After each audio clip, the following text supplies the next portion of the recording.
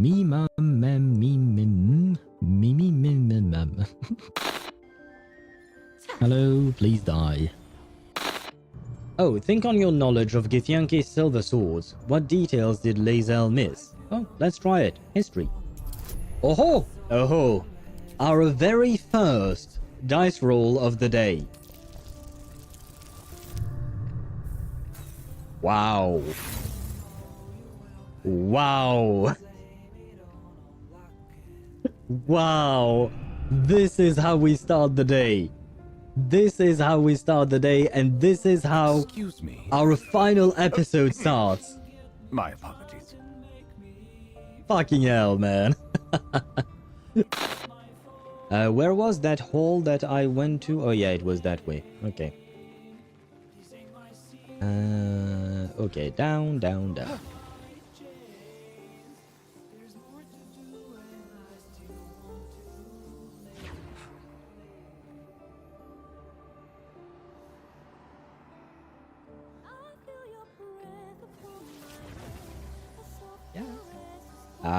There was nothing down there. We are going to find a rock.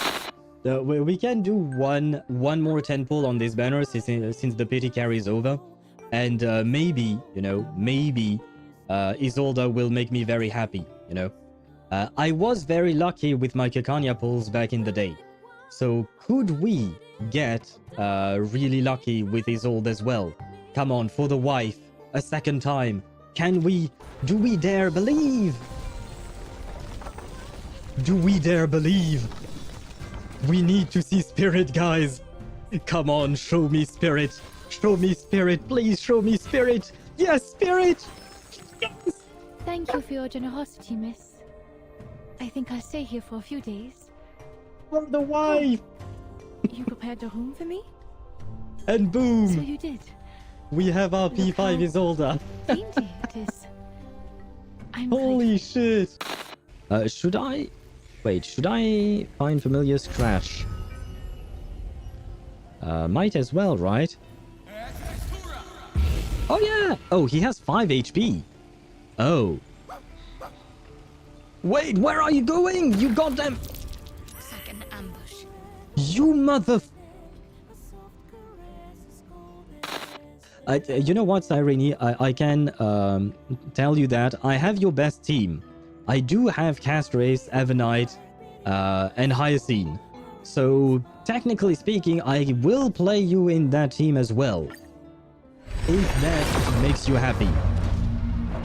Wait, it does make her happy! This is my third temple, and it did make her happy. Come on, we need to win. We need to win. Come on, guys. Please believe. Please believe in the remembrance. I believe in the remembrance. I believe in the remembrance. Ooh, nice. But I believe in the remembrance. Yes! This is my 8th win 50-50 in a row in Honkai Star Rail. Oh my god. Thank you for being the one game where I'm lucky. Can you hide? Oh, you can. You are technically hidden. Okay, good. And we... Can't I just break it? No, you can't.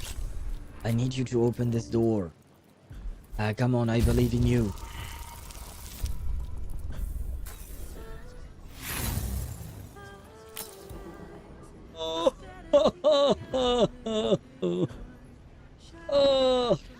Okay, well, my wife, you have betrayed me. But welcome home, Mornier. Thank you for being here. I appreciate it. And what the? I need not wait for a starry night. Nor tilt what my the gaze fuck? to seek the sky. What? For I have placed it at my back. In Well, my hands, and upon my eyelids. I just missed it. Nope, you didn't, Willow. You arrived right on time. The fuck? I was not expecting an S1. Yep. I think Mornier is trying to convince me to bench Shorekeeper. Oh wow. Well, I appreciate the double. this guy is probably going to kick my ass a bunch of times, and I'm not entirely sure how I'm supposed to play. How do I? Okay, that's okay. I guess I can't really attack directly. Also, there is a door nearby. I will look for it once we lose. This and precision. Ready to evade. Too early. Yep. Yeah. Yeah, I don't think we, yeah. No. No. No, no, I'm good. I'm good, thanks. Yeah. Yeah, we're gonna go that way, okay? There is no need to go talk to this person. The game is very, very pretty. Alright, let's go. Oh. I'll accompany you there. Wait, girl, wow, what the fuck? Ready to see her again. Girl, stop running! Why are you running? What the fuck? Girl zoomed out. Like, you know, I specifically pressed her to walk and the girl just left me in the dust. I did not expect that. Why are you running? Yes, why are you running? I was thinking of that.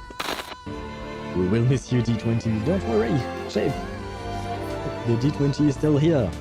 It shall forever be in our heart. We end this with a natural 20. I think this whole playthrough was a natural 20 indeed. I swear it's not rigged. It's just, you know what, I think this is absolute cinema indeed. 30, 31, 32, and 33. Huh? Did I miss one? 33? One more. I did one more. Come on, you've been listening for too long now. Ah, okay. Made things more exciting at first, but now it's awkward. I'll give you this and you leave, okay? Just go do it together. Well, that's what I offered. I said that to Sophie, but she didn't reply.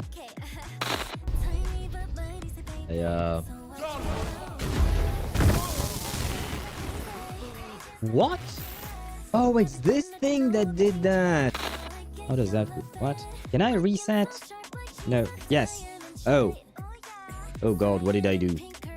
Yeah, this interface is really not intuitive for me. I have a hard time... Ah, wait. Clear a pic... Yes.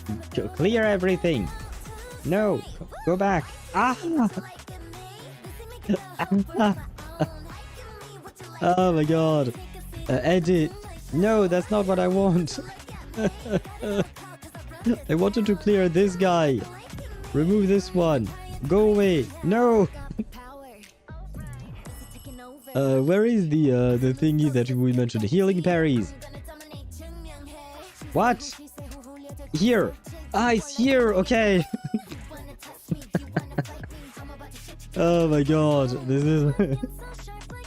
Oh, brother. Oh no, Linné, please stay. I'll get back to work. Bye, Rover. And check your messages when you get a sec. Did you send me nudes? Sorry. I shouldn't have said that. See ya. But she's so goddamn pretty, man. I am just very happy. We got exactly who we wanted. Could it be a double? Would you make me very happy and bring your E1 soon? No fucking way! We going for E1, guys. We going for E2 now. They will be mine. No fucking way. I think this is the first time in Honkai Star Rail that I got a double. Holy shit. I've gotten very early ones, but never a double like this. Oh my god. Man. Maybe someone is going to go to the Oratrice Mécanique d'Analyse Cardinal. Although, no, wait, the Oratrice is the one who judges Then you go to the fortress of Meropide. Yeah, that maybe someone will go to jail today is what I'm trying to say. And I'm talking about Lorentz Butterfly, of course. Anyway. Hello, hello. Can I hear myself on Twitch? I can, which means that everything is working there. Oh god, for a second there. Oh my god, they scared the shit out of me. I muted my Twitch stream so that, because I was done listening to it. And at the same time, the music stopped all of a sudden and I was like, wait, did I break something? But no. Oh god. That kind of scared the shit out of me. I was like, oh god, no. Did everything break? But no. Everything is fine. Which means we happy. Wait. Yes, we happy because everything is working. Now I need to show my face. But first, the flashbang. Hey, come on, flashbang. Now, flashbang, please focus on my face. Hey, focus is done. Yes. Which means a transition. Hello. What do I need to do? Need to remove you. We can go here. Your world has a day-night cycle. Good morning, good afternoon, and good evening. A good morning, good afternoon, and good evening to you as well. To all of you, but first and well, that's the part where I don't know how to proceed. Am I supposed to say hello first to Chip or to Kuhani? Because technically speaking, Chip came first, but he redeemed the second first. And Kuhani came second, but he redeemed the first. So I don't know how to proceed with that. What the fuck am I supposed to do now? Well, hello to both of you. Both Chip and Kuhani, welcome to the stream. I hope you guys are doing well. Congratulations on reaching first and second to both of you in some way, shape or form. Greet me second, says Chip. Okay, well, Kuhani, hello to you. First and foremost, thank you for being first, question mark. And welcome to the stream. And likewise, Chip, hello to you and welcome to the stream. Thank you for being second. Thank you for being among those who come after. But welcome in. And then I saw Dan. Hello, Dan. Welcome to the stream. I hope you're doing well. Bonjour. And hello, Domerico. Welcome to the stream. I hope you guys are doing well today. I hope you had a wonderful... what day are we today? Oh, right, Thursday, right? Yes, Thursday. I hope you had a wonderful Thursday. And wait, I saw a Ktosh. Yes, hello, Ktosh. Welcome to the stream. I hope you're doing well. Just in time, Aura, and I forgot I get to use the rich emotes now. Yes, you do have access to the emotes now. And thank you once again for the gifted subs yesterday. It was very kind of you. Yeah, well, I went down way too fast. Oh well. Just a little ill here. Hoping it gets better in the morning. I hope that you get some rest, Dan, and that by the morning you will be I'm trying to find some kind of, like, I don't know, not cute way, but you know, an interesting way of wishing you well. But I can't find one. So I guess I hope you will feel well tomorrow. I'll just go with the classic if I can't, not invent, but come up with something new. Well, yeah, I guess that would be a kind of invention. Anyway, not the point. But I hope you will feel better soon, Dan. It's in the name which Chip would redeem. True that. I mean, the entire reason why we have a second command is because of Chip. To be fair. The only reason I made it is because Chip exists.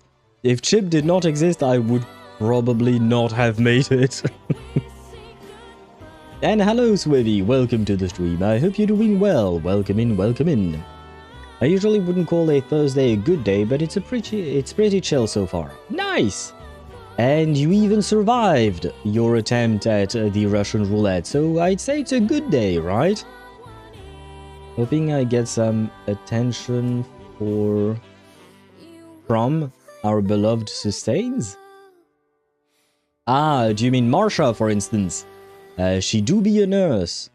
I would not recommend get treated by Medicine Pocket, Dan, just in case. Just so you know. I mean, you know, but, yeah. I mean, to be fair, Medicine Pocket might be called Medicine Pocket. They're not actually a doctor. Well, not a doctor of medicine, as far as I know. I would recommend it. You, Dom, you would recommend being treated by Medicine Pocket? Marsha, I understand. Marsha is great. But, Medicine Pocket? They're a researcher, as far as I can tell. They're a researcher, not exactly a, Sorry, I just keep seeing Chip losing all of his bets. Ah, see, there you go, you won. And Ktosh bet all, and he won as well. Wait. Wait a second.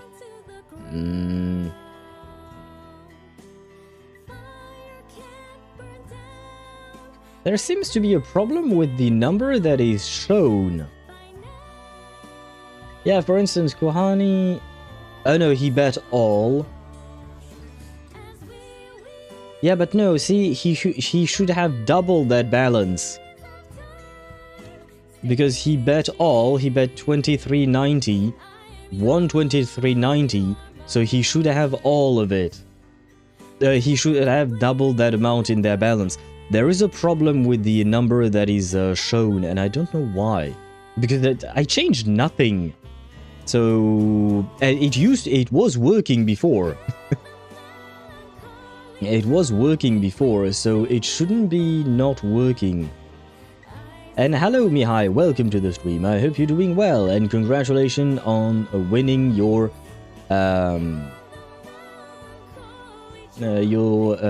bet all. I had about 1k, so winning 2k was correct. If you count the bet being in the account.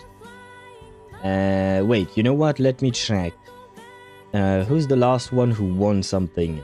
Dom was doing the Russian roulette. Chip lost. Dan did the Russian roulette as well. Ah, Mihai won something. Let me check. Persistent. There. LT Mihai. Okay, yeah, no. I'm confused. For some reason, I'm confused. If you guys tell me that it works, it works. I will not question it. It should be working because it used to work, and I changed nothing. So it should be fine. It should be working fine.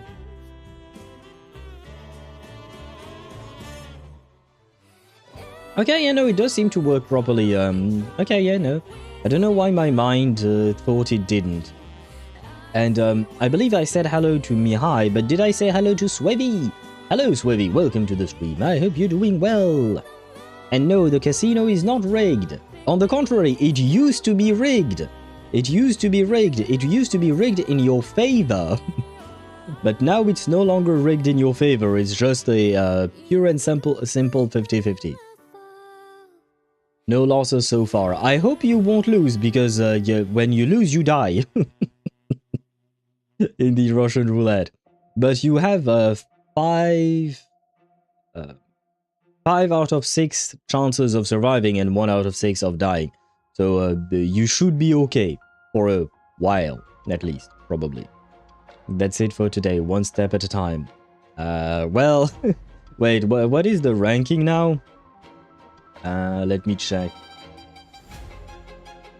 Aisha is first Sparta is second, and Swevy is third. Okay, so Swevy climbed back up onto the ladder. I see, in the leaderboard. Because Swevy used to be rich, then he lost it all, then became rich again, then lost it all again, and then... Oh wait, now he wants to... he wants to be first. Well, almost. Oh god. Oh god, what have I done? Oh god, 3 losses in a row. And he wins it all at the end. Oh god. Well, congratulations, Swivy. I believe that puts you in first place. Yes, you're at 138,000 and Aisha is at 118. So you claimed first place now. Keep gambling, kids. Yes, keep gambling on my stream.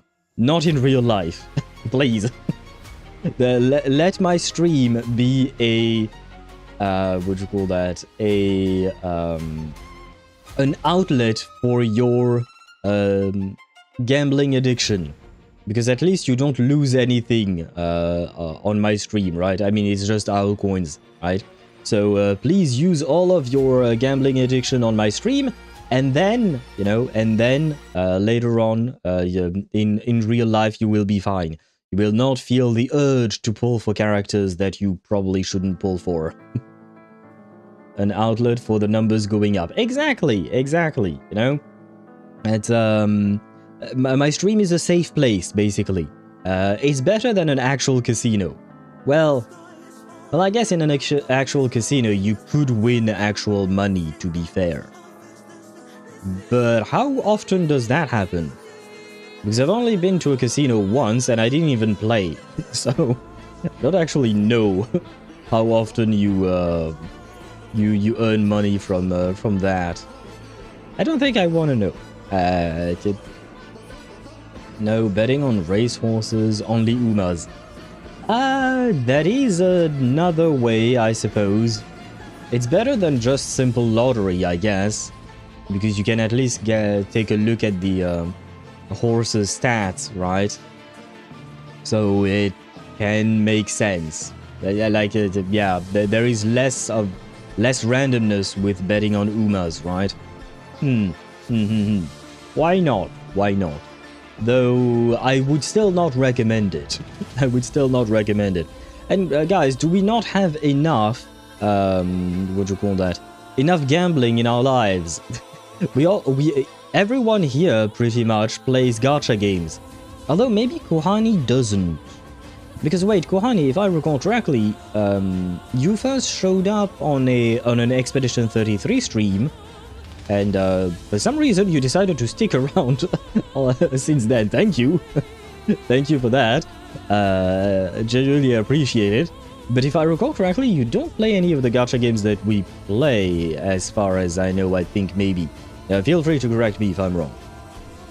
How's your day, dear host? The day is a day. It's a day. Is well as yeah. Unfortunately, I sleep very poorly these days. I'm still trying to balance my sleep schedule properly.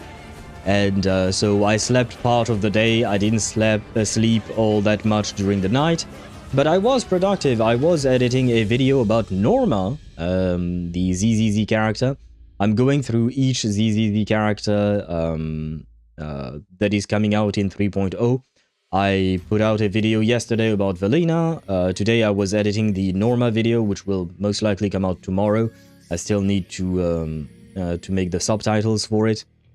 So I was somewhat productive, I guess. But yeah. At the end of the day, I tired is how I'll say it. Tired, but still, overall, I am okay. I am excited for the Wuthering Waves collaboration with Cyberpunk Edgerunners. I've heard so many good things about it, you know, that I'm very curious about starting it. Unfortunately, I have to wait until next week because we have some reverse 99ing to do today. We have some HSRing to do tomorrow, and we have some Expedition 33ing to do Saturday.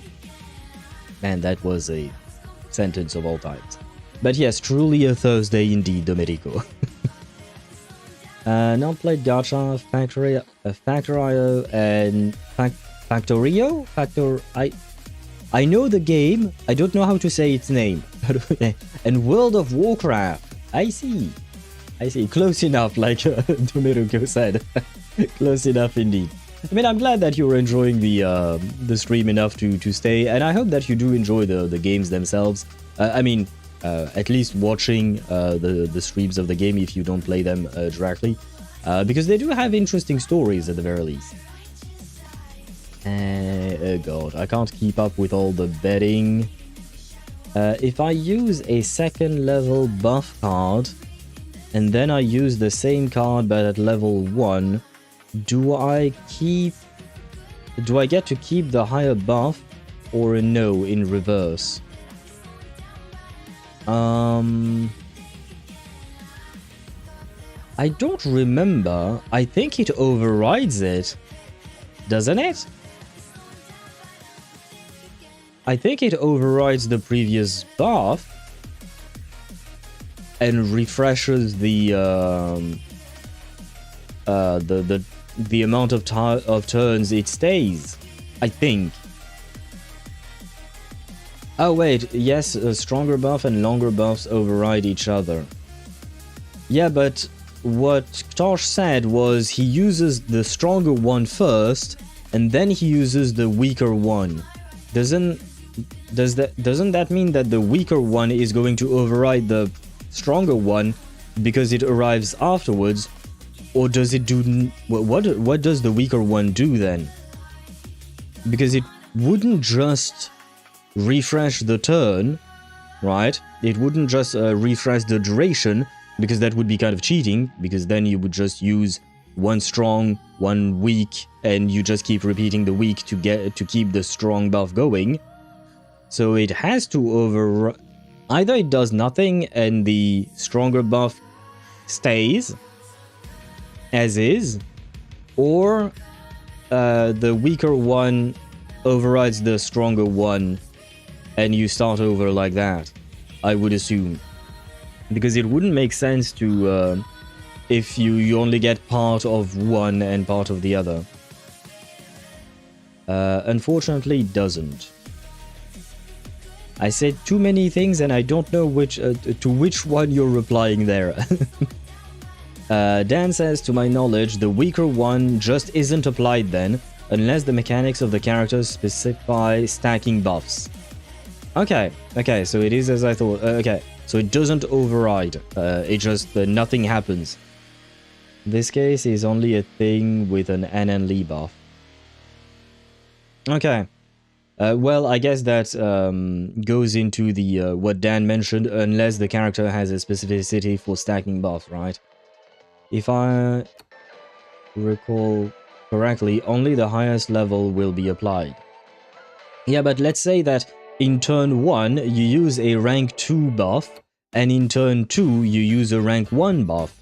Then nothing happens, right? Basically, you don't get the rank 1 buff, because the rank 2 buff is still active, I think, right? But it also doesn't refresh the rank 2 buff, because that would be unfair, I guess. So you're just wasting a card. Or I guess you're getting a 1 Moxie, I suppose, that is also something. You're just getting 1 Moxie. I think it will extend the duration, but the previous buff will be retained. I kind of doubt that, Chip, because then all you have to do is stack up a rank 3 card, and then afterwards all you do is keep popping off rank 1 cards, right? So that would be... I feel like that would be way too overpowered. And it would kind of break the whole point of having rank ups, then. Because you can just, well... not rank, you can just rank up once and then do whatever you want, I would assume. At least, yeah, in terms of game balance, it feels weird. I'm pretty sure that's special buffs, not positive status buffs. Maybe for something special indeed. It's kind of like what Dan mentioned. Stacking buffs might be different, but for regular buffs, I kind of doubt it, honestly. Again, I feel like it would be way too OP.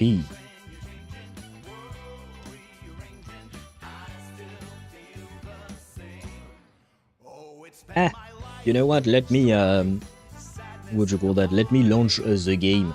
I know it's only been half an hour. Today will probably be a shorter stream. Which reminds me, I saw Ship, you gambled away, or you rolled the dice on whether or not you would be able to stay through the whole stream. I don't know if you'll be able to, but I will say today will most likely be a shorter stream because I don't know, my voice felt kind of tired yesterday already, and today I'm gonna have to yap all the things. I'm gonna have to become Lorentz Butterfly myself and every other character, and that's probably going to murder me slightly.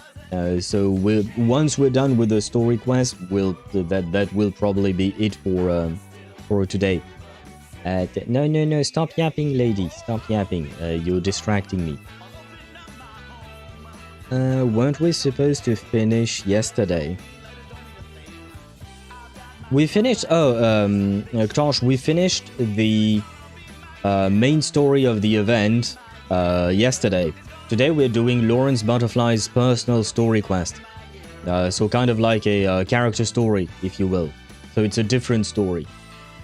Let me switch scenes with an abrupt transition.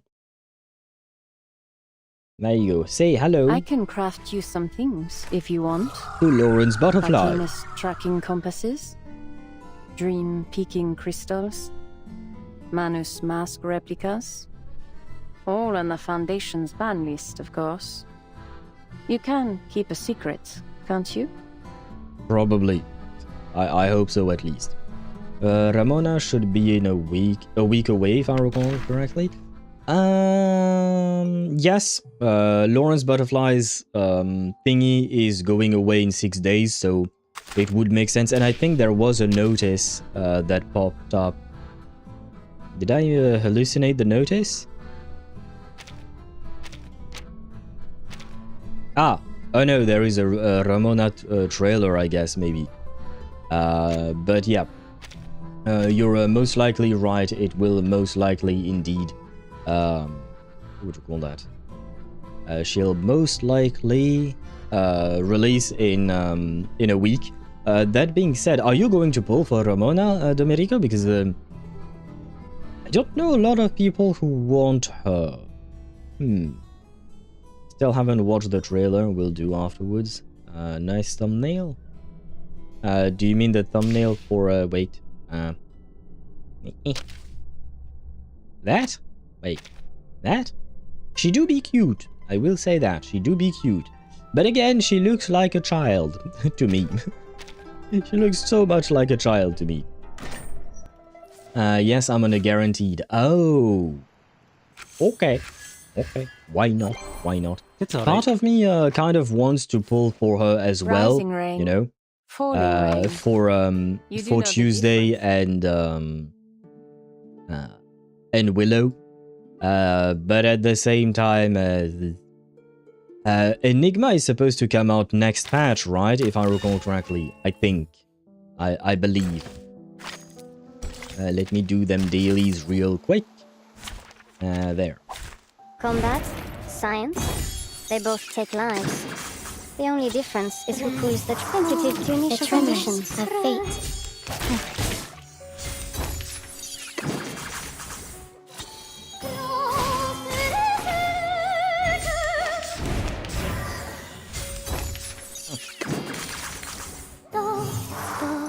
Could the flap of a butterfly's wings in Brazil stir a tornado in Texas? I certainly will. Both loved her in the event and heard how good she is. She'd be for my Tuesday in Willow. She's the main reason why I haven't pulled Spathodea yet. Like Wait, you want specimens. Spathodea? as well. Wait, why do you want Spathodea though? What's the connection with her? Because she's a lingering glow character now, right? I think. He's actually a month away. A month? Rising rain. For Enigma? Falling rain. You do know the difference. Wait, this is a week. And then the next banner is going to last, what, like 20 to 21 days, I think? Oh yeah, so it is a month away. Oh yeah, my bad. Okay.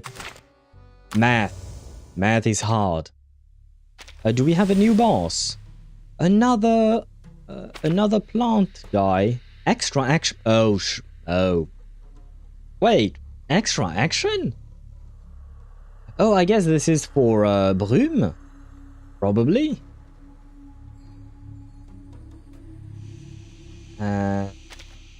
Wait. What did you say? Buff incantations. Yeah, I guess. I don't know.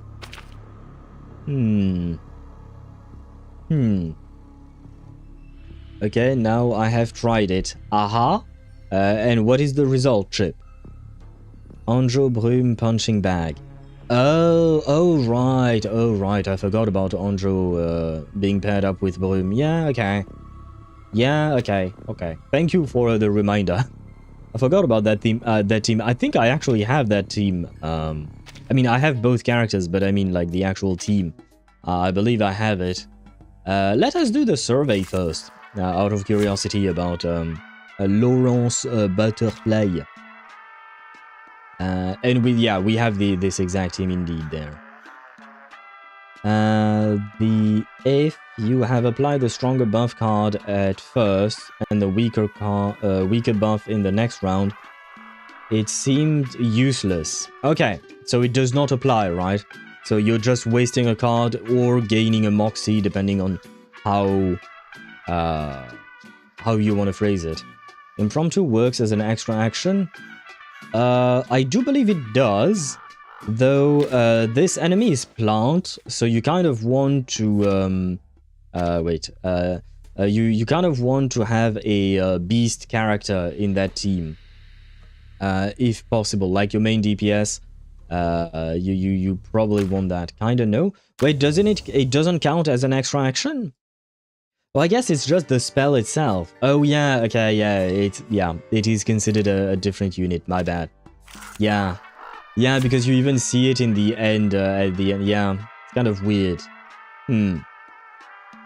Impromptu is weird. Many streams are converging. Marguerite has a space. special trait for her debuff. What do you mean by special trait? Oh. Right, I forgot Beryl is P2 in this. What do you... because I'm used to grabbing both purple ones. What's the third one you guys would recommend here? A blue one or a green one? I still haven't seen the use of a green one. Just send the cavalry? Wait, what are you talking about? 2 LG, 1 follow-up? Ah, so the blue one, right? If I'm not mistaken. Yeah, it would be that. As it's hard to explain, flutter page 200% follow-up damage support. Lorentz Butterfly debuff has static genesis damage. I'll have to read that again. Ah, shit, I'm assuming it's actually part of her insight that makes the debuff have some genesis damage, I would assume. Because I can't see it here, unfortunately. Rank 3 debuff. Oh, okay, yeah, well. Gonna have to wait for that rank 3, but it will happen at some point. It is here. Come, Lassie, the true nature of chaos. My usual rotation is also non-damaging debuff, Beryl's buff, A ripple Papillon's stirred. buff, and then either Isolde's or Beryl's damaging debuff. Topologically transitive. Well, you just saw the rotation I did. A sacred That's how charge. I usually use this team. It works quite well as well, I'd say. I don't know if it all matters There's that strength much. in restraint. Unless you're trying to really min-max the amount of damage you're dealing.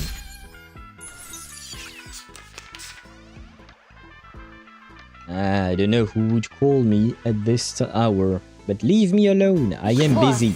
Zu beschützen und zu helfen. Oh, right, I forgot that she speaks German for some reason. Not for some reason, but she speaks German. There... you know what? Might as well use them as well. I will remember your name. Also, I heard that using Papillon's debuff attack and her precast last in the round increases their damage. I do believe you're correct, because her debuff cards behave kind of like a Kakanya ultimate, as in it records the damage that was done previously in the round, I believe, if I recall correctly. Oh, by the way, can someone tell me how does a Euphoria NNL works? Peace and quiet. You just have to cast 2 debuff and her debuff, and you get yourself a free 3rd debuff. I don't understand shit while reading it. Adds impromptu points, buffs the impromptu better card upgrade rank up. Some changes in her skills kit. Yes. Yeah, basically just makes... Because originally Ananli was not an impromptu character. Gosh. So her... what would you call that? Her... Euphoria makes her work with impromptu characters, basically. It is here. But otherwise she wouldn't have. A glimpse beneath. Can you tell the truth? I guess at P2, Lorentz Butterfly gets 4 debuff cards. Interesting. I mean, why not? Maybe I should have used those beforehand. Well. Tu peux la jeter maintenant. La charme d'opère Winterstürme wichen den Wundermond. Cet entour révèle des séphirotes. Oh, it's not random, Ktosh. It's automatic. She will rank up her own card, 1 card. I believe it's the rightmost card in the deck for her, I think. But she'll do it on her own. You don't control that. Holy shit, that Genesis damage! Dare to pull the trigger. 539,000 Caught in the woven Genesis damage on the debuff. I just saw that. Avoid delivering any lethal injuries. Well, I guess it is. She is an assassin after all. She do be assassinating. Well, the enemy in this case. There's strength in restraint.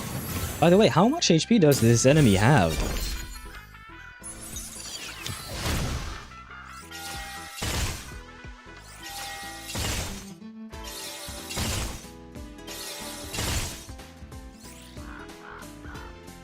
Are you done? Can I look at the HP? Wait, that's way too many zeros. 10 million? I guess. Yeah, 10 million HP. Okay. Not that, not as much as I thought it did, but still quite a lot, you know? What a tragedy. All it takes are some minor changes to the Dérive dans le flot des séphirotes.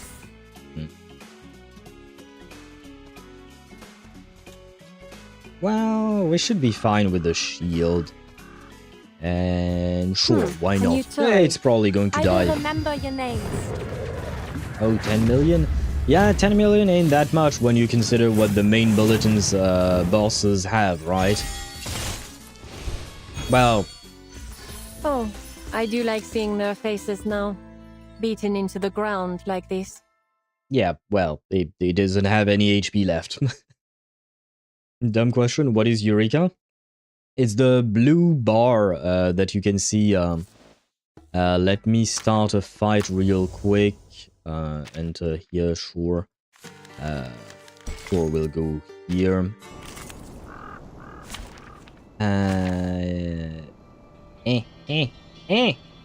What? Oh, because I'm a... No, that's me, I'm a dumbass. Where is 37? 37, where are you? Wait. You know what? No, I'll show you with the best duck that there ever was. Combat, science, They both take This lives. is Eureka.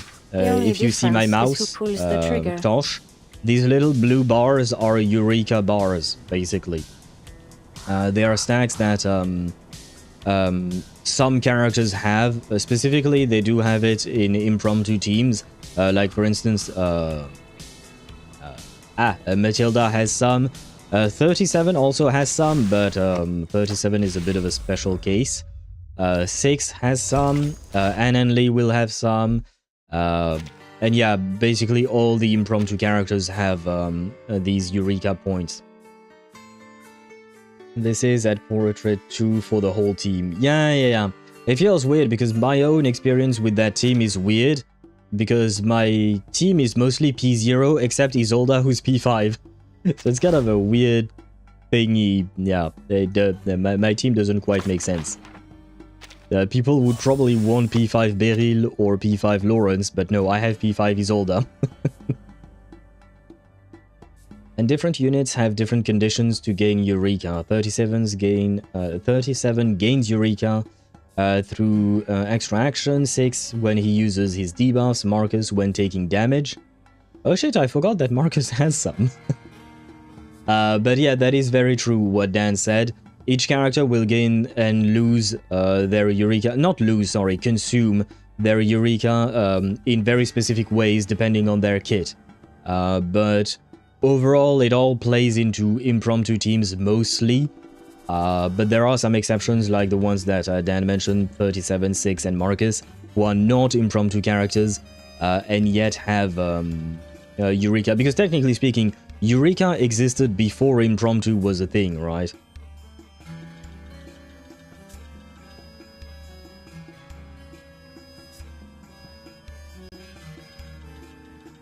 And happy lurking to you, Swivy. The total HP for the raid boss is exactly 102 million. Yeah, I've heard that because there are some people who apparently managed to actually, well, achieve 102 million damage. I have not. I have not.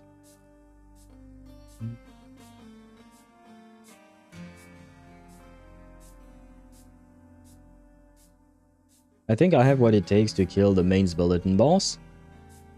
Does it? Because I don't know. I have never really looked into these showcases exactly. But do you need like P5 characters to deal 102 million? Or can you do it with P0 characters? I wonder. Because, well, I've never... Well,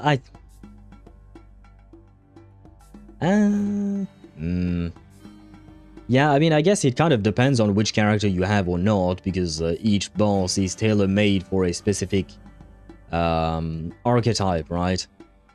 So you can't just roll on everything with 102 million all the time. No, only with 3 P2 characters. Okay.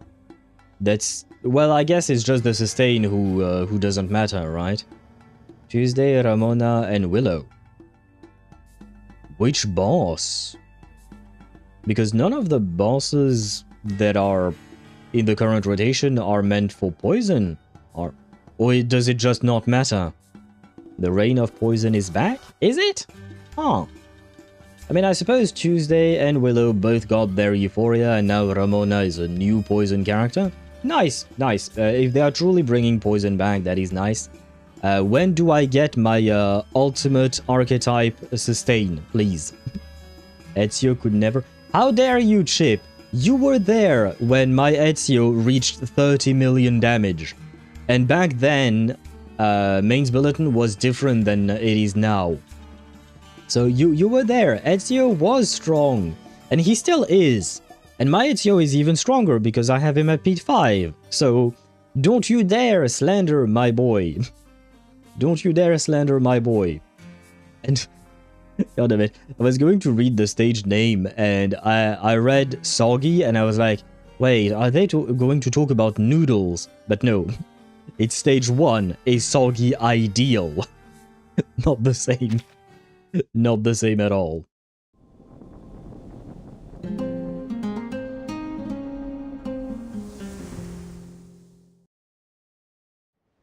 Well, I mean, I hope Lorentz Butterfly's noodles are not soggy. She might murder someone for it.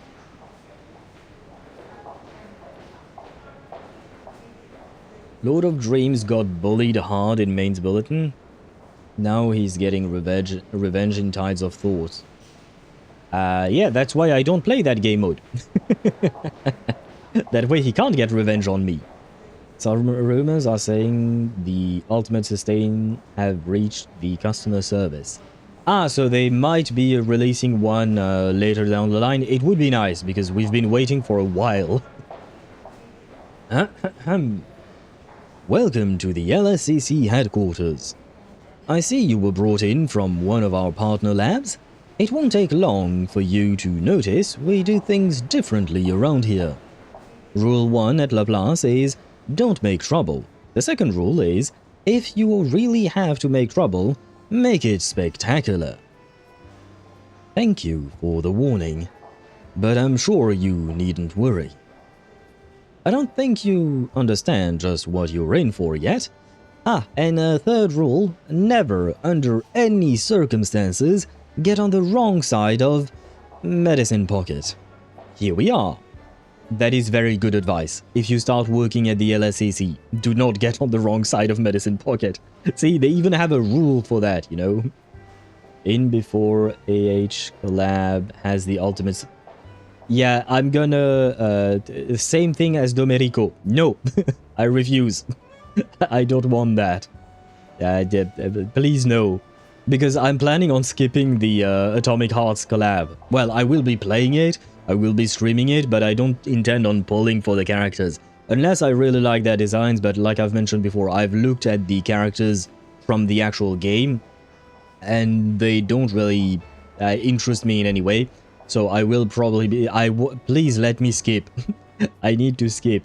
Especially, wait, does Enigma release before or after the Atomic Hearts collaboration? I don't remember. I believe... Yeah, no, because Domerico said he's a month away. So he releases first, right? Enigma, I mean. The two of them stand before a door ravaged by bite marks. A crooked sheet of paper is taped to it, the title aggressively outlined in colored marker. Join us! The Pre-Storm Atmospheric and Oceanic Circulation Survey Group A's now recruiting new members! Oh, it's written down there. I was reading. Yeah. Well, you got the... Yeah, anyway. It's a compelling research topic, though it's a little strange to see it written out in such a childish way. Oh, don't mind the door. It's only the unfortunate aftermath of a disgruntled researcher. Allow me to remind you of Rule 3. Repairs will be ordered as soon as the budget permits.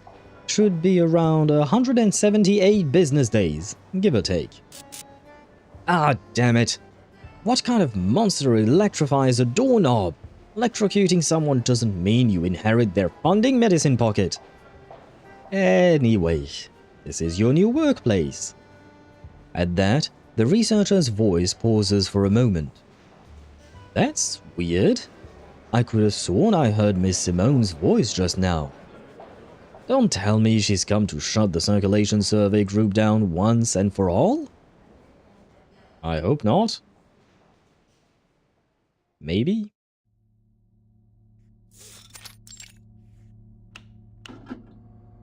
I wonder, will we see Medicine Pocket today? I kind of want to. I like her. But Owl, do you really want to miss the haughty Twinny Clanker? Let me take a look at the Atomic Hearts characters. I know the designs might change, you know, Atomic Hearts.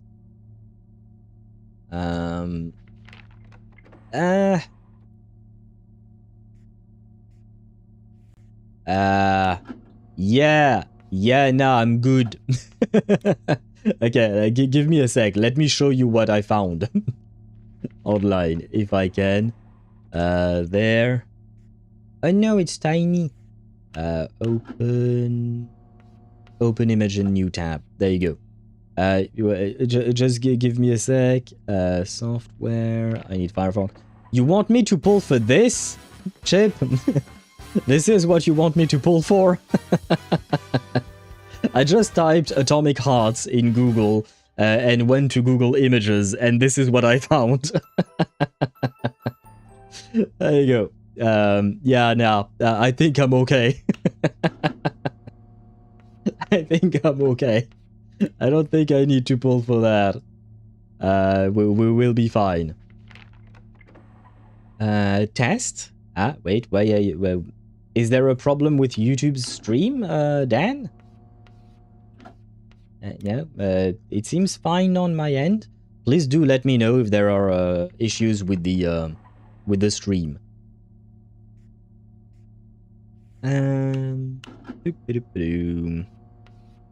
The Atomic Heart collab should be on July 23rd. Okay, so right after the Enigma patch. Okay, good to know. Lorentz Butterfly can shred obscurity with her debuffs if the environment is just right. Right, the obscurity is the new bar that they added to Main's Bulletin, right? If I recall correctly. I'll make it dependent on their usefulness in battle. After 3 years of living in St. Petersburg, Russia, I disagree with said government, but have a soft spot for the culture. Yeah, I mean, you know, just the censors being strict. Oh, shit, wait. Yeah, no, I'm guessing that I wouldn't have seen the... Yeah, no, I did not. Yeah. I hate the fact that YouTube censors your messages and doesn't tell me about it. Because I should be... Since it's my stream, I should be the one to decide whether a message should be allowed or not. I mean, we've had that discussion before, but anyway. But yeah, no, it's very much understandable then. I mean, the country, its culture and history are one thing. Its government and its decisions are another thing entirely, right? It's you can like the culture and the history and dislike the decisions that a government is making, because politics is complicated and a matter of its own, I suppose. Inside the observation room, the assistant stands before the circulation survey group's only 2 members. Which is it? Good news, bad news, or something in between? Rachel. Tous les mêmes. Just let Miss Simone speak. Wait, is she actually going to speak French? Tous les mêmes means, everyone's the same? Well, I don't know if it's everyone or everything because I don't have the context. I'm assuming this might be everyone's, Yeah, I feel like there is a better way of phrasing it in English. But yeah, it is more or less that. Everyone is the same. Yeah. It's exactement with an E, Dan. EXACTE if you want to write it the French way. I don't know if there is another way, but yes. All are equal. Yes.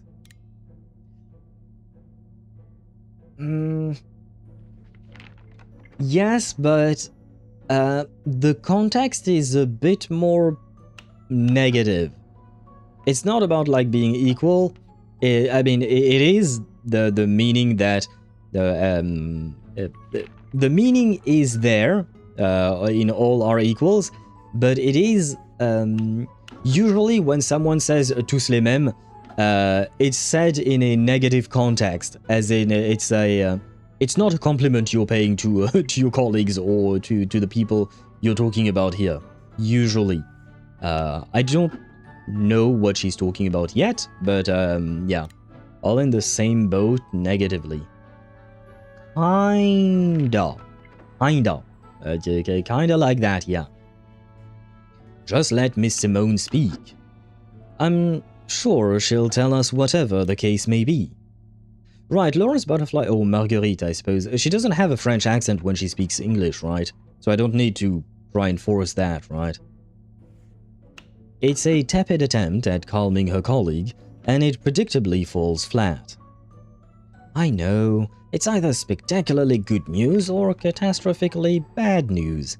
There is no middle ground.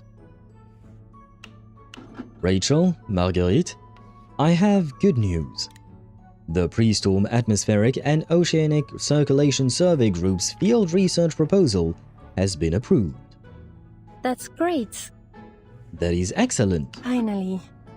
We can finally begin preparations for our first field study. Wait, I sounded too excited. She doesn't usually sound too excited. Simone, let's go. Not that one-armed Simone. What do you mean, not that one-armed Simone? Wasn't Simone one of the assistants that showed up alongside Lucy? Right? In chapter 7, if I recall correctly? But her colleague seems hung up on something entirely different. Aha! You know, you're the third person to ever say our project's entire name correctly. Does that mean Laplace is finally going to give us the attention we deserve? Dare I dream that you might even increase our budget? I'm afraid not. Brilliant! Fine, fine, but at least tell me that all those pamphlets I sent out paid off. I even mailed copies to all of our partner labs. Putting your hair's breadth away from violating the Storm confidentiality agreement, you should know better than to reveal that kind of sensitive information without approval. Nevertheless, they did achieve their intended effect. Huh? Really? What do you mean? We have received a transfer application from a researcher at the South Wales Meteorological Centre. She's expressed interest in joining the Circulation Survey group. Marguerite, you might be familiar with her. She attended Cambridge around the same time you did. Is that so? I'm glad. Well, it's a big university, but who knows? It could be nice to see a familiar face. The mild-mannered researcher wears her usual smile, though her actual emotions beneath are harder to read. Come in.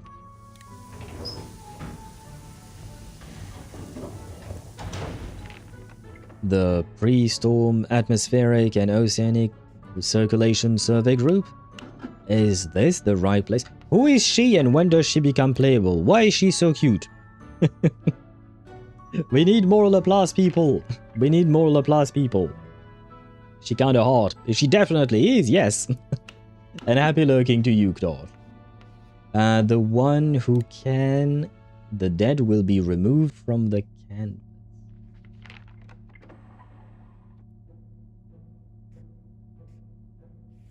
Oh! Oh, you meant Simon. Okay. Okay, yeah, no, I did not make the connection there. Because Simon is the masculine name, whereas Simone is the feminine version of the name, so I was thinking of a woman, not of a dude. Big, burly dude who kicked my ass many, many, many times. Way too many times. Bon appétit. Bon appétit to Yuktosh if you're eating indie. Aha! Absolutely, and you are now the 4th person to ever get our full name right.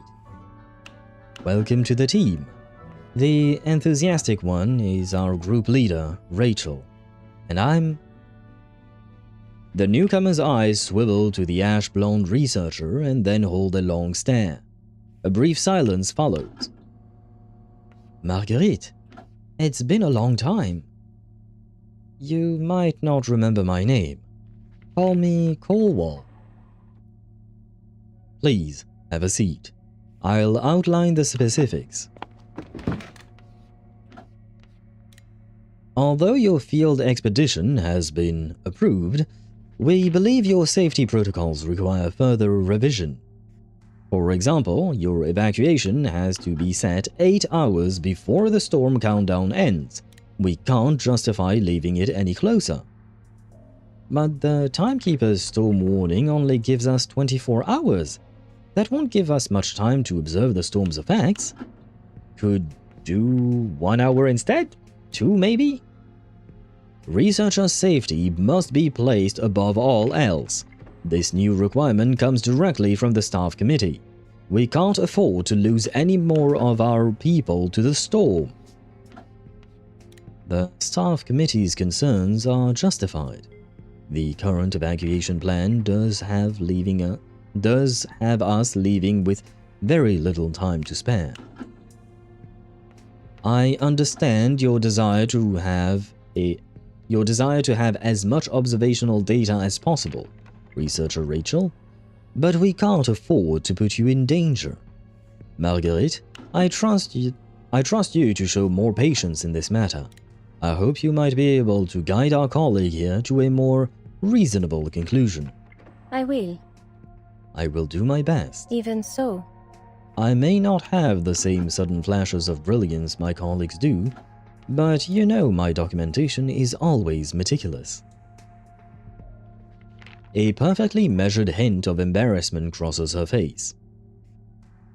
There aren't many researchers left at the LSCC approaching the storm. From the perspective of natural phenomena, one of them has been locked up in his laboratory since the first storm, with only a bottle for company. Who's that? Is the bottle white rum? But then who is the other one? Like the actual one who is locked up as a researcher? Enigma? Oh wait, I guess the bottle might not be a character. It might just be that the person is an alcoholic. Maybe. Or maybe it's not. I shouldn't jump to conclusion. It might not be alcohol in there. It could be tea. Look, this is filled with tea, I promise. For instance. So it could be, yeah, never mind. I jumped to conclusion way too fast there. While I'm sure neither of you wants to end up in the same position, that doesn't mean you can or should expect accommodation in every matter, especially when it comes to safety. A brilliant physicist's entire world undone by the storm is hardly an unusual tale. Understood. I understand, Miss Simone. Perhaps I might be able to assist? I wrote more than a few safety manuals for my old laboratory. Thank you, everyone. Now, Rachel, I need you to accompany me to collect some manuals and documentation for your new colleague. Are you free right now? I still have some meteorological data to... We can organize that data for you. I'm sure Miss Colwall could use a good introductory assignment, my bad. In that case, let's get going. I won't be long. I will. No need to rush back. A single door separates noise from silence. Marguerite gathers the scattered drafts on the desk while the new researcher watches. You've changed. Have I? She casts a light and fleeting glance toward the quiet newcomer before her. Unremarkable at best. No significant achievements. We sometimes forget she's even there. That's what they say about you, you know. Gentle, meek, harmlessly ineffectual.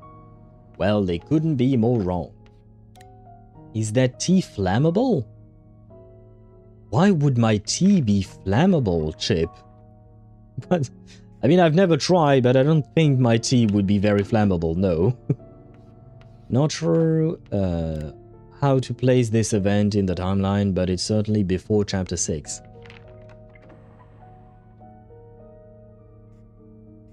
Through that. Probably, yes. And what do you mean to flame it? That doesn't even make sense. I'm so confused by Tosh all the time.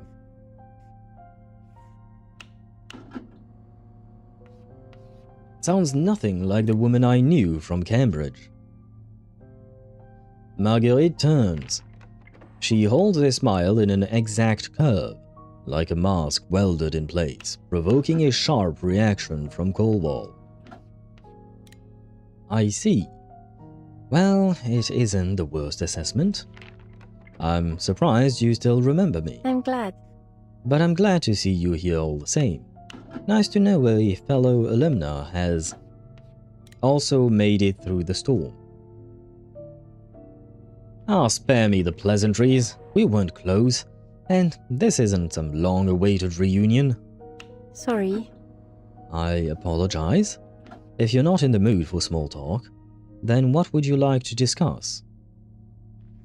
Her frozen smile remains unwavering. You remember Annie, don't you? From Professor Ludwig's class? You remember, don't you? She followed you around like a shadow for a while. She worked with you on that meteorological projection study. And then one day, they found her dead on a footpath. Her collar was covered with dew. Why bring up something awful like that? As I recall, you and Annie were not particularly close. No, we weren't close. A faint concealed sorrow passes across the researcher's face.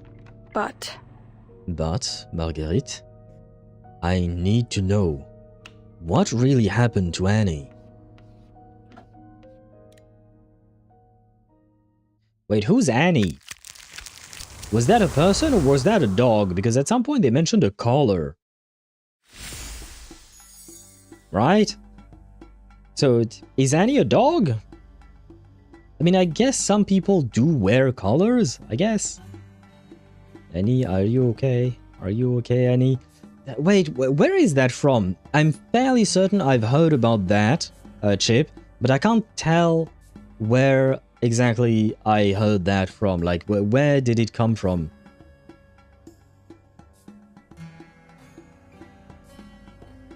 $54 pity on Isolda. Good luck to you, Tosh. You should be able to, what do you call that? You should be able to get her soon, is what I was trying to say, but it took a while for my brain to process. Smooth Criminal by Michael Jackson?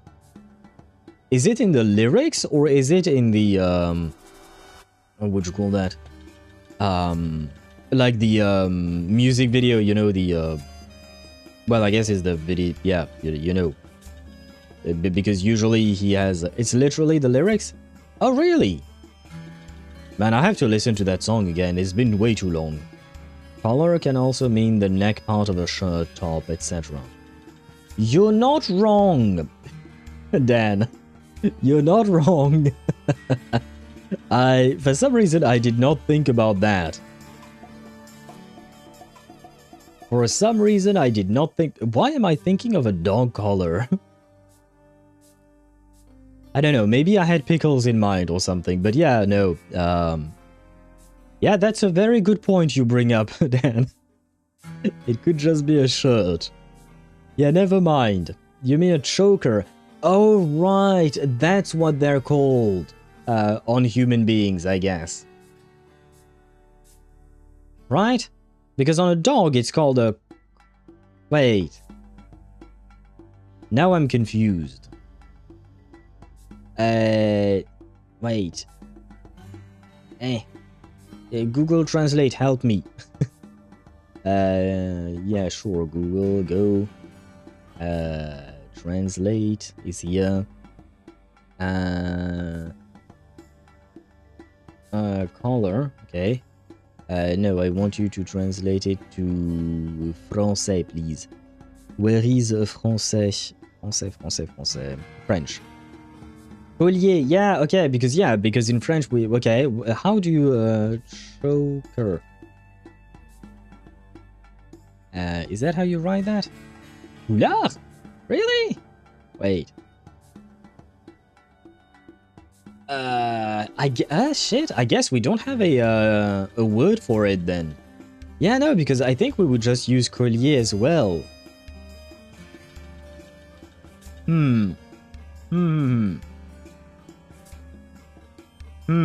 I'm confused.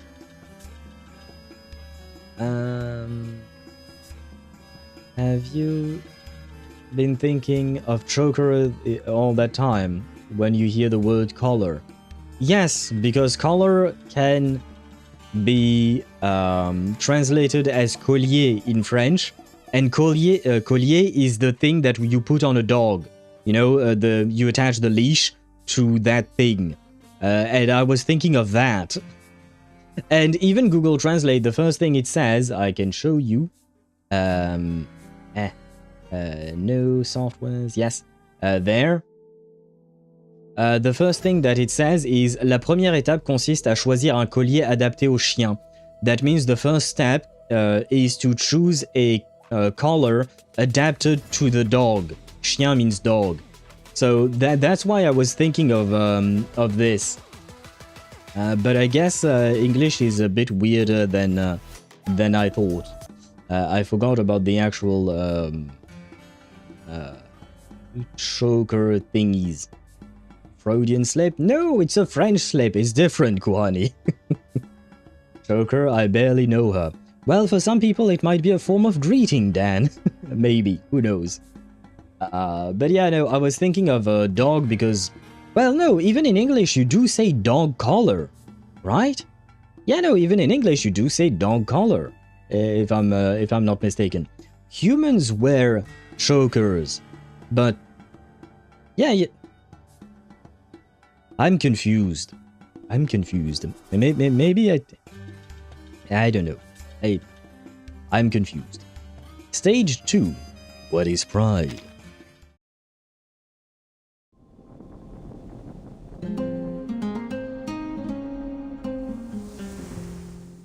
Like as in Pride Open?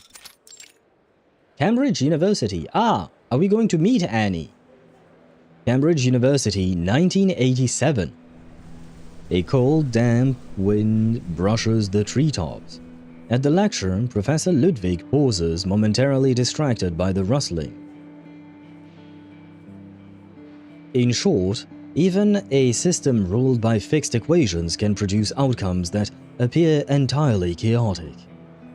It feels like reading the phenomenology of spirit, precision so dense it leaves you lightheaded.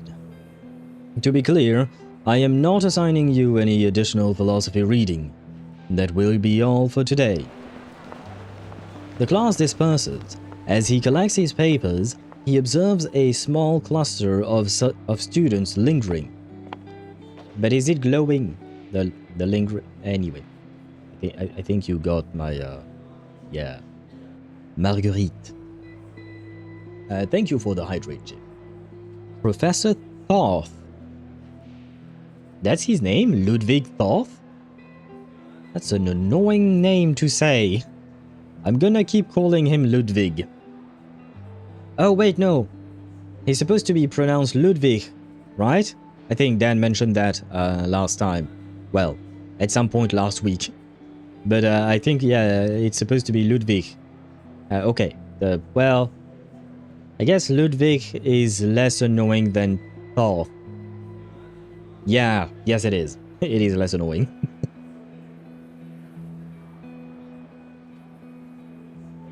Oh. Thoth. What an absurdity. I don't even look like an ibis. Sorry. Humorous nicknames aside, I am curious. It's been a while since you transferred to my class. How are you adjusting? Everything is going well, thanks to you. As for my coursework, I believe my research reports speak for themselves. The student before him explains with an air of nonchalance. Yes, on the atmospheric neutrino anomaly and its implications for oscillation models. An excellent paper, indeed. Objectively speaking, it is somewhat ahead of its time. Still, physics ought not to regress simply because the era lags behind. It appears you've adapted not only academically, but to this era as well. My concern was unnecessary. This era? She turns the unexpected phrase over in her mind. Oh.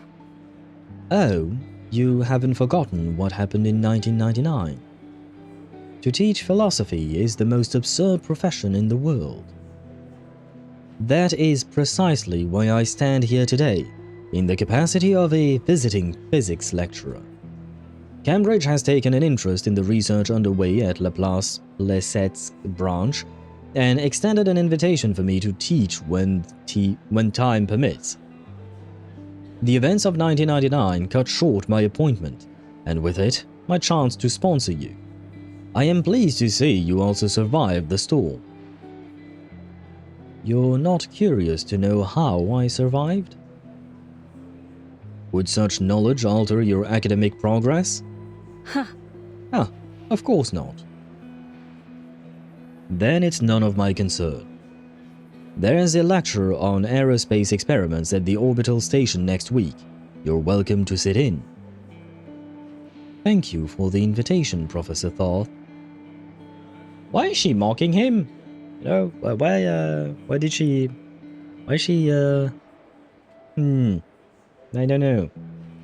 Nice college humor, Egyptian ibis-headed god of wisdom. Thought, yeah, I was not thinking about that at all. My thought was that she was just calling him by his name, but yeah, no, I didn't think it was a joke. He's older, 55 pity, mommy, please come home. Okay, mommy came home. Ah! And it was somewhat early. Nice, congratulations to you, Ktosh, on getting your Isolde. Nice, nice, nice. Congratulations, I hope you have fun with your, somewhat suicidal mommy, I guess. And hello, Sheriff, welcome to the stream. I hope you're doing well. Welcome in, welcome in. Now I just need Beryl. Well, you're gonna have to be patient for her. Strangely enough, this Cambridge scene has Marguerite around the age of 14 or younger, but they use her grown-up model. Maybe they considered the Xeno model inappropriate and didn't want to make another model. I mean, the Xeno model wouldn't have made much sense, right? Because it was a full-on military uniform that she was wearing. A uniform that was adapted to the cold, but a uniform nonetheless, right? So, yeah, in a university setting, it would have been weird. And I guess you're right, they probably didn't want to make a third, different model, still as young or slightly younger, and with different clothing, right? Because that would need them to completely redo the model, I believe. Well, I guess they could reuse some of the assets, obviously. I'm gonna save 300 pulls for her, and you're going to pull for me? Sure. I can't tell you exactly when she'll come back, but it will be several months at the very least. 300 pulls might be a bit much, though. That is enough to guarantee her more than once. But if you want multiple copies of her, if you want, what do you call that? Portraits of Beryl, then 300 pulls ain't gonna be enough to get her to P5, unless we get lucky, but still. Do you have Beryl? Yes, I do. I do have Beryl indeed. I have all the French characters.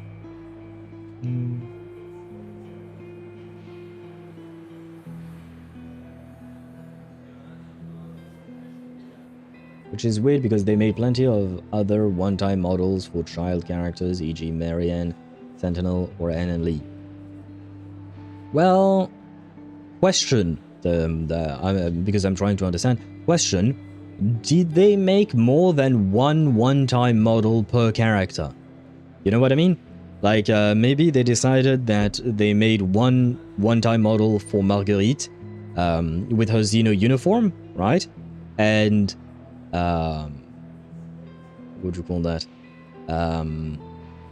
And like that was the budget for her, and they wouldn't make another one, right? It's a question. I genuinely don't remember. Wait for next half anniversary. Knowing limited, they take a year to rerun. Yeah, about that. So I guess she would rerun when, like in April or something like that, because I think she came out in April. Can you put her in the support thingy so I can test the team? Sure. Remind me once we're out of this stage, and I'll try to remember how to do that. Your unique sense of humor strikes again, Marguerite. 3 o'clock, Thursday. Once assured that she has noticed the details, the avian professor inclines his head courteously and departs. Man, my nose is itching me. I don't know why. It's not itching me, it's itchy. Yes. Ah, well, never mind. Goodbye, Professor Ludwig.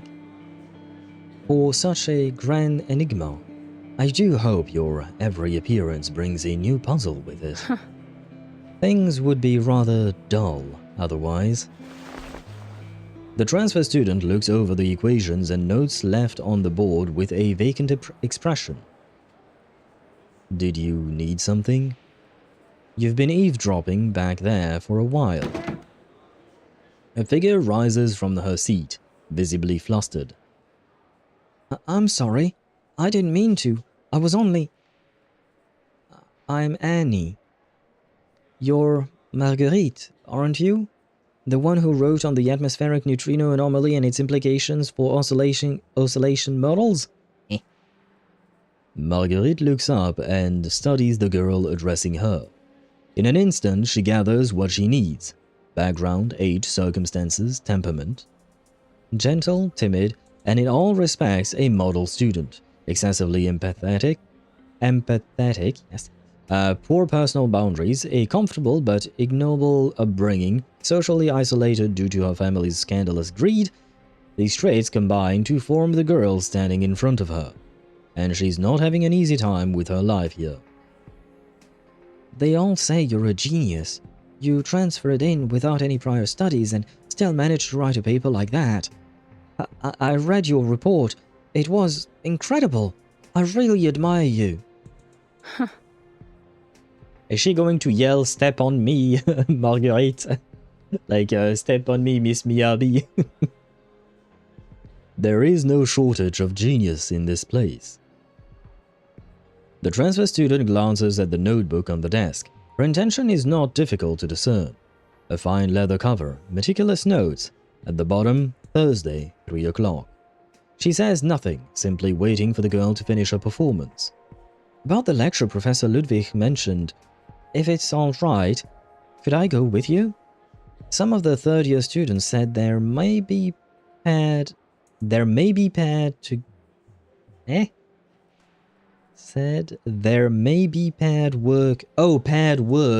involved. My bad. Marguerite, I'd like to ask you to go with me.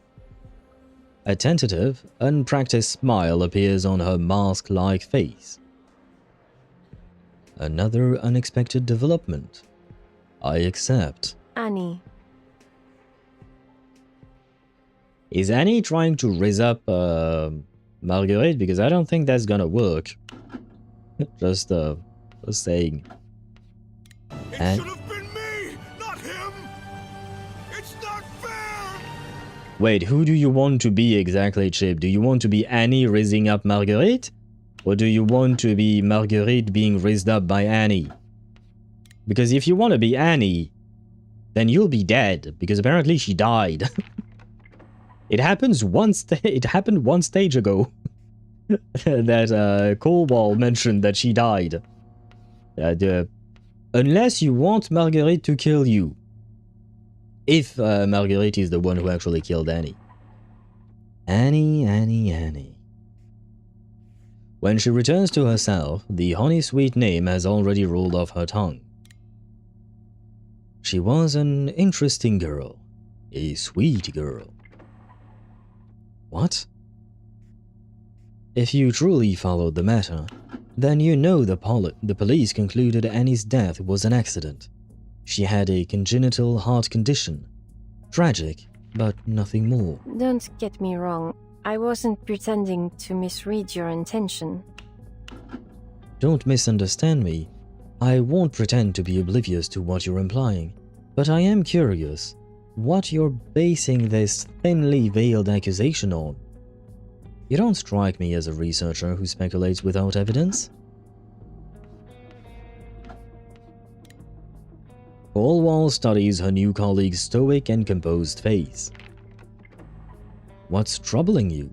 This is the Laplace Scientific Computing Center. With all... Oh my god, Chip. You know what's coming to you. It is the price we have to pay. to be horny. You have to get bonked. But it seems you really are down bad for Lorentz Butterfly, huh? Yeah, it's been a while since you've been down bad for a character, hasn't it? We are in a safe environment. If something is weighing on you, speak it up openly so we can resolve any misunderstanding you might have on the matter. Once, after class, I noticed an equation you left on the board. It had nothing to do with the lecture, and it was no ordinary formula. You wrote it boldly across the center of the board, where everyone could see it, as though you were waiting for someone to notice it. Oh? Oh? And what equation was that?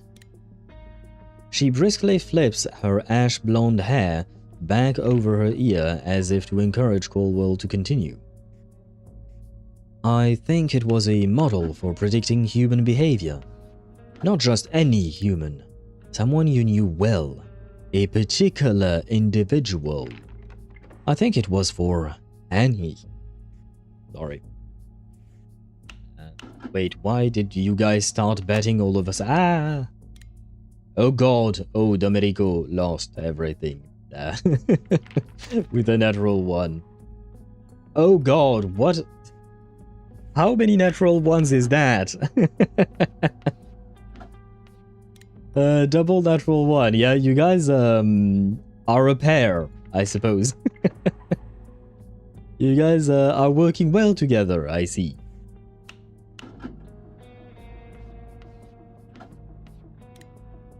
You were organizing her movements, her decisions, her emotions, her very being into an iterative mathematical formula. And worse, your equations were complete. They were simple enough for someone like me to understand. What were you intending to do with it? Marguerite feigns an expression between interest and bewilderment. You're suggesting that I modeled an entire person into a single mathematical formula? An intriguing and rather original hypothesis, researcher Caldwell. Don't patronize me, Marguerite. Sorry. Very well, my apologies. If you truly believe there was some hidden motive or culprit behind Annie's accident... Marguerite stops herself. She reaches among the folders and papers, withdrawing a notebook before handing it over to Caldwell. The leather is elegant but aged, the paper tinted yellow with time. Something stirs in Caldwell as she takes the notebook and opens it. This is... neat handwriting, structured lecture notes, orbital station, 3 o'clock, Thursday. This is Annie's notebook. I don't understand. Why do you have this? This morning, I saw a dispatch list on Simone's desk. The pen name Caldwell appeared frequently in Cambridge student papers. You predicted all of this from the beginning. And this is the clue you were looking for. Caldwell hesitates, but the temptation of the truth is too strong to rest on pride. She takes the notebook and leaves. With Caldwell gone and the room empty, Marguerite slides her empty teacup forward. A silver kettle descends from the chandelier, tilts slightly and pours tea neatly into the cup. Oh, X! I have to admit, I was not expecting X to show up, but at the same time it makes sense because he does work for Laplace, right? And hello, Zenny, welcome to the stream, I hope you're doing well. And then you guys kept on... Oh my god, how many losses in a row is that? Lurk sulking on this defeat. Fair enough, but yeah. I mean, Zenny lost, and then you lost 4 times, that's 5 losses in a row. Oh damn. The bot has been brutal today. Another pinpointedly accurate prediction? I actually put a surprising amount of thought into choosing between the chandelier-mounted kettle relay system and the breadcrumb launching file apparatus. The kettle isn't the only thing that descends from above. Soon enough, her hidden colleague lowers himself as well. I suppose I can see the parallel between X and Marguerite. They are somewhat similar in terms of like personality and what they do. I do hope the next accident proves more interesting. Whatever you need, just let me know. On that topic, is there any dimension of your current research that might benefit my assistance? Xavier. From my assistance, my bad. Xavier, you're clearly not here out of concern for my research. Xavier? That name belongs to a stray eagle rescued from a long obliterated ruins. So? And it's likely vanished into the storm by now. Consider the name yours now, Xavier. Fine, have it your way. Speaking of Eagle, I meant to check how our eager scout has been doing as your assistant. I mean, I was the one that recommended her in the first place. It'd be a real disappointment if she turned out to cause you any more trouble. Objectively speaking, she's a good kid and a competent assistant. If I didn't know that you only handed her over to me because you were too lazy to teach her properly, your concern might come across as more believable. You are well aware that my I don't know how to pronounce that word in English. I don't know where to put the emphasis on which syllable to put the emphasis. Wait. Google Translate, help me. Google Translate, help me. How do you pronounce that word exactly? Anglais, traduction. Pédagogical. Okay, wait. Pedagogical. Okay, there you go. I can say words, I promise. My pedagogical contributions trend toward the spectacularly impractical. And wait. A chip came back and lost again. Yeah, I'm done for today's stream. I will watch the VOD later. Very well. Good night to you if you're falling asleep, Chip. Or happy lurking to you. I am sorry for all the losses, though. How are you doing today? I'm okay. Tired as always, Zenny. Tired as always, but overall I am okay. How about you? And thank you for the stretch. Oh, I can feel some of my joints crack. But other than that, I am okay indeed. The two Institutum infiltrators exchange a knowing glance, silently abandoning the subject. I noticed you've been unusually invested in this circulation group, so I came to spectate the proceedings for myself. You're just looking for a little amusement, aren't you? And your chandelier kettle and breadcrumb launching file apparatus don't qualify as amusement? Our definitions are evidently divergent. Go ahead and keep playing with your boring circulation team, but when you're free, come help me test my jet-powered inverted glider. I intend to be occupied for the foreseeable future. So they get along, but not all that much, I think.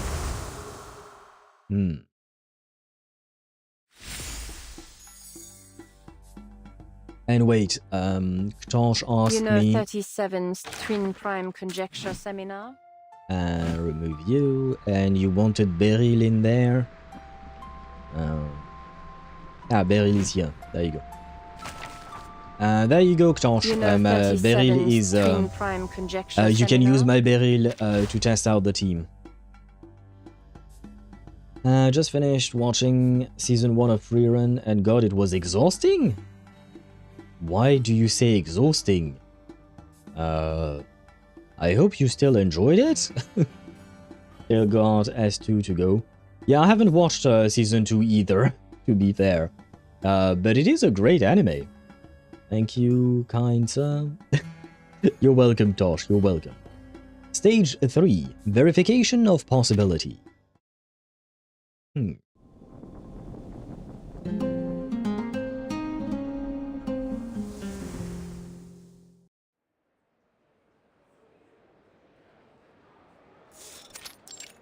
Hallway, Cambridge University.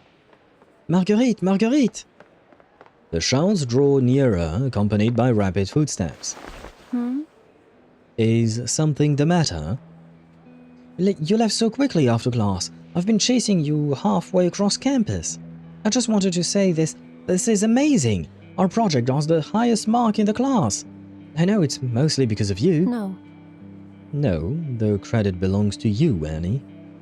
You designed the proposal and handled the data analysis. I merely organized the results. The indifferent transfer student observes the girl with clinical focus. She calibrates the muscles of her own face accordingly. At last, she produces a smile identical to Annie's, a flawless imitation. You're smiling, Marguerite. I haven't seen you smile like that before. Of course. Why wouldn't I smile? I am thrilled. There is really so much that I can learn from you. Me? What could you possibly learn from me? You possess a certain gentleness, an overabundance of empathy, and such selflessness. A kindness indiscriminate in its application. You think about others constantly, and therefore easily overlooked and undervalued. I've learned a great deal from our time together. I've reached a conclusion. I intend to integrate into this university environment the way you do. And hello, Charter Master. Welcome to the stream. I hope you're doing well, and thank you very much for the 9th month of subscription. There you have it, Charter Master. We've had a baby. I hope your fiance won't be jealous. But welcome in. I hope you're doing well. And once again, thank you for the support. I know I meant watching one episode felt like 420. Huh? One episode felt like for 24 minutes. That is the usual length of an episode. I don't normally... Oh, felt long for 24 minutes? Wait, I don't normally... Something more than 12 episodes, considering I've been watching rom-com coming back to a shonen anime. Watching 28 episodes felt long for me. Oh, you don't normally watch seasons that have more than 12 episodes. Okay, I see. I wouldn't call a Free Run a shonen anime, though. For me, it's more of a slice of life, honestly. And a contemplation about life, yeah. But yeah, the first season is quite lengthy. Though if I recall correctly, the second season is only 10 or 12 episodes, so it is shorter. Why is this quest muted, by the way? Character quests are always muted, Tosh. They're all muted. They don't have voice acting. It's always, what do you call that?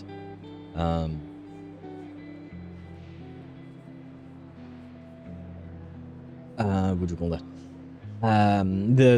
Character. The only things that are voiced in this game are the main storylines. So main chapters and main event stories are voiced, but everything else doesn't have voice acting. Now you have to buy a new owl for your collection. True, but I have to find one because honestly, it's not that easy to find them, or at least find ones that I like. Because you know. I don't want to buy one that I don't like. It doesn't quite make sense.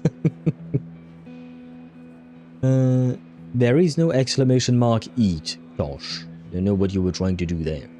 I don't know, don't quote me. The anime said it was considered shonen? I also thought it was a slice of life adventure. Yeah, wait. The anime said it... Which anime said it was a shonen? That's the part I'm kind of confused. Because I don't think... the anime itself speaks about itself being a shonen, right? At least I don't remember that at all. Slightly confused. was surprisingly direct. To tell the truth, you're the first real friend I've made here. Thank you. Thank you, Marguerite. Yeah. Yeah, she's not exactly a real friend, is she, though? Thank you, Marguerite. It's only been a month since we were approved, and we've finally finished our update field work proposal. Colwell stayed up all night refining the first draft of the safety regulations. Her caution and precision are the real reasons we finally passed review. Thanks to that meticulous framework, we can now set our evacuation to just 90 minutes before the storm. Oh, of course, she deserves equal credit. I should formally thank both of you. You're far too kind. I'm just as interested as you are to see where this research leads. There are so few projects here at Laplace that have nothing to do with Arcanum. Within the genuine warmth of this interaction, the pale researcher blends in without the slightest awkwardness. After the storm, most purely scientific teams disbanded. Rachel here might be the last researcher that has maintained a strictly materialist analysis of the phenomenon. Most have already given up, as a physical explanation seemed impossible. Aha! Well, I'm glad to know there is at least someone who appreciates my vision. If a theory is even remotely possible, it's worth putting to the test. Every hypothesis has its own reason for existing, and if it bears the slightest chance of being true, it is worth testing. It all started with a eureka moment. Newton and his apple began their journey with a flash of insight. Well, perhaps several. From watching an apple fall to deriving the law of universal gravitation, then reconstructing it under general relativity. Yes. Exactly. Proving that science can still explain the post-storm world is my top priority. Do you feel the same, researcher Colwell? A desire to use scientific order to understand apparent chaos. A near-perfect imitation of a gentle look sends shivers down Colwell's spine. Oh, you shouldn't ask me. My opinion isn't really relevant. All theoretical research, to me, is just speculation from an ivory tower. I prefer more practical work. A sudden chill falls over their conversation. For a moment, only the scratch of pens and the tapping of keys remain. Ah! Rachel jumps to her feet and pulls the beeping communicator from the top shelf. What? This is... The timekeeper just issued the 24-hour countdown to the storm. This is our golden opportunity to observe circulation changes prior to the storm. I have a feeling either Rachel is going to die or Colwell is going to die. Or maybe both, actually, now that I think about it. But Rachel definitely reminds me of Annie, and we all know what happened to Annie. So, you know, I have a feeling. So, guessing the owner made a mistake or something. I use a website called AnnieWave. Oh, I know about that website, but, okay. I mean, why not? If they want to call it a shonen, why not? But I would really not put it in that category, personally. Well, it is mostly slice of life, adventure fantasy, but there might be some shonen traits in it as well. The only slight ones. Yeah, overall, I wouldn't say that it is really part of that category. It does have some bits and pieces, why not? But overall, it's not a shonen. Probably I only seen parts of it, but enough to get the style and decide not to fully watch it. Oh really? You didn't like it? Huh. It's too bad. In my opinion, it's a really well written one. That alarm scared me. Yeah, same. I was not expecting it. Well, the apple made him ask the question, if the apple falls, does the moon fall also fall? Then he proceeded to invent calculus because his times math was not enough to handle such calculations. Bro was a genius. And can I be a genius with this? It's gonna be, maybe? Yes? Yes? Yes? No, no, no, no, no, no, go away. Yes? Yes? Yes? And ta-da! See, I'm a genius too. I didn't invent calculus, but I solved the puzzle. We're not exactly on the same level, you know, but to each their own, right? We all try. Stage 4, the masses.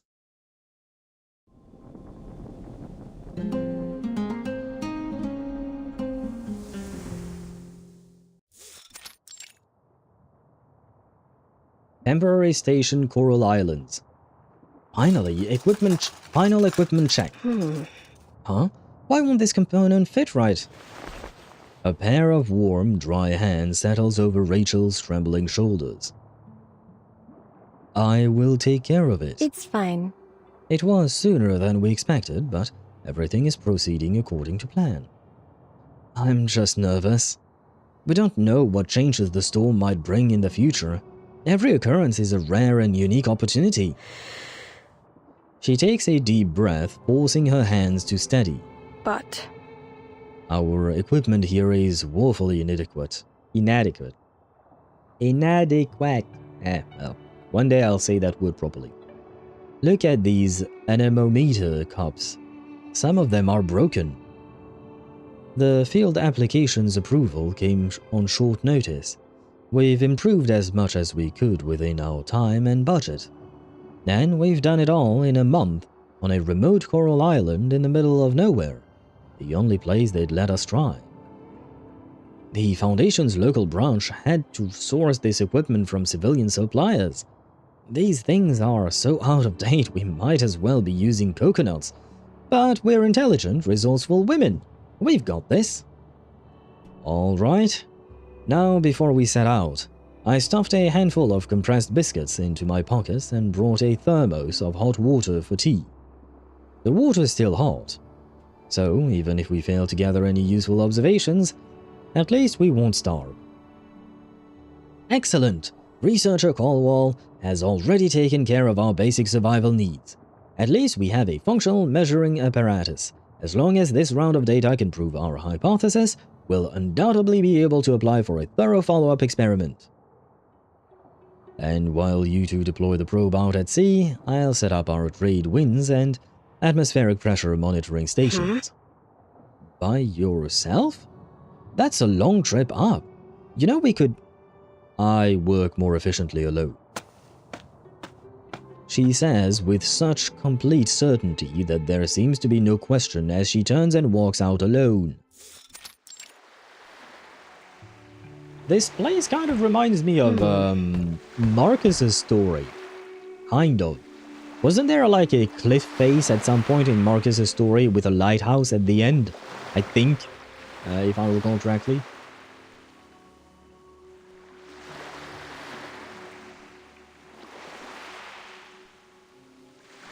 Sorry. Rerun was really funny, honestly, especially when they did her expressions. Yeah, the what do you call that? They did have a lot of funny moments. Like, that's why I like Freerun so much, because it's a good blend of a lot of different things.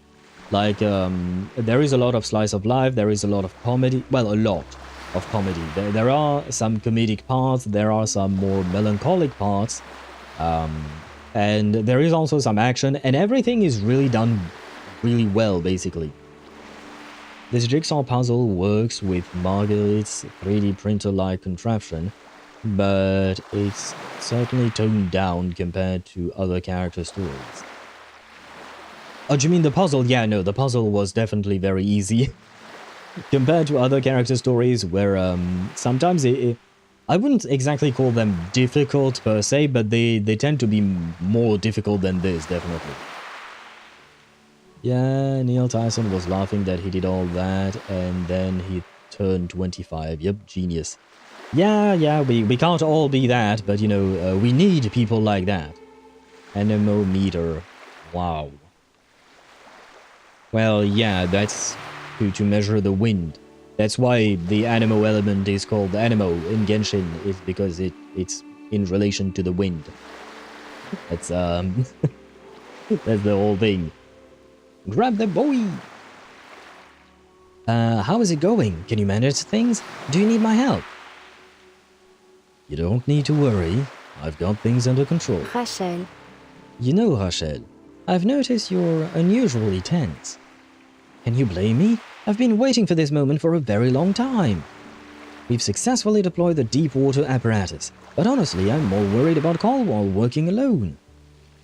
I'd say she's proven reliable, even just in the short time we've worked together. You may be right. Still, have you noticed that she's quite harsh whenever she speaks to you? Not especially, no. She has her own kind of way of speaking. She definitely comes across quite blunt at times. I think that's just the way she is. Even so, I can't shake the feeling that she's especially frosty around you. Am I just imagining things? Marguerite returns to her work without giving an immediate answer. A mutual friend of ours from Cambridge died in an accident. For whatever reason, Caldwell has always thought that I was responsible in some way. How could she possibly think that you had anything to do with something like that? But that does explain something. I saw Caldwell speaking with the cryptography lead. You know, that fishbowl-headed awakened. Hey, come on, put some respect on that name. His name is Ulrich, okay? I have to call him a fishbowl-headed awakened. Oh, damn. She seemed like she was asking for his help with some equations, maybe decrypting them. Then there is that black leather notebook she's always brooding over at night. Yes. I think she means well. She's just trying to verify things for herself. Marguerite. Marguerite, I would hope that we can trust one another after all this time. No matter what, I'll stand by you. But I don't want you getting caught up in anything dangerous. The water ripples. Their boat lies crosswise on the sea, dividing light from shadow. Without changing her expression, Marguerite drops the buoy into the water, catching a fragment of memory in the dispersing rings. I think I read that right, as it was disappearing. I'm really glad Yoasobi did an opening for Freerun. Oh, you're talking about the song. I think I prefer from B-Stars. OP2. I low-key think most of her songs are underrated beside the popular ones. Not gonna lie, I don't really always pay attention to the openings and ending songs of anime. Yeah, most of the time, I don't. Sometimes I do, and I do enjoy them and like them, but most of the time I don't pay attention at all. Yes, to my knowledge, we first saw this background on Marcus's Flannan Isles, and then again during Last Evening on Earth with Barcarola's scenes in Italy. I definitely remember the Marcus one. I have to admit, I don't remember the Barcarola one. I do remember Barcarola and her storyline in that event, but I don't remember seeing that background then. Huh. Well, I mean, Bluepoch has been reusing their CGs, right? So it wouldn't surprise me if that was indeed the case. Come in, said Ludwig. She steps into the office, but does not fully close the door behind her. Please, have a seat. Professor Ludwig. That won't be necessary. Professor Ludwig, may I ask why you wish to see me? I understand your visiting lectureship has concluded. You came all the way from Plesetsk to Cambridge. I assume you have something important to inform me of? The impatience and emphasis in her words fail to reach the other side of the desk. The Raven Professor does not answer right away, weighing his choice of words. Marguerite, how have you been adjusting lately? Huh. This isn't the first time you've asked that question, Professor. It's not such a terrible opening line, is it now? After all, people and circumstances can change when least expected. For instance, have you encountered any problems with your peers? Perhaps I could offer you some assistance? Exactly the sort of question guaranteed to irritate her. What is it? Professor, what exactly are you trying to imply? If so... If you're only extending a courtesy, I have no need for it. Then let us dispense with them. Several days ago, at Foundation headquarters, I came across a newly issued warrant from Zeno. An accused deserter whose description seemed oddly familiar to me. In my opinion... I'm sure it's only a misunderstanding. Perhaps. Or it may be that you have your own way of dealing with the matter. I don't intend to probe any deeper. I only hope none of this will affect your future studies. You are a natural-born researcher, Marguerite. The conversation lapses into a poignant silence, the meaning of the words understated, but clear between the two soft-spoken figures. Because of the storm? Because of the storm. I know a place where you would be exempt from Zeno's scrutiny. Would you be interested in joining the Laplace Scientific Computing Center? So he is the one who got her the job, right? And yeah, Dan, I was thinking the same. Yeah, basically, Ludwig, I don't care what you did as long as you can do good work. Yeah. But I would assume if he saw the warrant for her arrest from Zeno, he must know that she is at least tangentially related to a murder case, right? You know, it's, And he doesn't care. I mean, at the end of the day, we've said this before, but Ludwig seems to be interested more in the results rather than anything else, right? So, it is what it is, I guess. More morally grey characters, I suppose.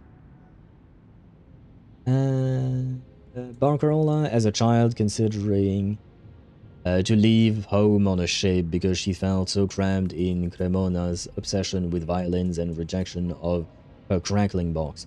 Yeah, that part, I do remember that part, where they mentioned her past. I just don't remember the background. Well, I have a background in mind, but I think I might be misremembering it. Is she a peacock?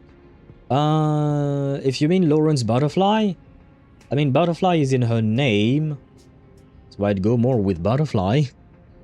But, I can see why you would think that with the thingies that she has, that kind of look like a peacock's tail on her back.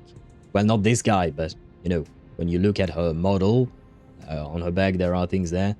I don't know if she's all that related to peacocks, though. Argus, though. Is Argus related to peacocks? I haven't seen Argus in a long time. Is she? I'll take your word for it then, because yeah, I'm not gonna lie, I have not. Well, I think I played Argus twice. She's fully built on my account, but I think I've only played her twice. And thank you for the hydrate, Zenny. I think there was one, yes, 2 minutes ago indeed.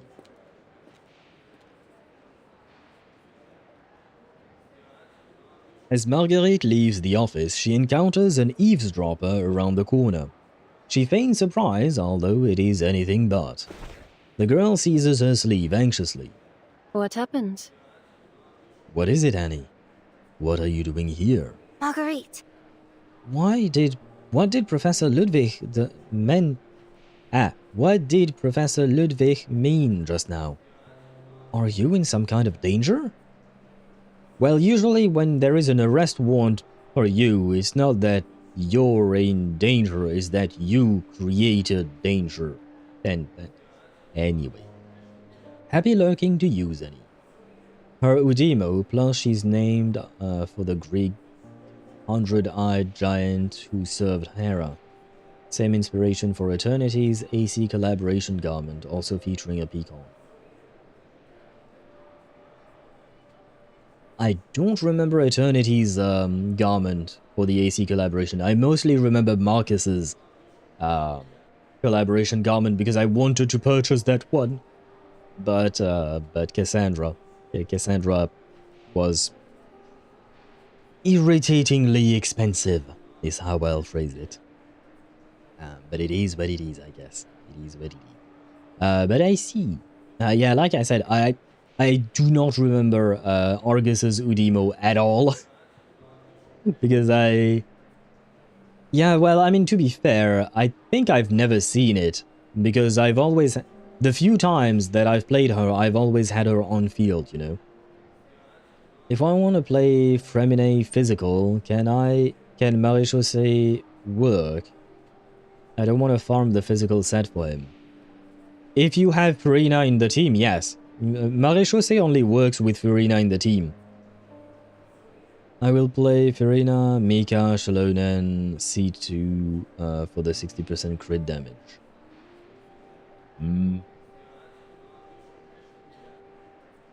Yeah, that could work. The only thing that's a bit too bad is that you don't get the Superconduct reaction in that team, because you don't have any Electro. And Superconduct, I think, reduces physical damage resistance by 40%. I think, if I recall correctly, it's been a while. Usually it is recommended if you want to play a physical character to have some Electro from time to time.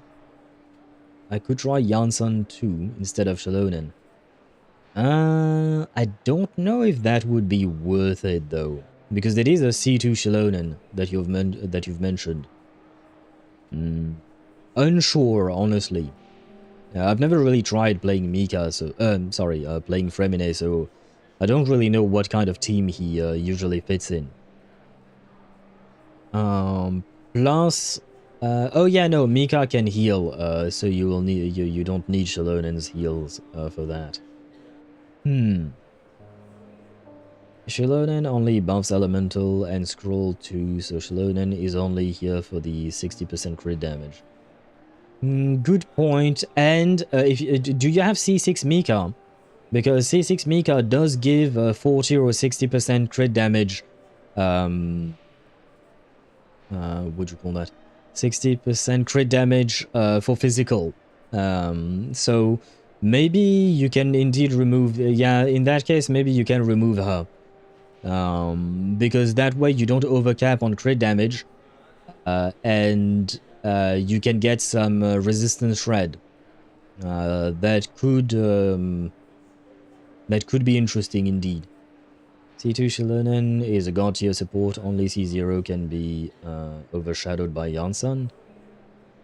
Overshadowed is a bit of a strange word, I would say. It's just because they don't do the same thing, the two of them, exactly.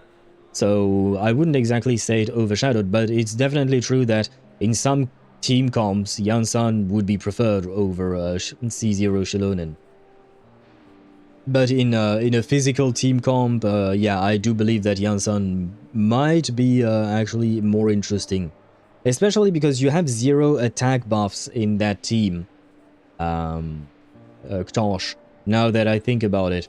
Janssen does provide attack.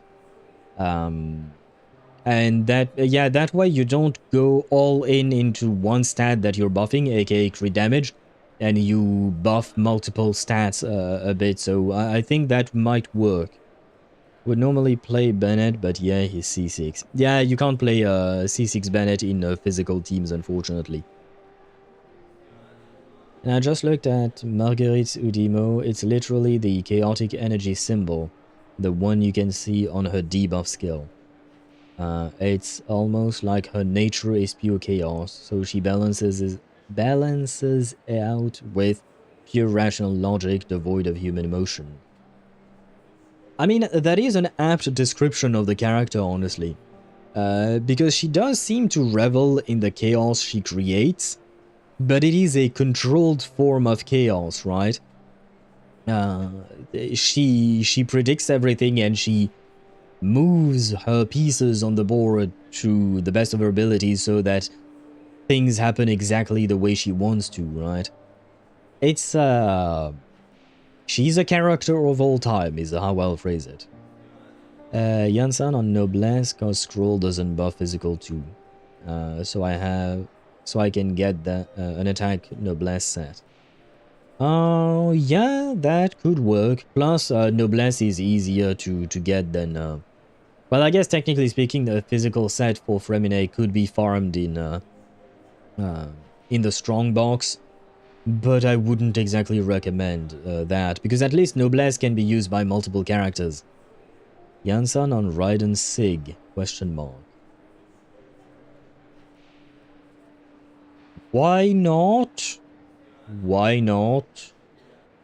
Personally, I would still keep Raiden's signature on Raiden, and I would just put Favonius or something like that on Yansan. I believe there are a couple of other weapons, 4-star weapons that you can use on Yansan though.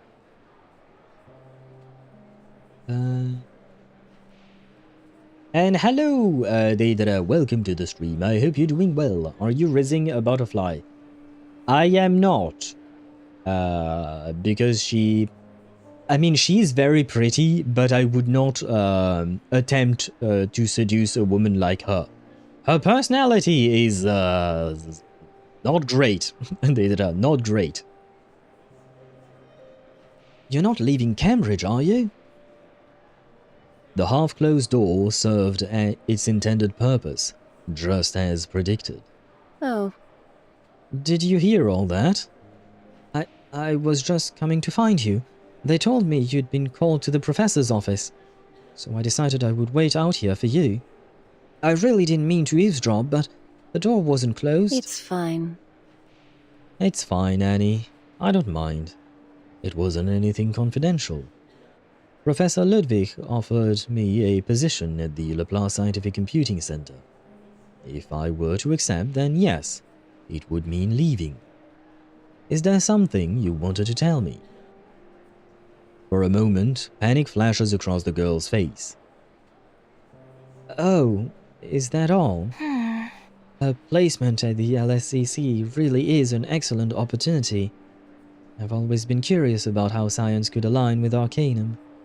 In any case, congratulations. I haven't made up my mind yet. If so... If you are curious about Arcanum technology, you should think about submitting an application too. Oh, I don't think so. Her face pales as she rushes to explain. I've had enough of all the chaos. Not that I have anything against it, but I've never enjoyed the disorder that comes from Arcanum. Science is about complete, logical stories, not ambiguous, elusive concepts. Only deductive analysis can ease my heart.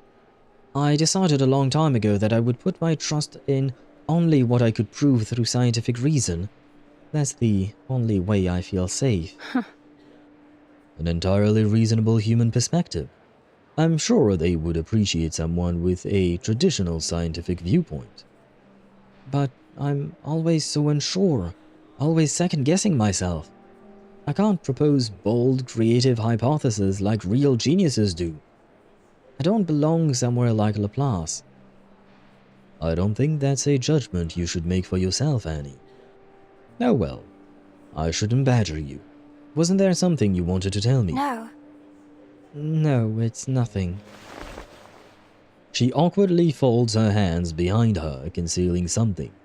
It looks like a torn scrap of paper. Just a trivial thing. Nothing important. I didn't mean to bother you. Annie. Please, Annie, what is it? Did you want to show me something? Just stop asking, Marguerite. I'm begging you. The girl's plea leaves her unmoved. Show me.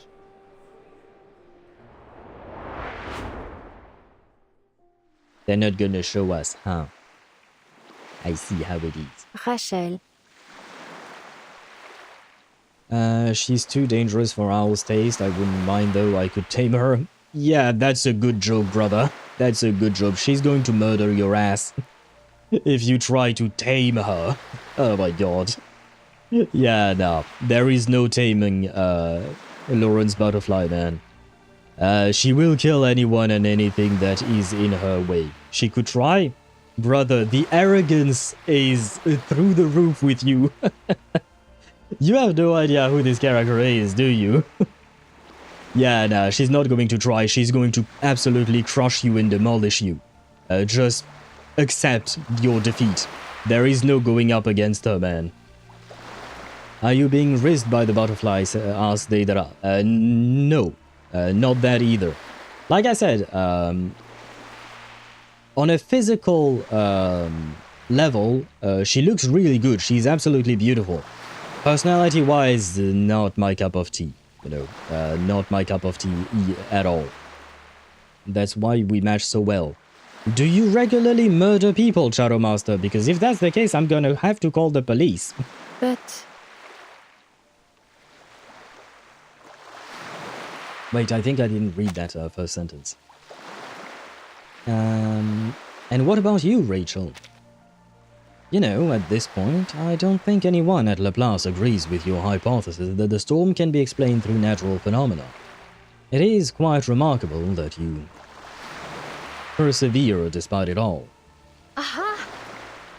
Huh, maybe so, but even if no one else agrees with me, does that mean it isn't true? After all, truth belongs in the hands of the brave few, so why not me? I know many people at Laplace think I just refuse to admit natural science has lost its relevance in the face of the storm. I am stubborn, that much I admit. I chose this path, and I'll see it through the end. Through to the end. Even if it leaves you battered and bleeding? Even if it costs me everything? The words hang for a heartbeat. Marguerite studies the depths of Rachel's pupils. I see. Understood. That's admirable, truly. Yeah, I have a feeling things are not going to end well for Rachel. Okay, now I wait until I get another feather so I can reroll the sands. Oh, kuching. For the third time, it's double crit with EM and 4-stat starter. That sounds like a good piece. It would be heaven if it could go full crit damage, cause I have a feather with a lot of crit. I wish you good luck, well. My experience with rerolling artifacts, relics, and whatnot has not been particularly good, not gonna lie.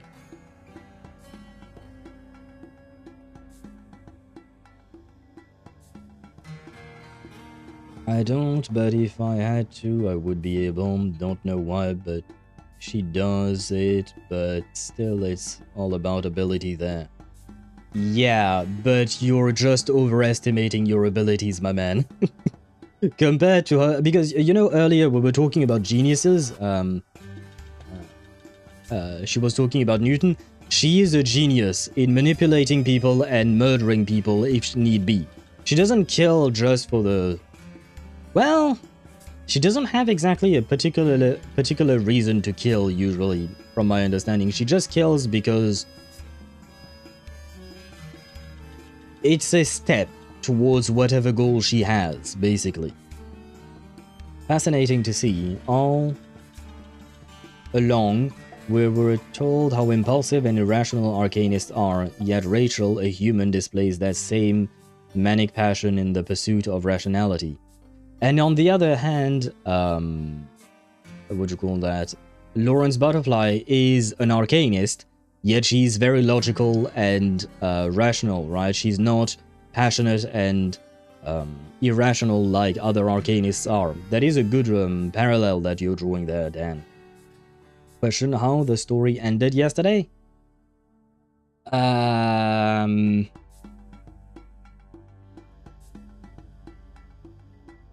Let me think. Basically, because I don't remember where you left, when you left, so I don't remember what you've seen or not. The gist of it was that, you know, there were a bunch of murders, right? Well, what do you call that? Those murders were perpetrated, when Anil confessed. Oh, then you didn't miss much. I guess maybe that came after. But yeah, Anil confessed he was the one pulling the strings all along. Lorentz Butterfly had figured that one out. After that, they just parted ways. Anil said, if you need something, call me, basically. So, they're not exactly allies, but they might work together in the future. And after that, we got a, what do you call that? A, flashback, where, you know, do you remember Larissa? You know, a flashback from, Lorentz Butterfly's past, where, she was in the, in an icy region, like there was snow everywhere, and she was transporting prisoners, right? Well, these prisoners were arcanists that were supposedly, they were supposed to be deserters, but then we learned that they are not deserters, and that they are going to be sent to the Amber Room, where they would be experimented upon, and they would die in horrible deaths, basically. Peaking's husband, 69, on Twitch says, and then Lorenz had a baby with Sonetto. Yeah, you can ignore that. I don't think Lorentz would have a baby with anyone ever. I don't think it would suit her lifestyle choices. But yeah, Siberia with the Hush Squad, yeah. Like Dan said. So we went back there. Larissa realized that the prisoners were actually not deserters and they were innocent arcanists. She was trying to help them. Then their boss, the commander of the Hush Squad, found them and was really angry against Larissa. And basically, Lorentz Butterfly manipulated Larissa into murdering her commander. And then Larissa and the prisoners fled, and Lorentz Butterfly just continued with her life, basically. She didn't give a shit. She fled as well, in the sense that she was no longer working for Zeno, and that is why now she has an arrest warrant for her. But the point is that she manipulated her friend, not really a friend, I suppose, into killing their commander. Still miss the arguably greatest Butterfly Larissa scene in the game. Highly recommend it. Yeah, you can go back, Deidara, to the VOD yesterday towards the end. I think that was during stage 20, if I recall correctly. Just don't stand in her way to her goals, and if she accepts someone, they would be safer than trying to keep away from her. If she cared enough about someone, she would be able to burn the world for that person just to keep them safe. She's kind of extreme, but I found it really interesting how fierce she can be. But the thing is, she doesn't care. That's the part. That's the major crux of the issue. She doesn't care about anyone or anything. She just wants to sate her curiosity about what the Pax House is trying to achieve. Other than that, she really doesn't, at least from the way she was portrayed throughout the entire story we've been through today and last week and yesterday, she doesn't care about shit. She doesn't feel anything. No 20, yes, second to last. Yeah, so it should be towards the end of the stream, Deidara. It was an interesting scene. It was a good scene, and the voice acting was really good as well. And the inevitable thing. Is she Lord Lygus?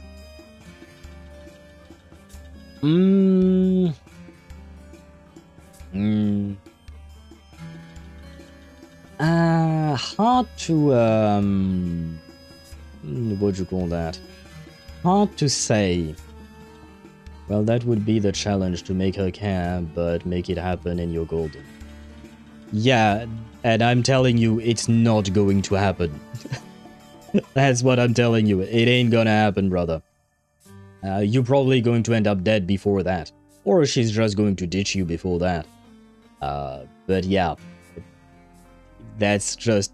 I'm sorry to say, brother, but that's just arrogance speaking. Thinking you can tame a person like her is just pure arrogance, and that's gonna end up with you in a ditch. Probably. Most likely. I highly recommend you don't try this at home. Very dangerous. As for Data's question, it's kind of hard to compare the two of them. They're both very logical, but...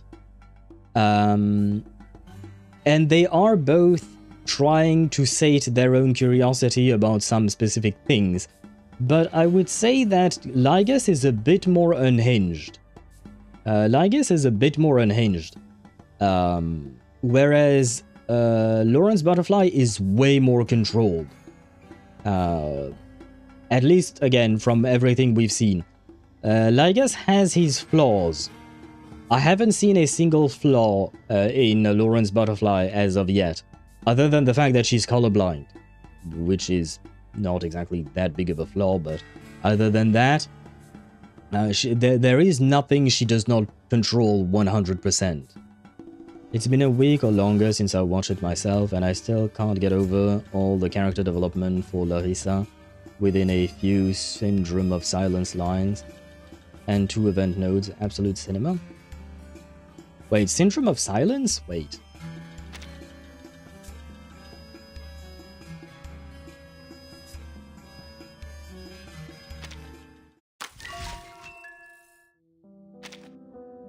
No. No.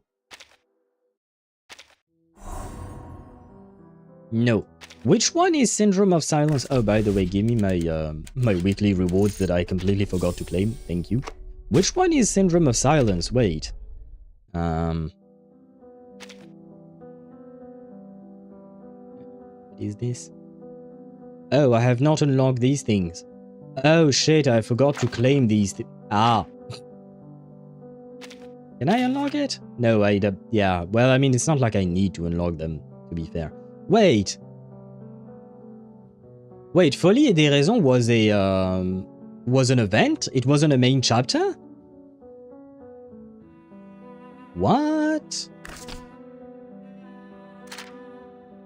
Oh yeah, no, Folie et des... Eh?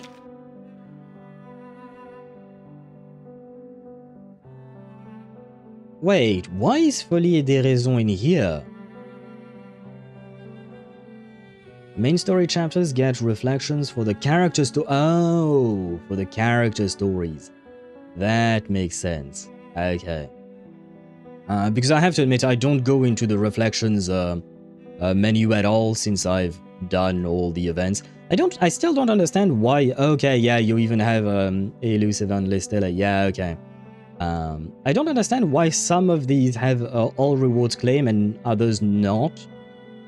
Maybe it's because I didn't do some specific game modes because I was uninterested. Probably. It's probably that.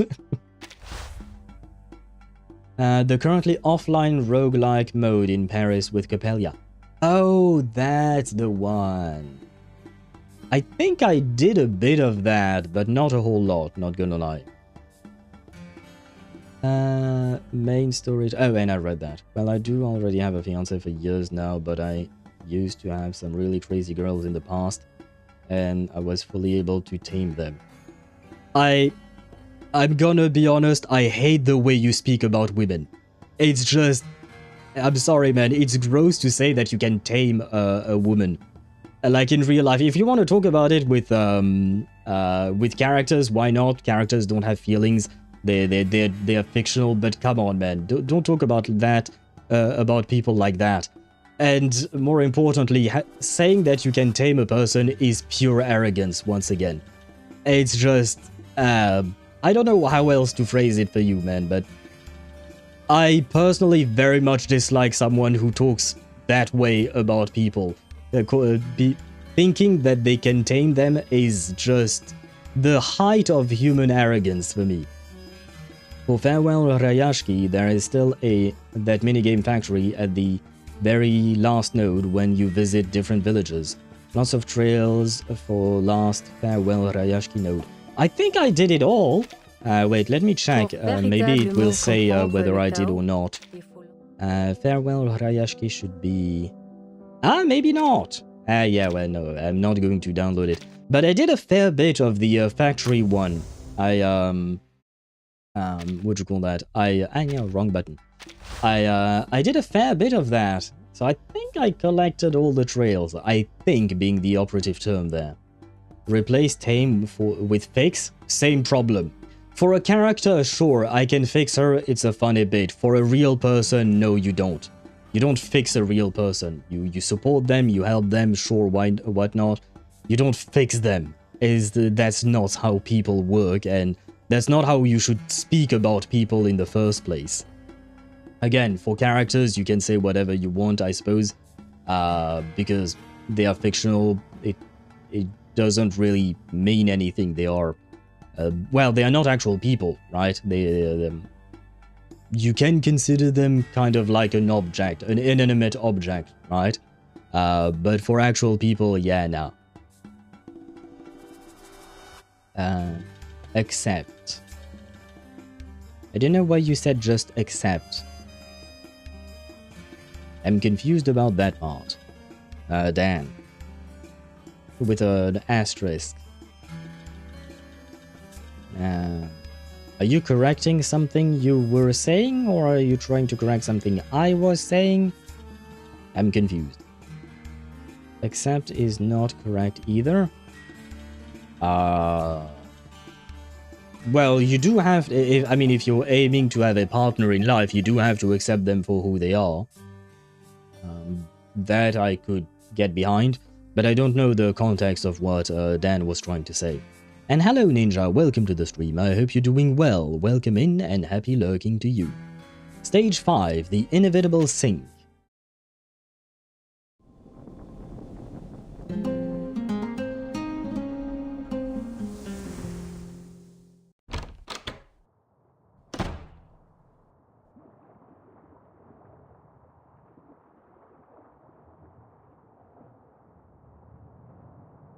But honestly, if someone is broken and you help them to fix their life a bit, is it not correct to say fix? In my opinion, that is a very shortcut way of, what do you call that, of phrasing it. But you'd help them to fix themselves, you aren't the one fixing them. Exactly. I agree with Dan. That's what I was saying with supporting them. The person has to fix their lives themselves. If you try to fix a person's life for them, you're not actually helping them. Because as soon as you disappear from their life, they're just gonna fall back into a whatever destructive pattern they had previously. If you truly care about someone, you should support them in whatever way they need so that they can fix themselves. Not you fixing them, fixing things in their stead. It's kind of like the same thing as if, a teacher gives a student an exercise so that the student can learn, but instead of letting the student do the exercise themselves, the teacher just gives them the answer. The student is never going to learn, right? So the teacher is there as a form of support for the child to learn, right? I'm not saying that an adult is a child, but it is the same principle that applies, in my opinion. You support them and you help them, but you don't do it in their stead, because that's utterly useless. Well, maybe we have a different definition of tame, or you just didn't have to do anything like that in your life, so you don't really understand it. There are some girls that require some taming for their own good. That is... yeah, no. I know what you're saying, and that is just toxic masculinity. Saying that some women require taming is hyper-toxic, man. I'm sorry to say that because I don't like singling out people or calling them out, but I just have to disagree. Saying that some women requires taming is fucking arrogant, and that comes from a place of toxic masculinity. And that says more about you than it says about these women that so-called require taming. That's just wrong on so many levels to say something like that. And Torch just says no. I can't help you with the no. I need more context. Yeah, so supporting is the correct answer. But supporting is just giving support. But if you show a person a better way, how will you define it? That is still the supporting, just like Dan said. Showing them a better way is not the same thing as as putting them on that path. You can, how do I phrase that? You can show them the way, but it is their choice to walk on that path. You can't force like, for instance, what Lorentz Butterfly is doing is not supporting anyone. She's manipulating people into doing what she wants, which you can, which you can, wait, I forgot what I was going to say. I forgot the rest of my sentence. But, wait, let me rethink my full sentence so that I give you a proper answer. And I love the fact that, and for clarification, I am not Al's alt account, no. Dan and I are two separate people. You can even see my hands. I'm not typing. So, yeah, no. Dan is not my alt account, but I guess he and I share the same sentiment about the subject. But yes, what do you call that? Yes. What Lorentz Butterfly is doing is manipulating the person and putting them on a specific path, right? Whereas when I say support them, do we have any good example of supporting characters in Reverse 1999 to have a more concrete example? Can't think of one direct one off the top of my head. But the idea is that you communicate with the person transparently. You don't have ulterior motives for the reasons why you tell them what you tell them. Greta Hoffman and Marcus?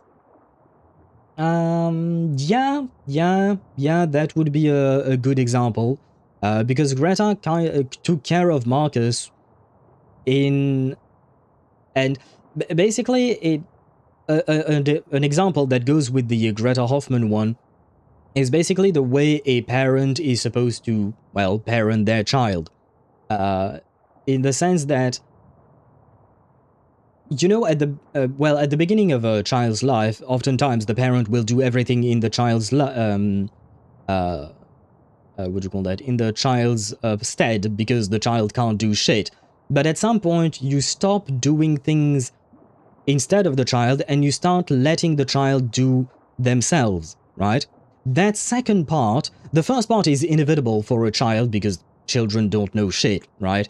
So that's inevitable. But with adults, the second part is what is more important. You let the person do things themselves, but it doesn't prevent you from actually communicating and offering them a way to get to the position they want to get. I was responding to Charo. Oh, okay, Knopf. Now again. Wait, I didn't read what he wrote. Well, there are some crazy girls out there, sexy as hell, but kind of crazy. Sometimes putting them on the right track is the best thing you can do for them. They're not able to do it themselves because of their own problems. I understand what you're saying, and I still think that is extremely arrogant of you to think that you know what is best for them. Like, sorry, again, I don't mean to be mean, but who the fuck do you think you are to know better than someone else? Like, seriously, how arrogant of you to assume you know better than someone else what is good for them. And I do know that some people don't realize that they need to do specific things to get on the right track, but it is really arrogant to think that you know better than they do, or to just think that you know better, period. That is very arrogant to think that. And no, putting them on the right track, like which track who decides which track is right for them? And on top of that, like, do they want to be on that track? Like, it is their lives at the end of the day. So what you're saying is not only arrogant, it also sounds very manipulative. And I do not stand for that, which is why I'm responding so vehemently, I suppose. At the end of the day, you behave however you wish to behave. But for me, that type of behavior is extremely toxic. You do not put them on the right track. You support them so that they can find the right track for themselves. It's not arrogance when you have life experience on your side. See, that is once more arrogance as well, because you and I are close in age, right? So it's not exactly a question of age, it's like, who's to say you have more life experience than that person that you're talking about?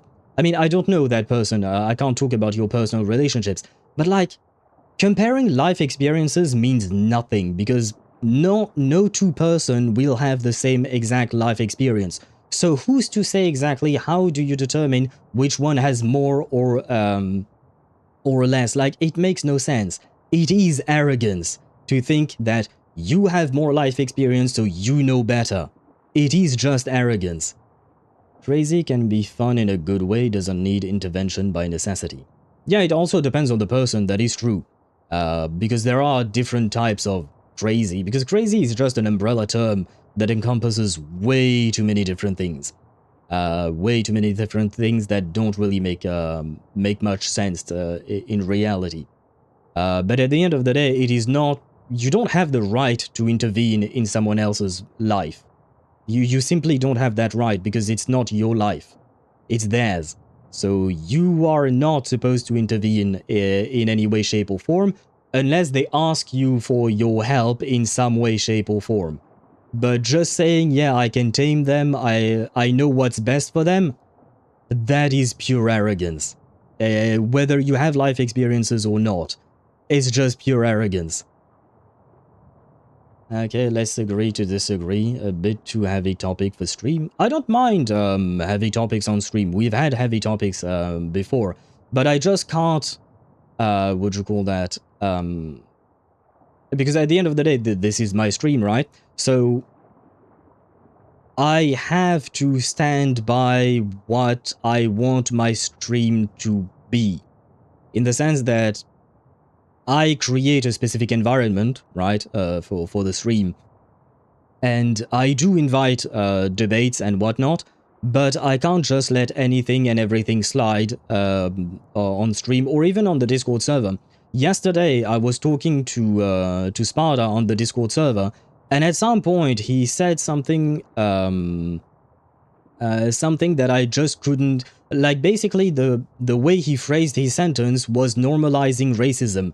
And I told him straight up, I'm deleting your message, I don't want that shit here.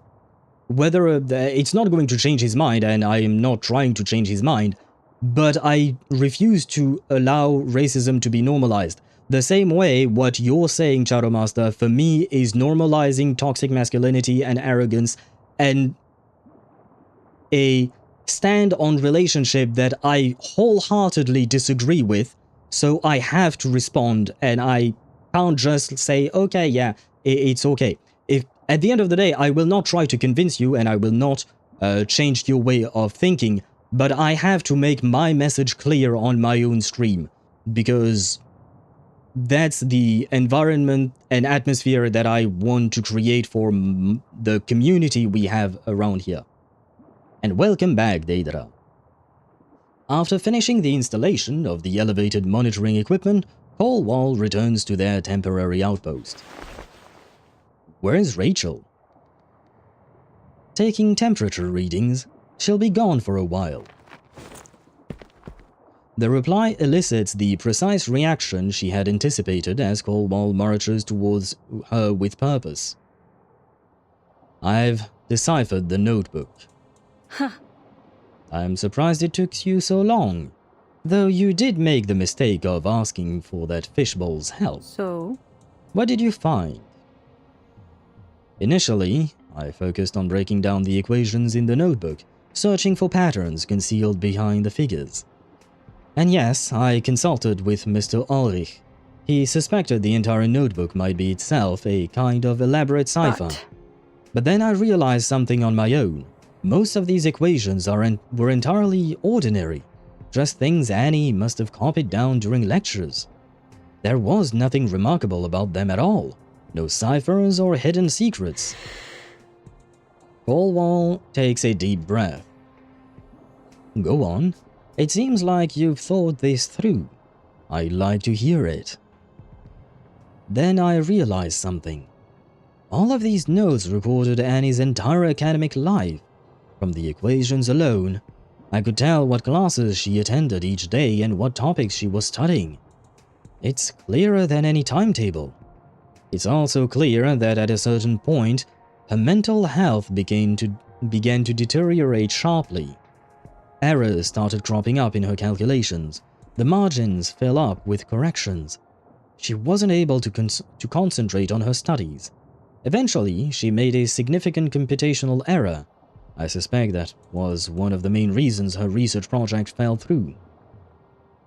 The suffering she once saw on paper now passes through her lips. Something happened to her shortly before her accident, a change in her personality. She wasn't herself anymore. The turning point was a day in late October. That was the day she wrote down your class schedule in her notebook. She was trying to find a time to talk to you. Marguerite, tell me honestly, what did you two talk about that day? Marguerite's expression is unchanged despite the frank accusation of Cornwall's tone. After one of my classes in October 1987? So much time has passed. I can't recall anything specific. I won't let you brush this off anymore. No need to get upset. I'll answer whatever questions you have, truthfully. I did hear that before Annie passed away, she was going through some difficulties. Marguerite observes her colleague's growing frustration, the anger that tugs at every corner of her face. After allowing the silence to stretch, she speaks again with an unhurried pace. Oh, I think I remember. Late October. I did see Annie around that time. I remember. It was the day Ludwig offered me a position at Laplace. Annie overheard our conversation outside the office and she reacted rather unusually. I suppose it might have been around that time that she really started to withdraw. She had no confidant, no mentor she could trust. As far as I could tell, she was quite lonely. And eventually that led to her accident. So you're saying that because you left, Annie ultimately chose to end her own life? No, I can't believe that. I simply can't. I may not have known her well, but everything I did know about her tells me she would never have done such a thing. Despite the protests, she can read the doubt and heartbreak in her expression. She's on the back foot. She longed to break free. Is it really so difficult to imagine?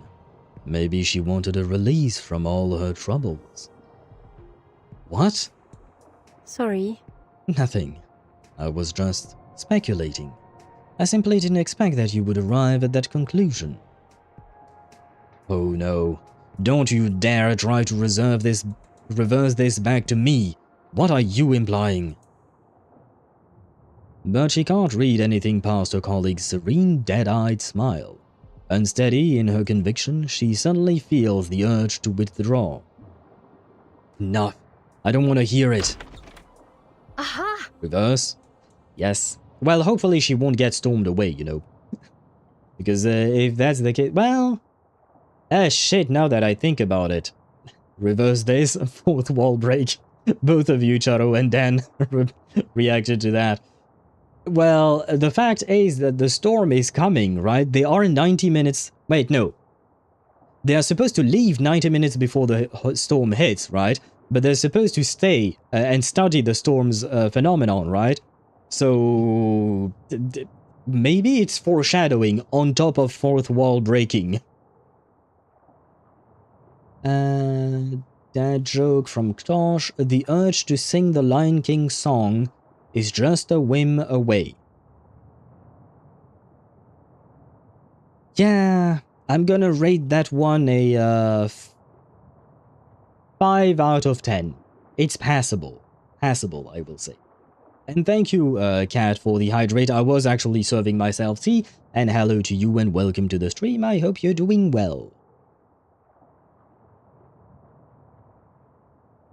Ah shit, my tea is a bit too hot. Everything's set up outside. The recorder should be already receiving data. Rachel's excited voice cuts through the air, her hopeful energy arriving shortly before she does. Yeah, but you know she's going to die, right? You know she's going to die. Huh? Were you two arguing? Why does it feel colder in here than outside? Not at all. Researcher Caldwell was feeling a little under the weather. I was concerned it might be related to the storm countdown. I'm fine. I'm not showing any symptoms of storm syndrome. We have first aid supplies on hand. If you feel unwell at all, tell me immediately. Wait, what's going on here? Marguerite turns toward the recorder at Rachel's side. It is receiving data transmitted from the deep water probe.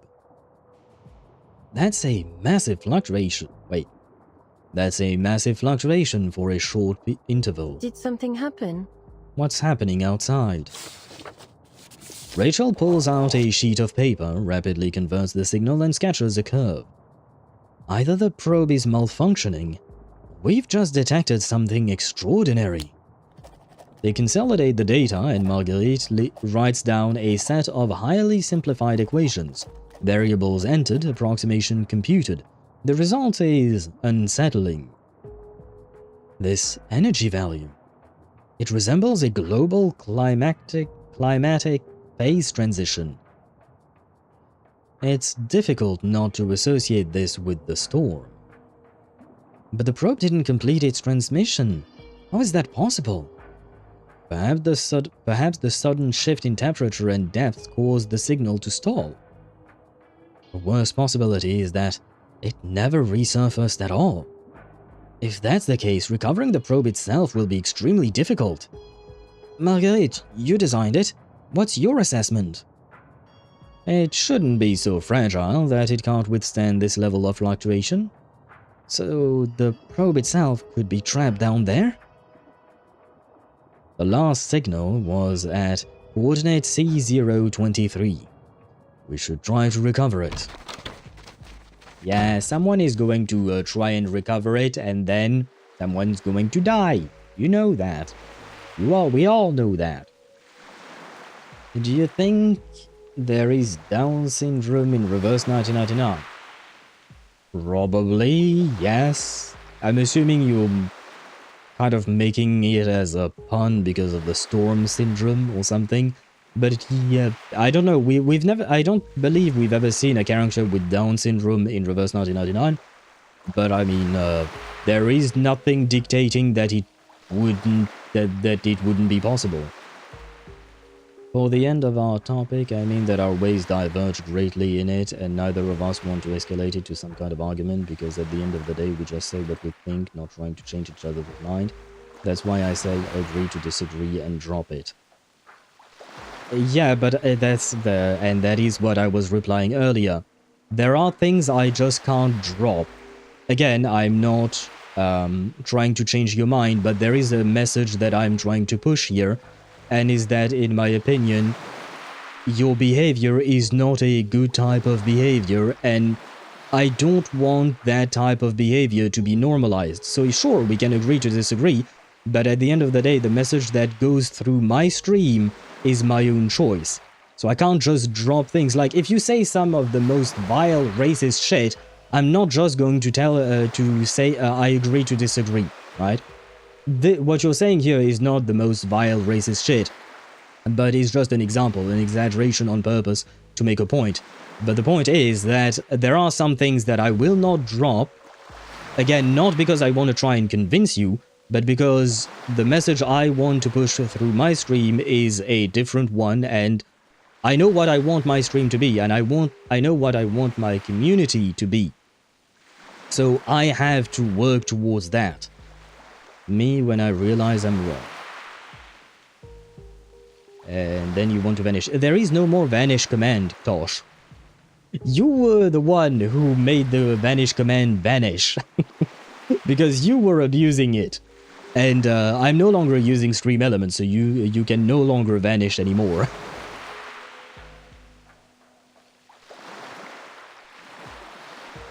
I can't see the surface marker at C023. Cornwall. Is the submersible hydrophone picking up anything? No release signature or air bubbles detected. The cable is fully taut. I pulled on it and it didn't budge. Do I have the right read here? Rachel, what's your assessment? The probe that detected the anomalous signal is stuck at the depth of 36 meters. That's too deep for recovery. It's fine. Nonetheless, we've already gathered some extraordinary data. It should keep us occupied for quite some time. Yeah, but doesn't that probe cost money? And don't you have a fixed budget? That's probably not really all that high. So it's kind of yeah. I mean, I'm not trying to push them to try and recover the shit, because I'm fairly certain if someone tries, something bad is going to happen. But, it's... Well, I guess Lorentz Butterfly being Lorentz Butterfly, she would gloss over something like that.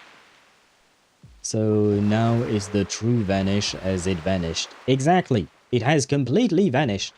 That reminds me, there was a... Does that... Wait, I don't know if that's an international... Well, probably. But there was a type of... Wait, what was it? What is it called? You know, the thing that you put in your laundry? Some kind of powder or something like that? To clean your powder... your laundry. In your laundry machine, I mean. I believe there was a brand of something like that that was called Vanish. Like, the name of the brand was called Vanish. Budget, just kill someone else from the team and money gets freed up. It's not exactly how team budgeting works. And you do realize that murder is illegal, right? She can't exactly murder that easily. In the sense that earlier what I was saying about her murdering people left, right and center is just in the sense that she has no moral qualms about murdering people.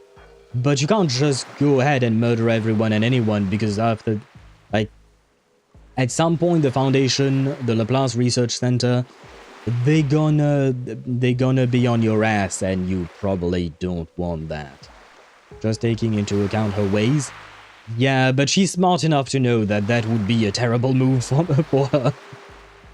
For, like, the risk of getting caught is, I think, not worth the budget increase, because I don't think it's gonna be that much of a budget increase.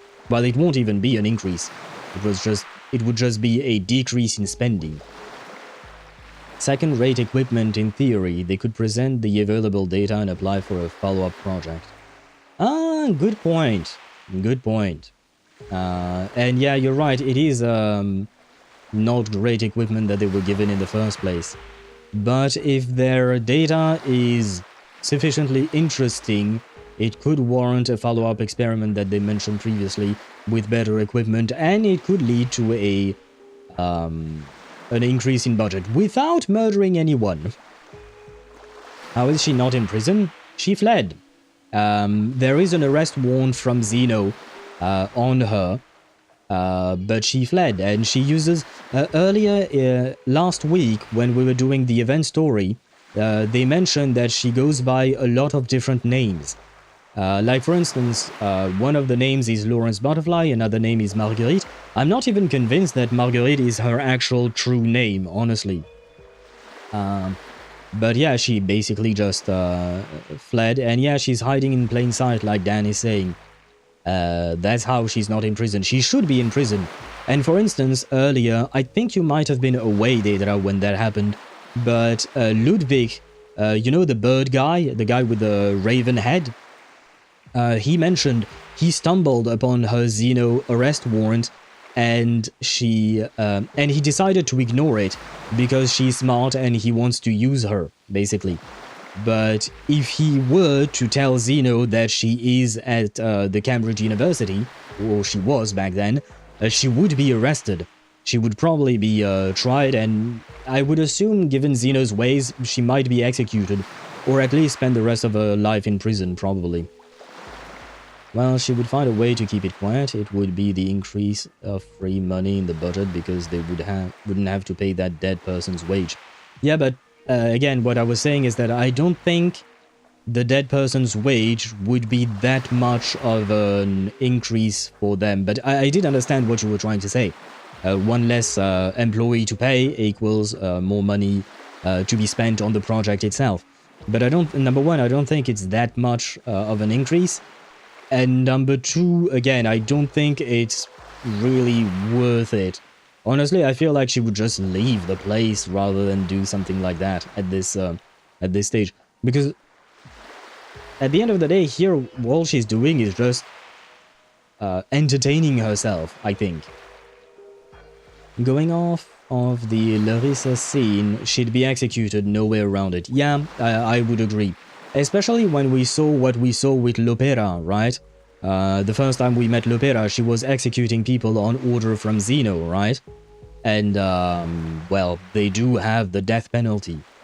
And I would assume she would be, she would be sentenced to the death penalty indeed.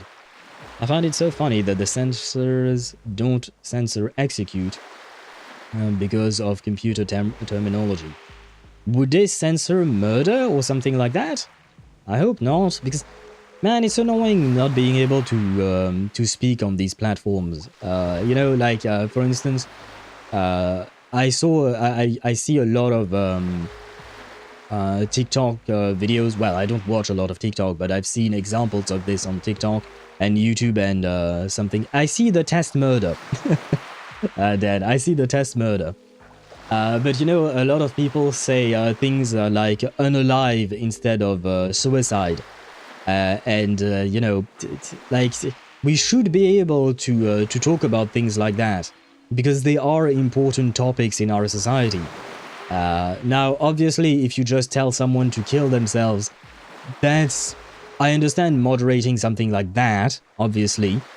But just to talk about, like, a character who wants to kill themselves, it's the same words, but it's a very different context. And that's why I think it's important that the streamer should be able to moderate themselves, or to have moderators moderate for them, because when it's just YouTube doing their own shit, well, I don't know what you were trying to say, you know? And if the context made sense. And, like, I haven't had any kind of issue so far, since I've started streaming, where people would say horrible things, you know? But yeah, so the fact is that most of the time, my viewers, when they try to write something that is about, like, let's say suicide or something like that, they will get censored by YouTube, even though that is a topic that is very important. Advertiser friendly, yeah, at the end of the day, it's just for money, right? But because of money, we can't speak about important topics, because it is a real problem, right? And we should be able to talk about that. But no, money is what does the talking, truly. Yeah, censors always censor auto-termination. I don't think it does it on Twitch, does it? It might flag it, but you know, at least Shadowmaster, on Twitch, when there is a word that the auto-moderation deems inappropriate, it holds the message and it still shows me the message. The message is not sent through chat, but at least I can see the message, and I can decide to approve it or not. The problem with YouTube is that I don't even see the message, so I can't approve or disapprove, because I have no idea what the message was in the first place. That's my problem with YouTube side. At least Twitch gives me the option to allow or not the message to go through in chat. And it would do the same if I had moderators. but in this case I don't have, so I am the one deciding. And I think that's how it should be, because honestly, the automated systems are not great. Like, for instance, right now, Ktosh wrote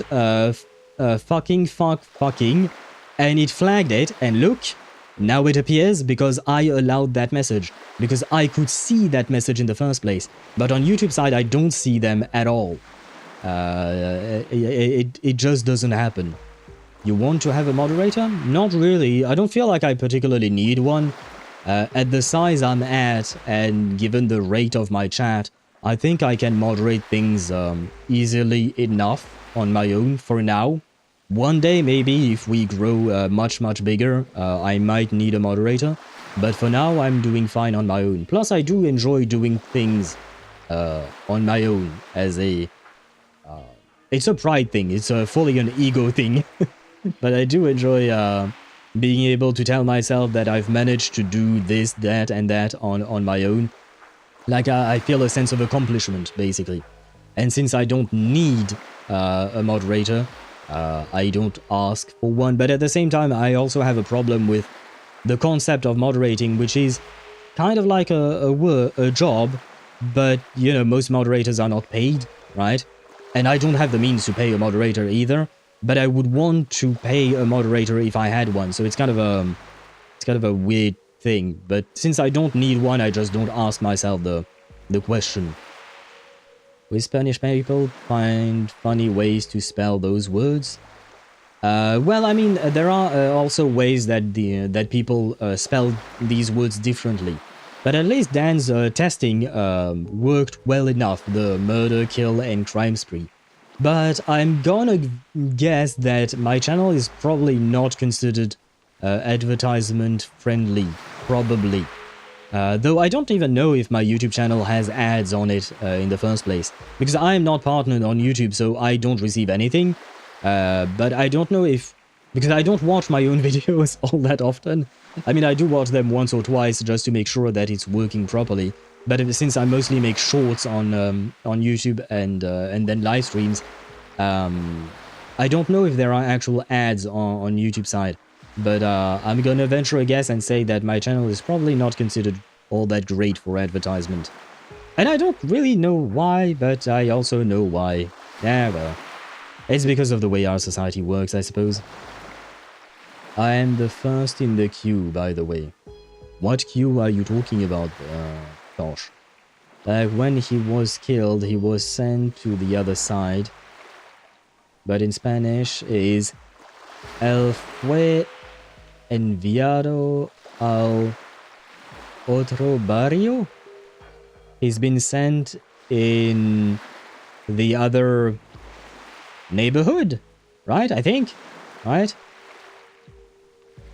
Or something like that. I'm not entirely sure. Slang certainly helps. If necessary, we could say a character bit the dust. True that, yeah, using different expressions would work better, indeed. But it is annoying to have to dance around words, you know? It's just, well, it is the way it is, right?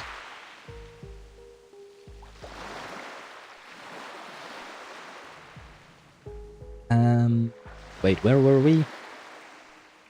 Keep us occupied for quite some time. Did I read that? Yes, I read that. Waves roll in under gathering shadows.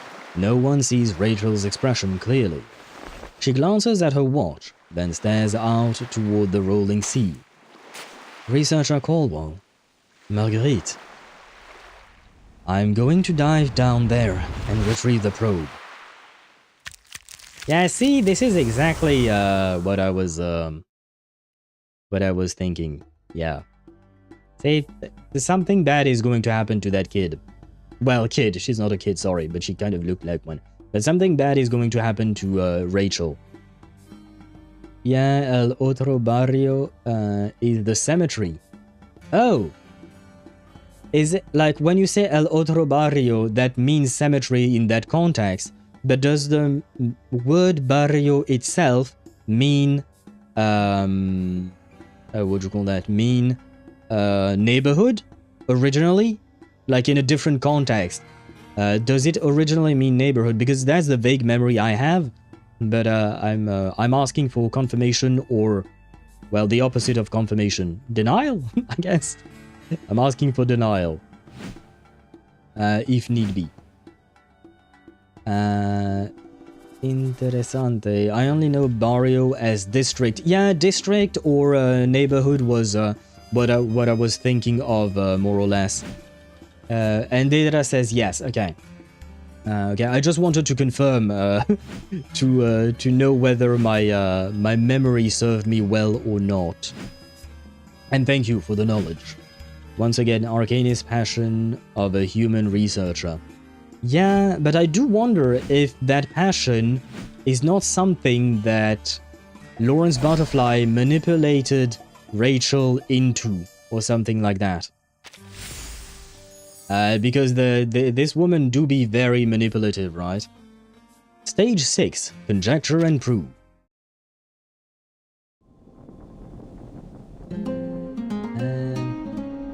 Ah shit, we've just had an ad. Right, that's why I was yapping for a while there.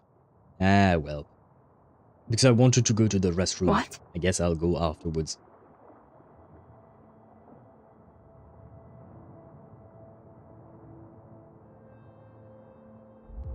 Wait, Deidara, I don't know what you meant. Or the classic X stretch the leg? I don't know what... Alguien estiró la pata. Equals X died. Stretching your leg means dying? In Spanish? Why?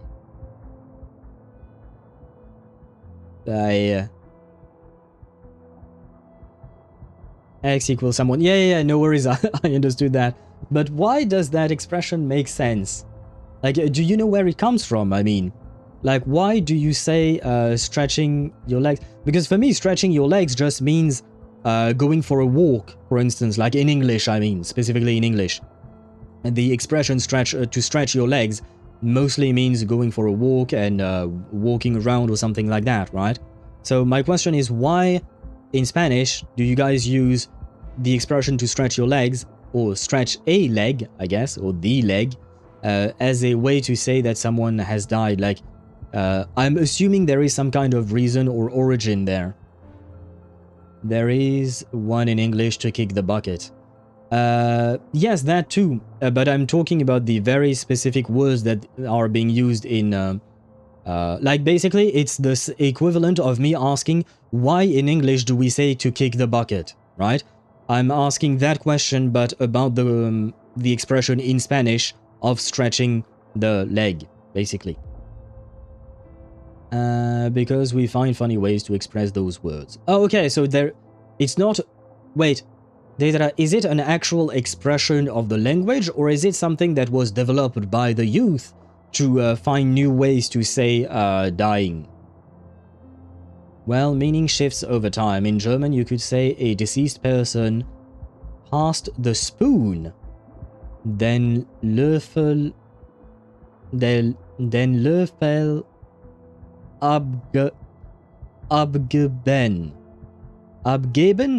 abgeben, maybe.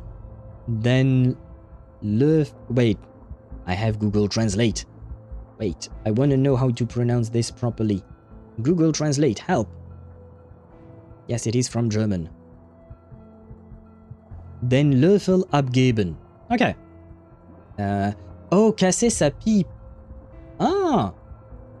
Well, oh, it's funny. What you wrote down as pass the spoon, I put it in Google Translate just to hear how to pronounce it, and they translate it as casser sa pipe, which in French means to break your not your pipe, your yeah, is that a pipe? Wait, how do you say pipe? Wait, pipe? Yeah, no, my bad, wrong. No, I want peep. There you go. No, not a. Oh my god, not a blowjob. Oh my god, that's not what I meant. Google Translate, what the fuck is wrong with you? Fucking hell. Because a peep in French can also mean blowjob, but that's not what I was looking for.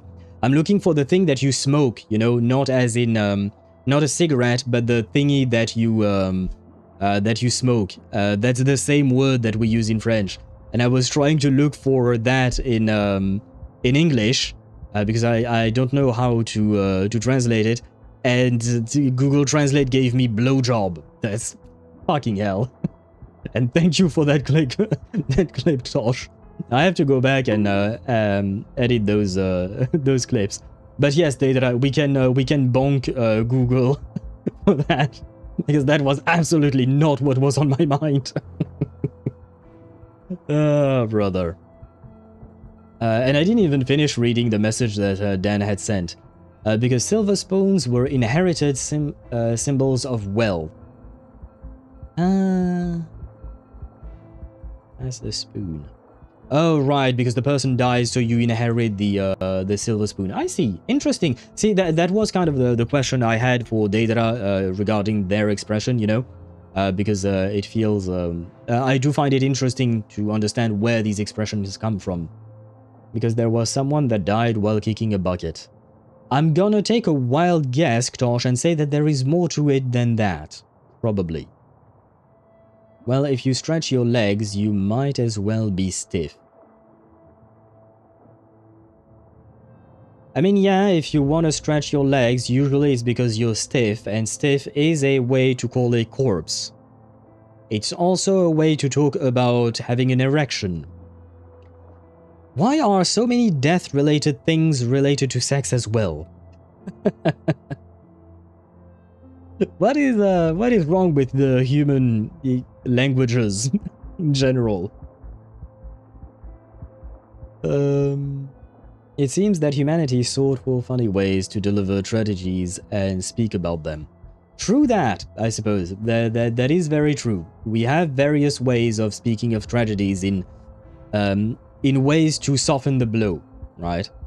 Getting past senses again, I heard to kick the bucket is about the nose thing. The nose? Oh, noose! Oh! Oh! Oh, shit, I didn't think about that. I'm going to assume, and then you can just say yes or no, depending on whether or not I'm right. I'm gonna assume that what you mean is that when they used to hang people, if they didn't have an elaborate stage or something like that, they would just, well, put a noose on the person's neck, tie it to a tree or something, and they would just put a bucket under their feet and then just kick the bucket so that they would hang themselves. Well, they're not hanging themselves, but, you know. And Dan says yes. Okay. Ah, that makes sense. That makes sense. That is a much darker explanation than I would have thought of, not gonna lie. It's a much darker explanation, but it would make sense. It would make a lot of sense if that was indeed the explanation. What is the funny way of saying someone died in French? Ah. Yeah, there was the casser sa pipe, so breaking your smoking apparatus. I don't know I don't know the English word for it, and because Google translates pipe as blowjob, pipe en anglais. Let me see. No, it's not a pipe. Oh my god. Well, it might be the pipe, but it's not the pipe, you know, that you have. Oh no, he smokes a pipe. Okay, so it is the same word. Okay, so it is pipe, I think. He smokes a pipe. Put that in your pipe and smoke it. Okay, so it is a pipe. Okay, good. At least there is that. But it means, yeah, breaking your pipe. And I guess, I don't know for a fact where that expression comes from, but I'm assuming it's just that, well, you know, when you die, you can't smoke anymore. So it's kind of like your pipe is broken. You can't use it anymore, right? But other than that, I have to admit, you know what? Let me Google it, because I genuinely don't remember. Expression française pour dire que quelqu'un est mort. Est mort. Waouh, je sais pas écrire. Les expressions françaises liées à la mort. Ah, come on. Don't know que... Ah, come on, you're loading way too slowly, you. Yeah. No, give me a list or something. Oh my god, seriously? Passer l'arme à gauche. Ah, right. Passer l'arme à gauche would mean put your weapon on the left. You put your weapon on the left, which yeah. I wouldn't know how to explain it. I'm guessing it's maybe because most people would use their weapons on the right. They would be right-handed or something like that. Rendre l'âme would be to give back your soul. I'm using direct translations here. I'm making direct translations. Passer de vie à trépas. Oh shit, I don't know how to translate that at all. S'en aller, s'en aller, yeah, you could say it like that. That would just be saying he passed on, yeah, he went away, basically. Ne plus être là, ne plus être de ce monde, no longer in this world, but that's something that exists in English as well. Fermer les yeux, to close your eyes. I have to admit I never heard that. Décéder means to be deceased, partir means to go, disparaître, to disappear, succomber, to succumb, or s'éteindre, to turn off, I guess. Claquer, clamser, crever, canner. Ah, yeah, no, but these ones, these are familiar verbs. Crever would mean, crever is the verb you use when a balloon pops, or when a tire, an inflated tire is popped, like a flat tire. We would say un pneu crevé. Un pneu means tire, and crevé means that it's a flat tire, like it bursts. I guess it bursted, burst. Yeah. The other ones, claquer. Claquer means, technically speaking, in a different context, you could use it as hitting someone. Wait, what is the word in English to hit someone, but with the flat side of your hand, not like a fist, but just the flat side, a slap, I guess. It would be again, direct translation. You can't use that in English as such, right? Yes, exactly, Josh. A slap indeed. What about you? What do you have for me? Oh my god, you're an annoying ass website. Une erreur est survenue, merci de recharger la page. Wait. Mourir de sa belle mort. Oh, being taken by the Reaper, I guess. Yeah, that too. Rejoindre les verts pâturages. Oh, go back to the green pastures. Sure, why not? Sortir par la porte de Tellier. Oh, that one, yeah, I wouldn't know how to translate that one. Passer l'arme à gauche. Ah, passer l'arme à gauche, the one with the weapon that you put on the right. The expression comes from duels. Le mot gauche était employé pour désigner une maladresse. Ah, right, because gauche in French can mean left side, or it can also mean to be clumsy. Duelists were, generally speaking, right-handed. Left-handed people being considered cursed, I guess. So the loser of the duel, when the loser of the duel was injured, he would take his weapon in his left hand to use his right hand on his injury. On disait qu'il passait l'arme à gauche. So that's what it means to put the weapon on the left. I mean, it's a weird translation that I'm giving you here. Because you can't use a direct translation, obviously. But still. Interesting indeed. Well, it seems it's just body language. Yeah, it's a lot of body language indeed. And some of it is...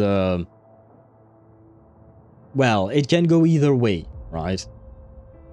Yeah, smoking pipe. Another theory is that it comes from French bouquet? The heck is a bouquet? Wait. Eh? What is a... When I type bouquet in Google, Kohani, it told me about Rudy Bouquet. Apparently he's a... shit, what is it called? A soccer referee. I'm gonna guess that's not what you meant to say, right? I don't know what a bouquet is in French. Définition? Ah, instrument pour agiter l'indigo dans la cuve. Oh. Ancien français. It would be something that you would use to mix something in a tub. Not gonna lie, I had never heard of that word. Définition d'un bouquet. Bouquet non commun. Outil utilisé pour agiter l'indigo dans une cuve. Tu remues la cuve avec le bouquet, l'indigo et l'atin se mélangent alors et se font. Uh-huh. Yeah, I had never heard of that word before. Where was I at? Well, in Polish we have... Well, okay, wait, Google Translate is going to help me read that. Wait. Google Translate. Polish. Yes. Kopnanch kalendars. Kopnanch... Wait. Yeah, Kopnanch... Kopnanch kalendars. Wow, that's a bit of a mouthful, but it is apparently a Polish expression to kick a calendar. But I have no idea where it came from. I can't help you with that, but it is interesting to kick a calendar. Maybe it's in the sense that you no longer need a calendar because you're dead? I don't know. All towards the website, can't a grown man be macabre in peace? Yeah. I was just trying to find expressions, you know. We are learning here. This is an educational stream, okay? In a way it is. In a very stretched definition of educational, it is indeed educational. And wait, Shadow Master wrote something else in Polish that I shall attempt to pronounce.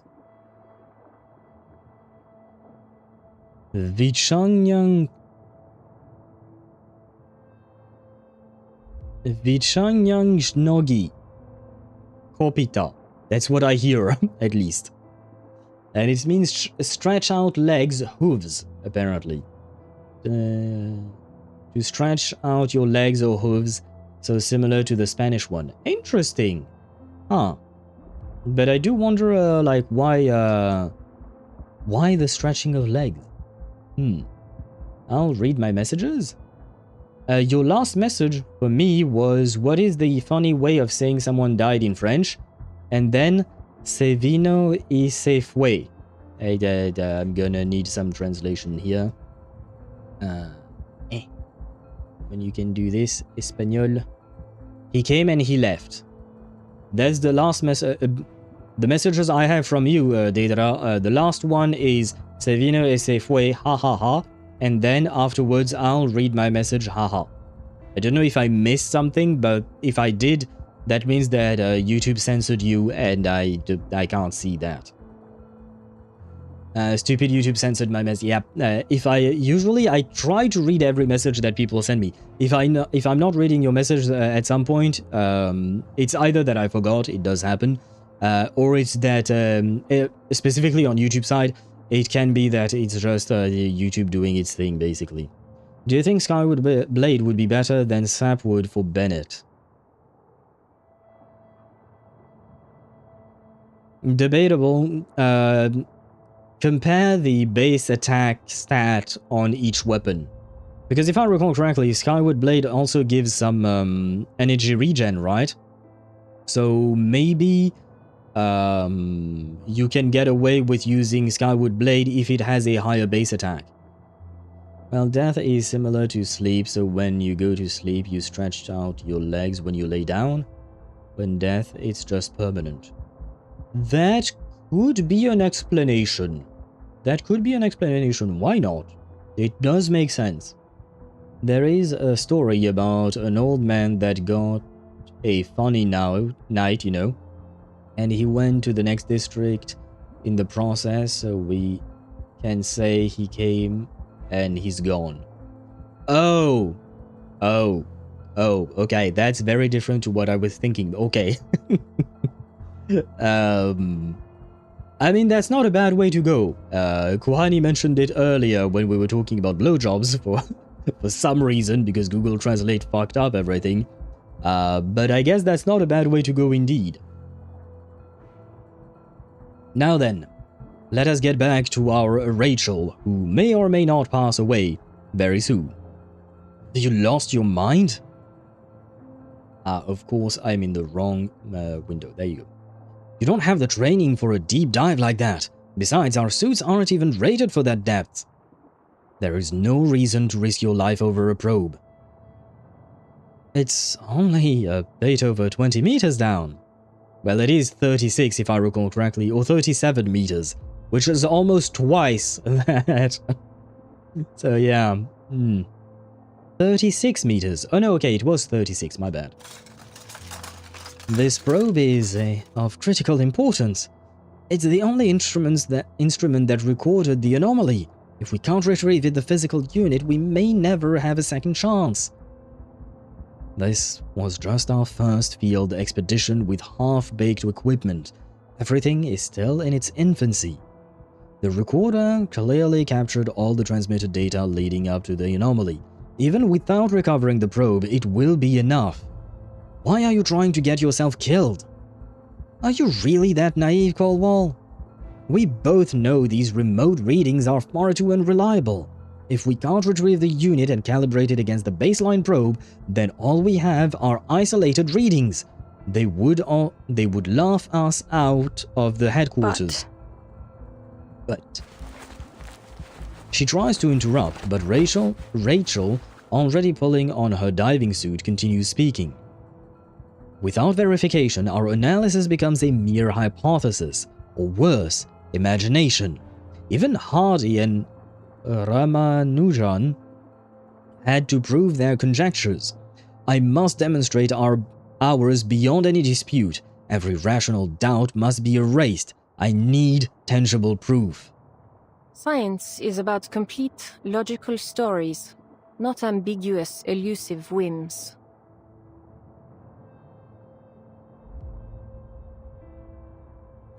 That's exactly it. This isn't the time for speeches. The probe might be simply malfunctioning and this expedition was rushed. We can wait until the next time.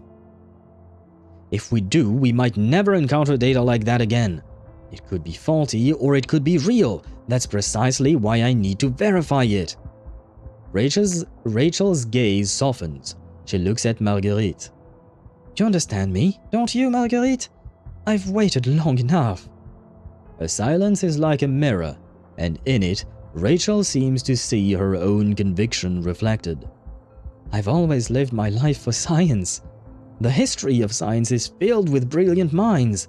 The modern world is built upon that history, and after centuries of ignorance, we finally separated myth from materialism. And then, the storm came. Everything reset to zero. Rachel lifts her head, looking out over the waves, making a final choice in her heart. All those geniuses, mathematicians, and physicists who dedicated their entire lives to discovering and defining the laws of the universe. What was all that for? Plato, Hypatia, Galileo, Darwin, brilliant minds that struggled against ignorance for the sake of The truth. history of science cannot be washed away by the storm. My life, every human life, I can't let that all be washed away by the storm. I must prove its every worth. I need to prove it still exists. I need to prove it all. But I understand what you're saying, but you need to be alive to... Please stop, Researcher Colwell. Respect my resolve as a scientist. Well, you're more suicidal than a scientist right now, so I can understand why she would speak up, but oh well. The words are sharp, there is no room for argument anymore. Is this really the choice you're going to make? Yes, it's my choice. It feels like the first real choice I've made since the first storm. this is my fated duty. Call it fate. Or maybe call it the deterministic ends of an uncaring universe. I don't care. It's my last chance to justify my life's work. Then I won't stop you. Wait! A surge of anguish detonates in Colwell's mind. She recalls Annie's face swallowed by shadow, and the familiarity terrifies her. Rachel, don't you think this is strange? The timing's too coincidental. Data can be fabricated. Instruments are temperable. All of this feels so unreal. Like someone else was guiding you towards a specific end. Someone whose name starts with L and ends with Lorentz Butterfly, maybe? Or someone whose name starts with Ma and ends with Marguerite. Just saying, you know. Where was I at? 608 base attack, 55 ER Skyward, and 665. Well, if that's the case, I think I answered myself. Yep, Tosh, I think you answered yourself indeed. With more ER. And with that, more ER, Skyward is better. Yep, I agree with Shadow Master there. Skyward does seem better indeed there. By the way, do I skill before Nicole's ult or after? Before. You should do it before, that way you can also catch the particles from her, what would you call that, from her skill. Rachel. So anyway, I started diving. And then I started dying then. Well, says Rachel, but I was replying to Dan. I think you got my point. What do you mean? Colwell, are you questioning my scientific integrity? Or are you accusing Marguerite? Don't be ridiculous. I don't know what happened between the two of you back in Cambridge, but I don't have time for this here. It's easy to accuse without evidence. No, Her tongue swells and trips. All she has is intuition, not evidence. I mean that we all know how desperate you are to show science alone is capable of explaining the storm. And now this opportunity, it feels too good to be true, too perfect. Enough! I appreciate your concern, but my decision is made. There is nothing more to say. I'm going to retrieve the probe. He's going to die. He is going to die. I called it. Oh wait, she's not dead yet. Marguerite. Marguerite quickens her pace to catch up. Dusk is falling as they walk side by side along the shore. There is no trace of the storm in the sea breeze yet, only the stillness of nature. That paper. Samplings of global and regional chaotic energy routes changes? You wrote it, didn't you? Marguerite stops walking. They hold each other's gaze for a brief moment. It had to be you. Only someone with a rare genius could have made those calculations. I wonder if anyone else in the world could have figured it out. No one would have expected you, of all people. But I saw it. Your statistical habits are identical. Small patterns in the way you structure data. It's a pity I never asked you to co-author it with me. I might have noticed sooner. Lorentz Butterfly is a beautiful pseudonym. I admire the symbolism.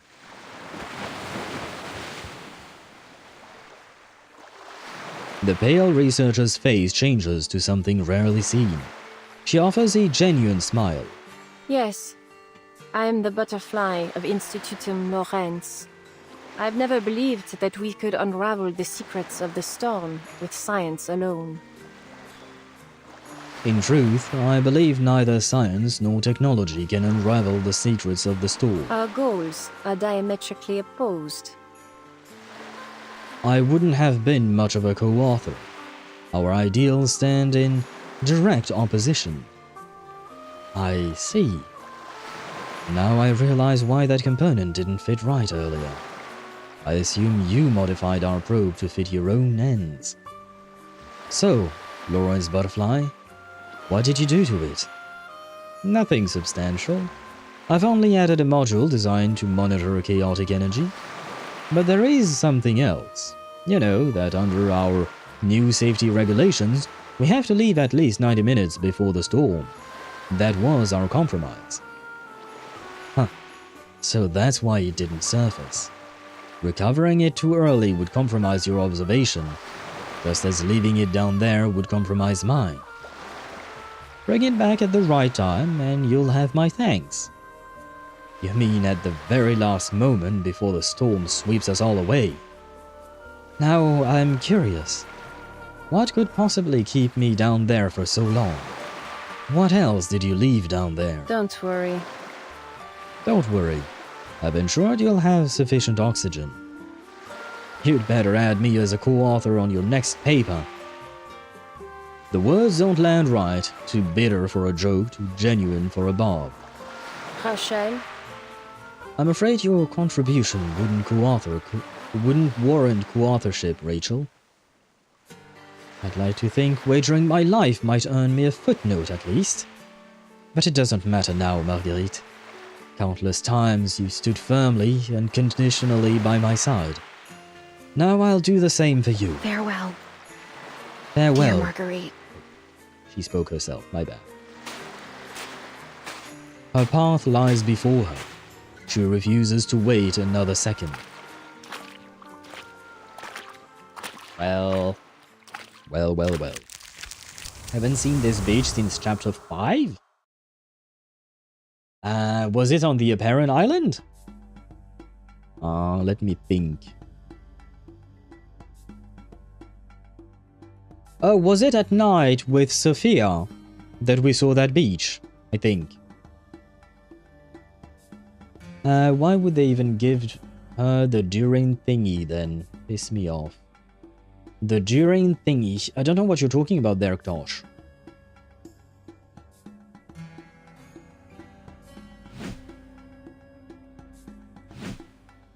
What? How is that? Yeah, I guess that works.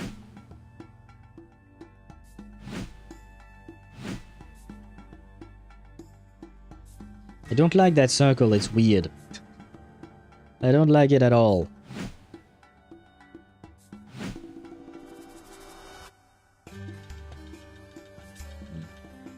Wait.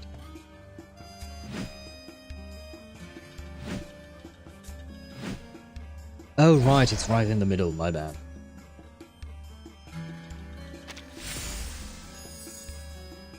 "37 and Sophia chatting, yes. When Sophia was crying over her deceased parents and 37 couldn't understand why. Yeah.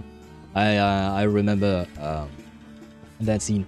Man, I wish we could see Sophia again. It's been a few minutes since we've seen her, you know. But I'm sure that at some point we will, right? Oh, I thought you meant Hexerai. Oh no, like he gets energy after using the skill, like.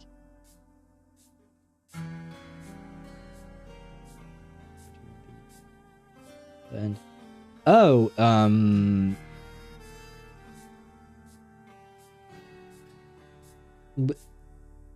confused. Why are you angry, Tosh? I'm confused. The preacher welcomes you? Well, I mean, it isn't. Dan, do you think we'll get a happy reunion between Sophia and 37? I know it's a dumb question. I already know the answer.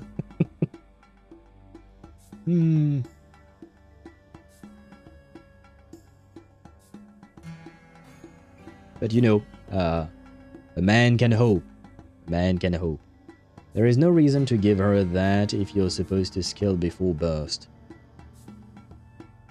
Well, it's just to ensure that you get her burst up for the next rotation, basically. Because, like, at the end of the day, it depends on your build.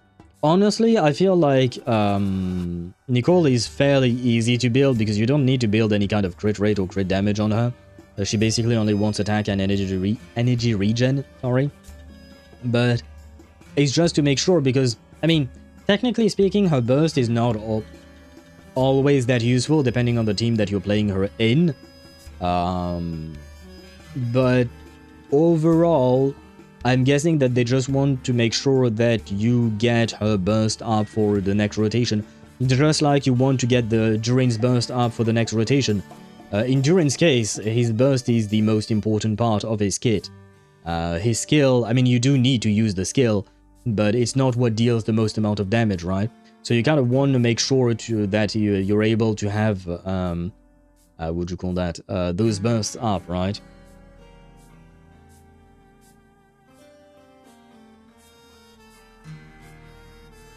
Okay, we are a bit early for ads, but I need to go to the restroom.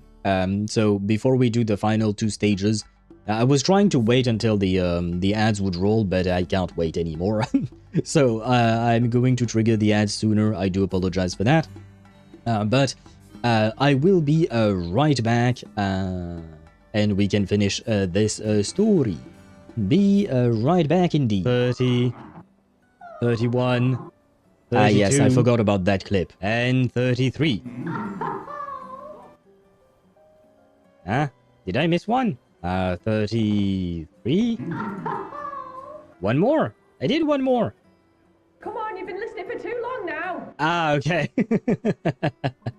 Made things more exciting at first, but now it's awkward. I'll give you this and you leave, okay? Just go do it together. Well, that's what I offered. I said that to Sophie, but she didn't reply. Should I... Wait, should I find familiar scratch? Might as well, right? Oh yeah! Oh, he has 5 HP. Oh. Wait, where are you going? You goddamn... It's like an ambush. You mother... Infiltration expertise. Adopt a new identity, changing your appearance. Oh. Can he change into Karlak and then I can have a threesome with 2 Karlaks? This is what I wanted to show you. Yes, mommy, indeed. This is just what I wanted to show you. Goddamn mother is hot. Yeah. You know what? This kind of... Holy shit. Hello, Chip. Chip woke up and rolled a 1. God damn. Oh, wow. That's, wow. Blimey, I need to slack for today. And I wasn't even playing, Baldur's Gate 3. Usually your bad luck happens when I play Baldur's Gate 3. And Chip woke up and chose violence, apparently. Yeah, but he chose violence against himself. Oh god, poor Chip. The game is very, very pretty. Alright, let's go. Oh. I'll accompany you there. Wait, girl, wow, what the fuck? See her again. Girl, stop running! Why are you running? What the fuck? Girl zoomed out. Like, you know, I specifically pressed her to walk and the girl just left me in the dust. I did not expect that. Why are you running? Yes, why are you running? I was thinking of that. And I guess she doesn't mind being upskirt. She has quite the... Oh yeah, she does. Well, I guess I guess she caught us. Kudos to the devs for having thought of that. I mean, I guess anyone who's ever played a video game would have thought of that. She hops off her horse and pulls a handful of oats from her saddlebag.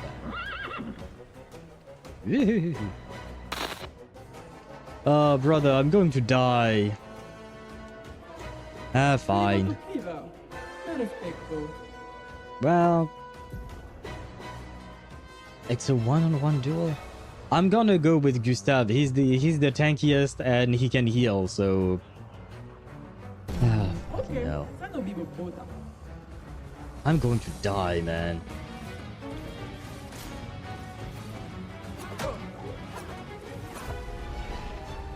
Okay. Yeah.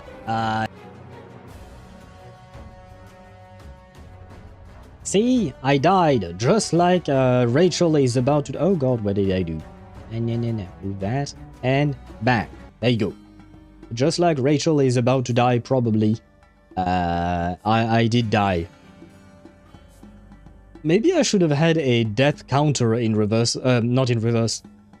Sorry, in Expedition 33. I should have implemented that. I didn't think about that.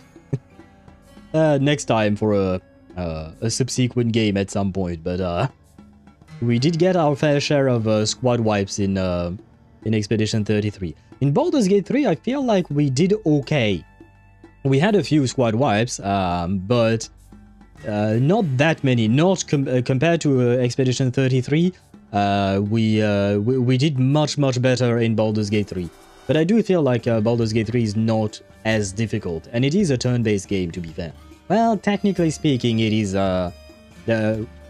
Expedition 33 is also a turn-based game. Well. I may die, but that's a sacrifice the stream is willing to take. Yeah, that's more or less my playthrough in Expedition 33. I do be dying a lot. Way too many times. Simon, I'm looking at you. A Lune death counter. Yeah, you know what? A Lune death counter would have been very funny to have. Maybe I should... Well, I won't do it just because it would take way too much time and it is very dumb. But part of me wants to go back to all of my streams and take a look and grab all the clips of Lune dying. Just because goddamn girl has died more times than anyone else combined, probably. My poor Lune. And it's always my favorite character, you know, who has to die like that. Why? Why is it that way? Not as difficult, says the one that every stream was pain and suffering mess until summons came to the picture. Oh, I wouldn't say that every stream was pain in Baldur's Gate 3. At least that's not the memory I have of it. Maybe I am biased because I mostly remember after we got all the summons and we got an army. That is a good point. I don't know. I didn't feel as much despair with Baldur's Gate 3 as I feel with Expedition 33. In terms of gameplay, I mean.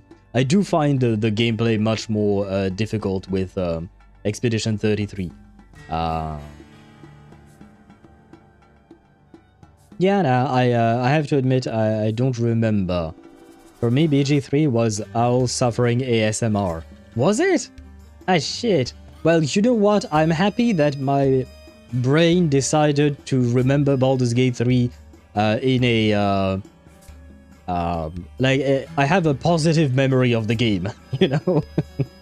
I'm happy that the game left me a positive memory until summons came into the picture. Okay, I'll take your word for it. I genuinely do not remember it like that. What level do you play in Baldur's Gate 3? Do you mean like the difficulty? I played the normal difficulty. I always play my games in normal difficulty because, well, I want the normal experience of the game. I'm not one to try and suffer through higher difficulty modes. I'm willing to try out higher difficulty modes just once out of curiosity, but I don't want to do a full playthrough of higher difficulty mode because that's just not what brings me joy. That does not spark joy. At least not for me. I understand that some other people might want that, but for me it's not. If you ever try hard, you'll understand. I don't want to. I don't want to. For me, I don't see the point because it doesn't... Again, I've always said video games are meant to spark joy. They're meant to bring you entertainment and fun. If I'm not having fun and if I just feel pain, it's not... I don't see the point and I'm not going to do it, basically. Next playthrough without summons. Well, part of me wanted to do the next playthrough with only summons. Like, all 4 of my characters would have, would be druids, and we would have an army. We wouldn't have a healer, though, but it would be an entire army. That was one thought. Another thought was a completely different thing, and I don't know yet what kind of playthrough or what kind of builds we'll have. We'll have to wait and see. I'm still thinking about it, but I kind of want to try something completely different from what we've been doing with the muscle mage, right? But I just don't know what yet. We'll see. We'll see how I decide to go there. I might, what do you call that? I might put up a poll. I've mentioned that before. But since we're not going to go through Baldur's Gate 3 again anytime soon, because we're not done with Expedition 33, and I do want to go through Cyberpunk 2077 before that, but we'll come back to Baldur's Gate 3 at some point. It's just that before we come back to it, I will probably put up a poll with different ideas, and ideally I would want to use the what do you call that? The Twitch extension a bit more. Unfortunately, there is no such thing for YouTube, so I can't really do much of it. I am not going to code a YouTube extension. I can't do that. I don't know how to do that. But I would like to use the Twitch extension a bit more to ask chat for their advice on which dialogue line to go with, etc. Like, I wanted my first playthrough to be my own, right? But a subsequent playthrough can be a more shared experience where chat can choose things as well, and it can be a bit more chaotic. Well, I'm lately having a lot of fun in Sniper Elite 5 invading others. When you say invading others, does that mean like there is some kind of online gameplay mode or something? Like you can go into other people's worlds and kill them or something like that? Because I've never played Sniper Elite V5. I think I might have tried out the 3rd installment of the game, maybe. I have vague memories about it.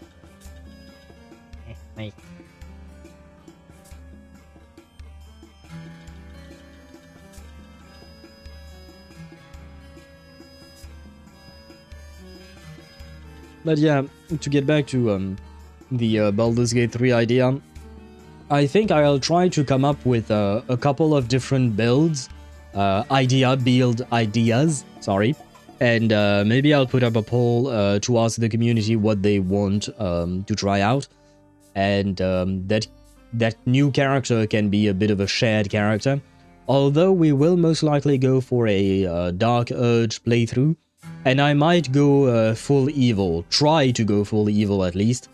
Except I'm not really good at being evil. It's really not my cup of tea. But it could be interesting. Maybe I can, you know, learn to become an actor through role-playing as an evil character. Well, an amateur actor. Stage 7. The Hidden Scar.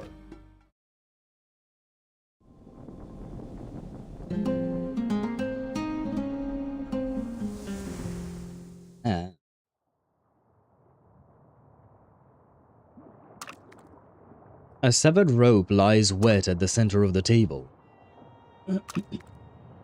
Sorry. It once tethered Rachel's diving suit. Caldwell's every suspicion proven true, and now she sits on a desolate island with the accused. I don't understand why she did it. It was suicide. Marguerite looks over to her without expression. She was prepared to sacrifice herself for her research. In this era, where the storm has stripped science down of its meaning, it was her last stand for reason over chaos. Why would you think of stopping her? She dies because of this. It will be the end of everything. No future, no possibility, nothing. Was Annie's accident like this as well? Does it matter? Would you want to hear the answer, even if it might destroy you? Yes. Of course. This isn't the first time you've implied there is more to her accident. Speak plainly. Have I made any implications? Or have you just been trying to read suspicion into my answers? You want Annie's death to be something other than an accident. You want a culprit to hold responsible. When it comes to Annie, you've never asked me for the truth. Colwall clenches her fists. Sorry. Oh, forgive me. I finally remembered what else happened that day. That day in late October 1987. The day Annie came to see me. The turning point, as you call it. She pauses, smiling, waiting for Colwall to ask. What happened? She lets the question hang in the air. Then, as if to toy with her, answers with a question of her own. Do you remember how I correctly predicted that you were coming to Laplace? You said you saw the dispatch list on Simone's desk. A designation was on it. I'd used that alias to publish a few pieces in the Cambridge student papers. Your memory serves you well. Maybe you remember all the trouble Annie had after those scandals involving her family's business became public. She said her parents' business dealings were just the beginning. They were walking on thin ice with the law and with the tabloids. She wouldn't dare comment on anything political at school or even the slightest bit controversial. So she stayed quiet, anything to stay under the radar. Now that I think about it, that month must have been a significant time for you as well. I remember. I recall that was the first time the name Colwall appeared in the campus papers. Flashback? Probably flashback. Yeah, the mode is called Axis Invasion. The other person in the main is the main character going through a mission in the campaign, and you're the sniper Jaeger on the side of the Germans.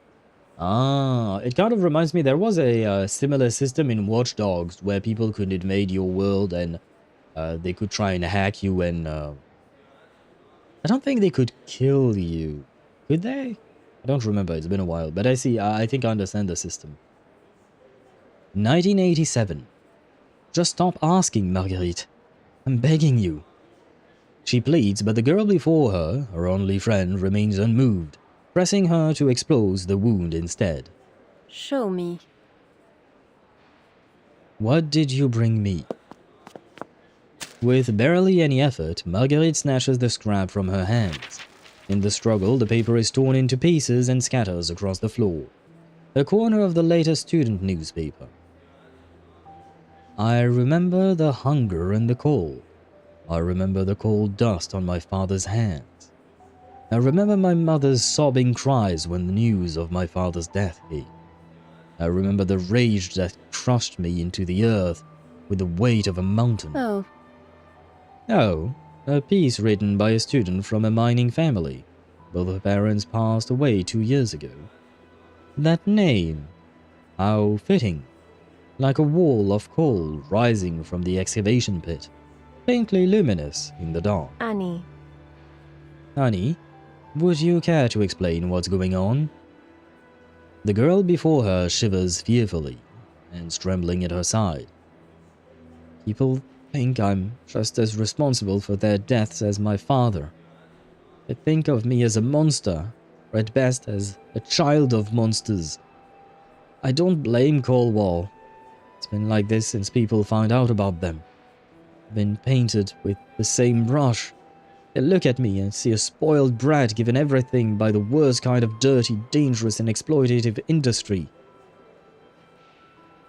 All this article did was give them an excuse to unleash their hatred. It doesn't change anything. I don't know what to do. Marguerite, I'm not sure I blame them. But I didn't choose my family any more than they chose theirs. No one chooses their circumstances. I saw Cornwall today. I don't think she even noticed me as I walked by. Those were precious lives, all lost before my eyes. Seeing her, knowing what she's been through, I don't feel like I deserve anything that I have here. Can't look at her without feeling like I was the one who let her father die and killed her mother with all that grief and pain. She had to fight for a full scholarship, just for a chance to stand on equal footing with me. So maybe I deserve all that scorn. Maybe that's just what I get for benefiting from her pain. Her trembling hands slow with exhaustion. I'm sorry, Marguerite. I shouldn't have troubled you with any of this. You must think I'm being ridiculous. I should go. I should never have bothered you in the first place. She turns and slinks away, looking as pale as a phantom.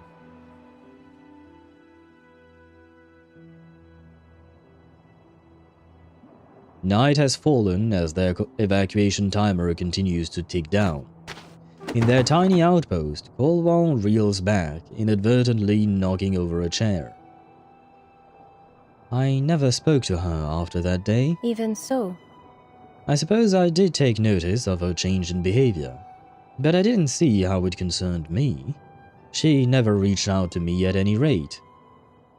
Annie. She was sweet, really.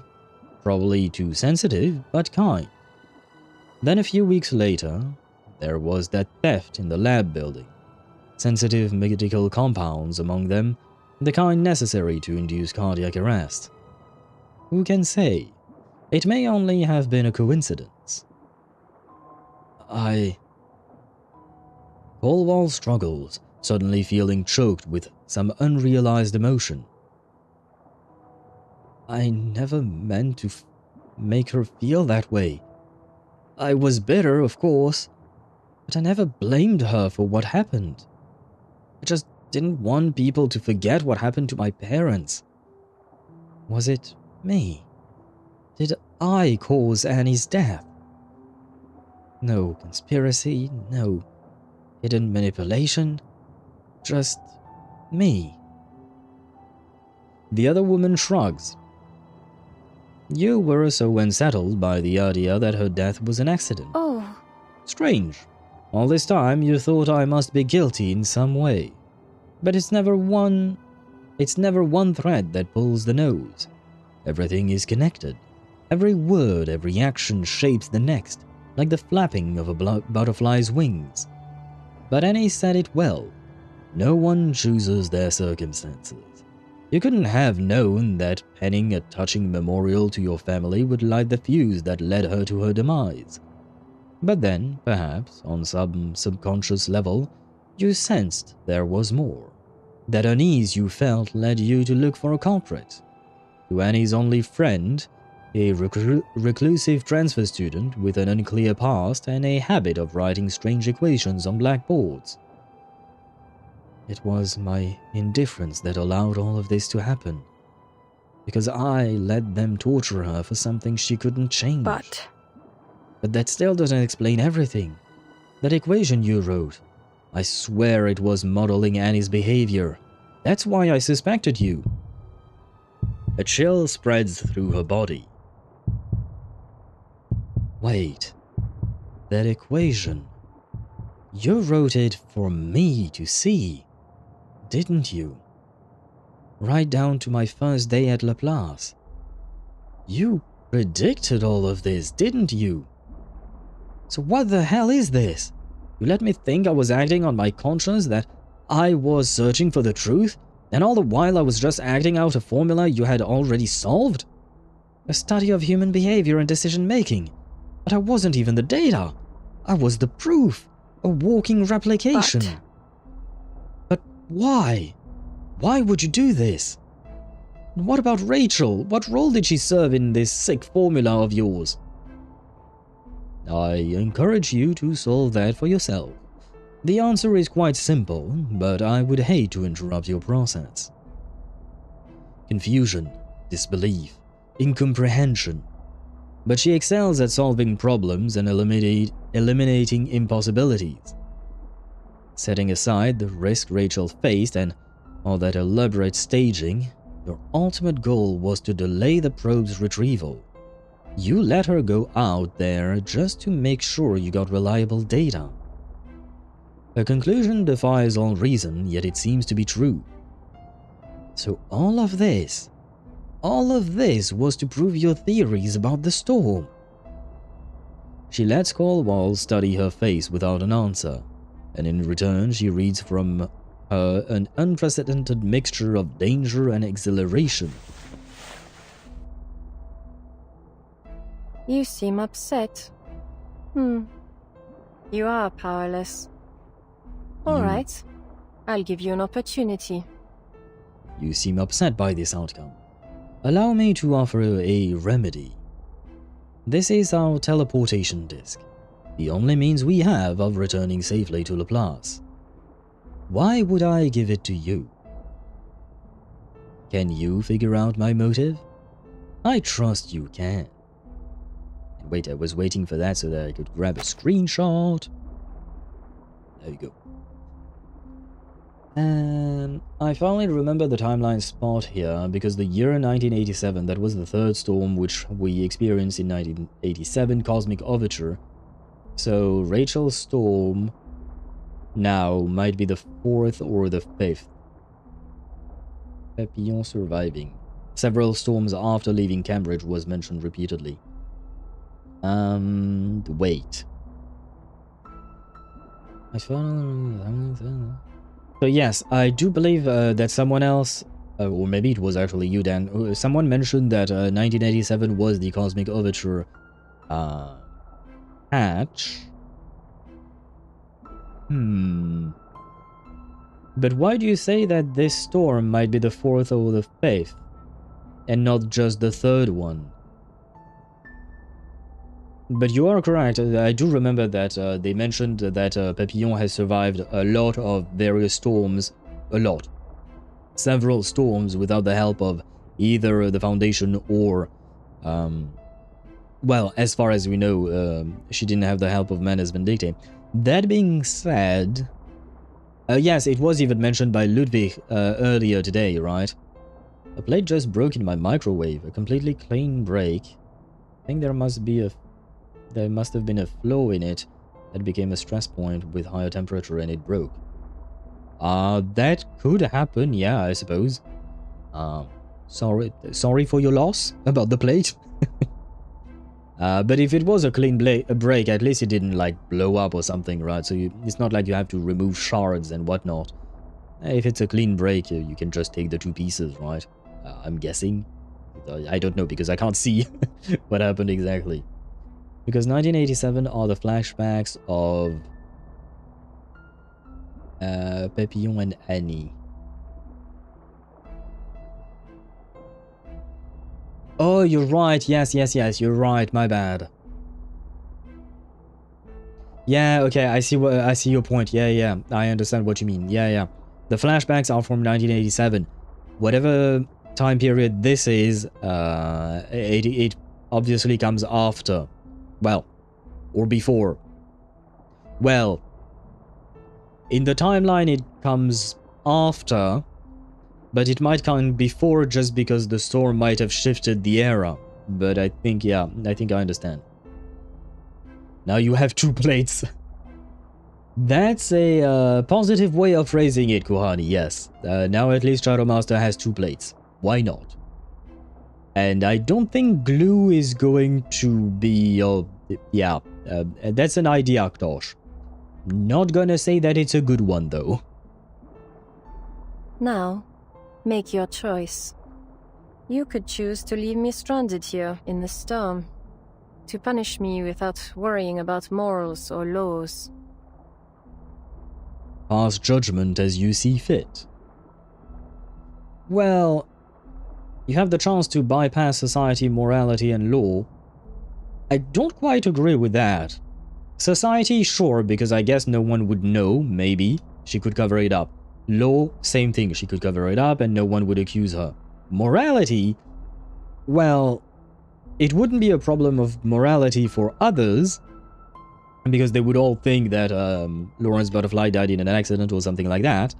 But it might be a problem of morality for her, like maybe her consciousness or conscience, sorry, wouldn't be happy about leaving someone to die, right? Even if they kind of deserve it, maybe. Because at the end of the day, my personal take on everything here, even though it's not said explicitly, the way I understand it is that Lorentz Butterfly truly is the actual reason why Annie died and why Rachel went the way she did. Like, feels like I missed an important plot point. She's Lorentz again now? Oh, you're right, I didn't notice that, but Rachel was the one who discovered that Marguerite was Lorentz Butterfly, right?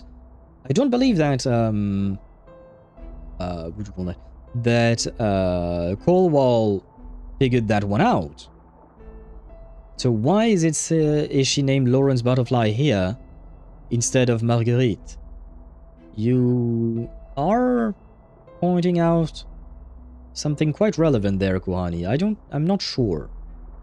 They found her out because of the paper she wrote earlier. Yeah, but that was Rachel who was talking on the beach, right? When Rachel was about to go into the water. I don't know that Colwall was there with them. I guess maybe she was, but she didn't say anything because they didn't mention her at all when they were walking on the beach. So that's the part where I'm a bit confused, because I thought only Rachel and Marguerite were together then. Maybe she was in the area? Yeah, I guess so. Yeah, that's the... Yeah, I guess so. Overheard it somehow. Yeah. Yeah, I have no other explanation, honestly. Unmasking of the string puller? Yeah, but what does Lorentz Butterfly would have to do with the pulling of strings? Because as far as we know, Lorentz Butterfly, the name, is just the name of a researcher, right, who published a bunch of papers. So I feel like Shadowmaster's possibility of Colwall being in proximity to Rachel and Marguerite when they had that conversation, it makes more sense, I would say. Slightly confused. Well, maybe we'll get more of an answer afterwards. Pretty sure Colwall was waiting for Marguerite at the station. Well, that's what I thought as well, Dan. That's what I originally thought. But then why would we have Lorentz Butterfly written here, right? And Shadowmaster's explanation does make sense. So yeah. Unsure. Well, she was trying to stop the diver girl. Yeah, but I kind of understood it the same way as Dan, as in like diver girl Rachel said my decision is final, I'm going, and she left, and Colwall just stayed there. That's how I understood it, at least. But I guess I misunderstood. And Deidara, welcome to Twitch's side. I could see the writers using this shift in name to focus audience attention on Butterfly's perspective. That could be a way as well. That's not... you know what? That's not a bad explanation either. Similar to those times when native language speakers would switch back to English, like the chat between Enigma and Ludwig. Yeah, I could see that as well. Why not? I can't say one way or the other which one is the right course of event, but both explanation makes sense. Or allow me to return safely to Laplace with you and see whether your hypothesis is correct. You're completely insane. A monster impossible to comprehend. What will you do? Leave her ass. I'm just kidding.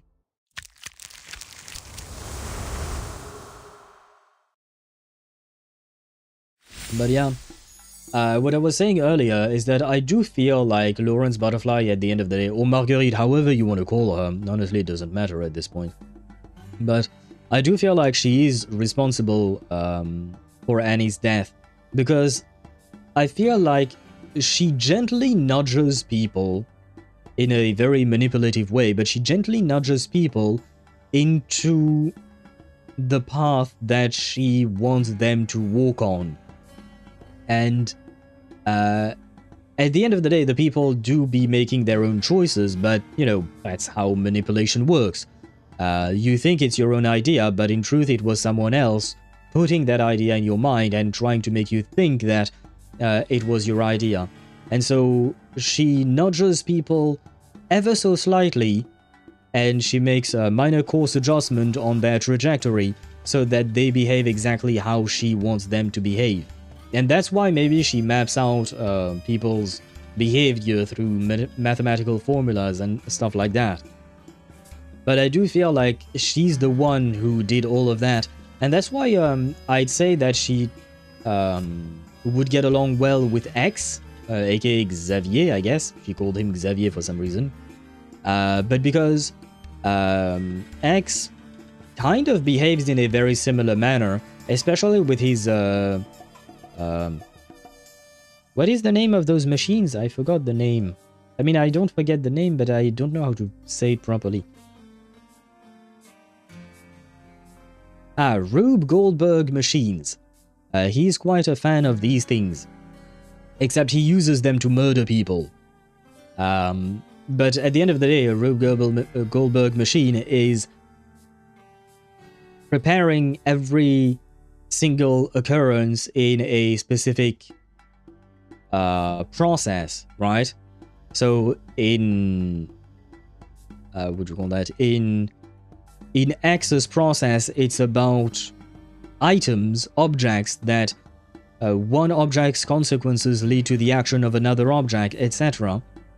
Whereas in Marguerite's case, it's more about people. One person, she will influence one person so that person can influence another, and then she'll influence the other person and she will attempt to try to get the outcome she wants.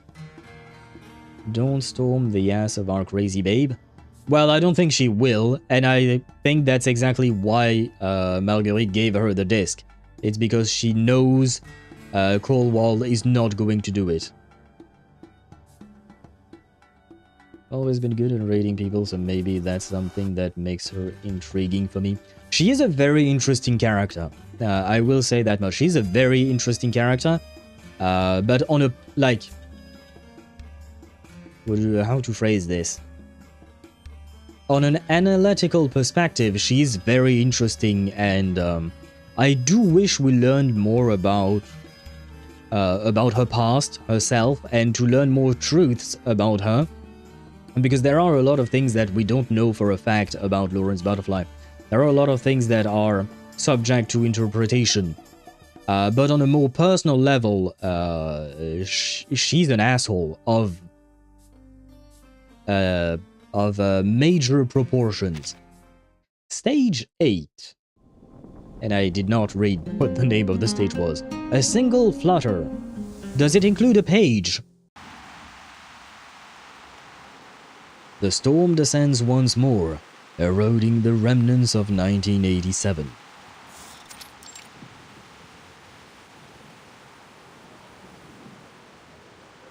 Inside the Laplace Scientific Computing Center, some researchers pause their work and stare at the absurd, distorted world outside. Others move faster, seizing the rare window to conduct experiments.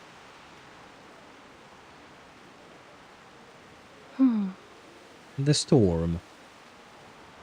She casts a detached glance at the others and continues, not once breaking her stride.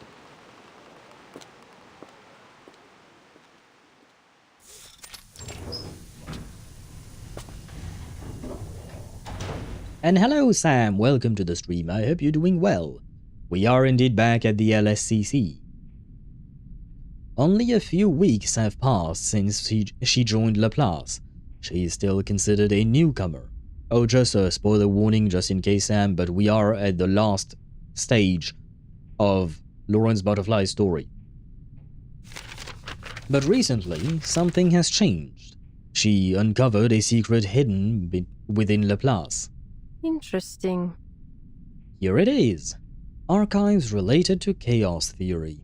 The contacts are riddled with errors, almost comically deliberate and unlikely to draw anyone's attention. Yet, why hide an elegant riddle here? It stands in stark contrast to this file's mediocrity. Who could possibly decipher such a riddle, especially without any real grounding in chaos theory? Only someone utterly bored with everything Laplace has to offer. Is this Enigma's office? Because I do remember Enigma's office being extremely messy. Although I think Ludwig, his office was also quite messy, I think.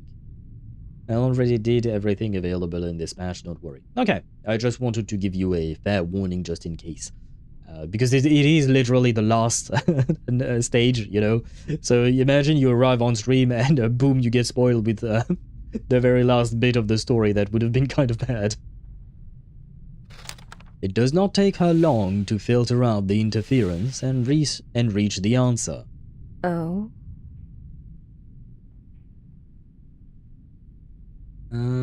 It's just a generally used room background. So honestly, can't tell whether if it's whose room it is. Yeah, no, I know it's a room that has been used before. But is it always this messy? Because I feel like there is a version of this room that is not as messy. But the messy version is definitely being used for Enigma, that I'm sure of. But I don't quite remember. I think there might be a different room that was not so messy. Well, same room, like same CG, but with less clutter, I think.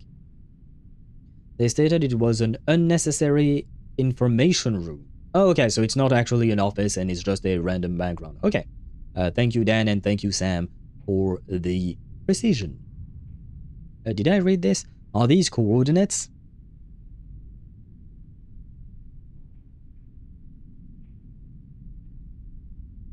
She invokes an arcane skill, attempting to contact a faraway place. Whispered words speak. The first thing to emerge from the other end is a fragrance... Samsung's on Twitch says Laplace Scientific Computing Center. Yes. I don't know why you use the TTS to say that. That is where we are, yes. It's a shame that place names aren't recorded in the dialogue records. Maybe we should bring that up in the next survey. Why not? Why not? That is a good point. Because we don't really know, like if you go back in the dialogue, you can't see, it's not written indeed. Why not? That could be a good point to bring up in the survey. Especially because I don't think it would really be something extremely difficult to bring about, right? The first thing to emerge from the other end is a fragrance steeped in the scent of tears.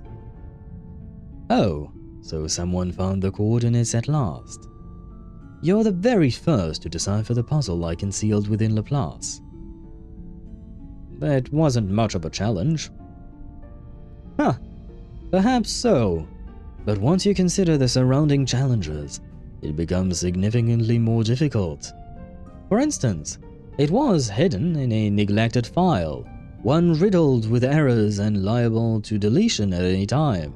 And chaos theory stands in direct opposition to Laplace's doctrine. So, who exactly are you, madam? My name and identity are irrelevant. I have lived a very long time, and such labels no longer matter to me. I am no longer within Laplace Scientific Computing Center, nor am I under the Foundation's jurisdiction. I left those coordinates to invite you into a secret society hidden within Laplace, Institutum Lorentz. Tell me, dear, would you like to find the very first butterfly that caused the storm to fall? Who's that? Laplace Rehabilitation Center. Who was that? It was definitely not Arcana, that's for sure. Though I wish it was, but it's definitely not her. I guess maybe it's just an unnamed character for now. We haven't met them yet. Laplace Scientific Computing Center is a very funny phrase to say, I guess. Very well. Is the lady who talks to us during the voice interaction.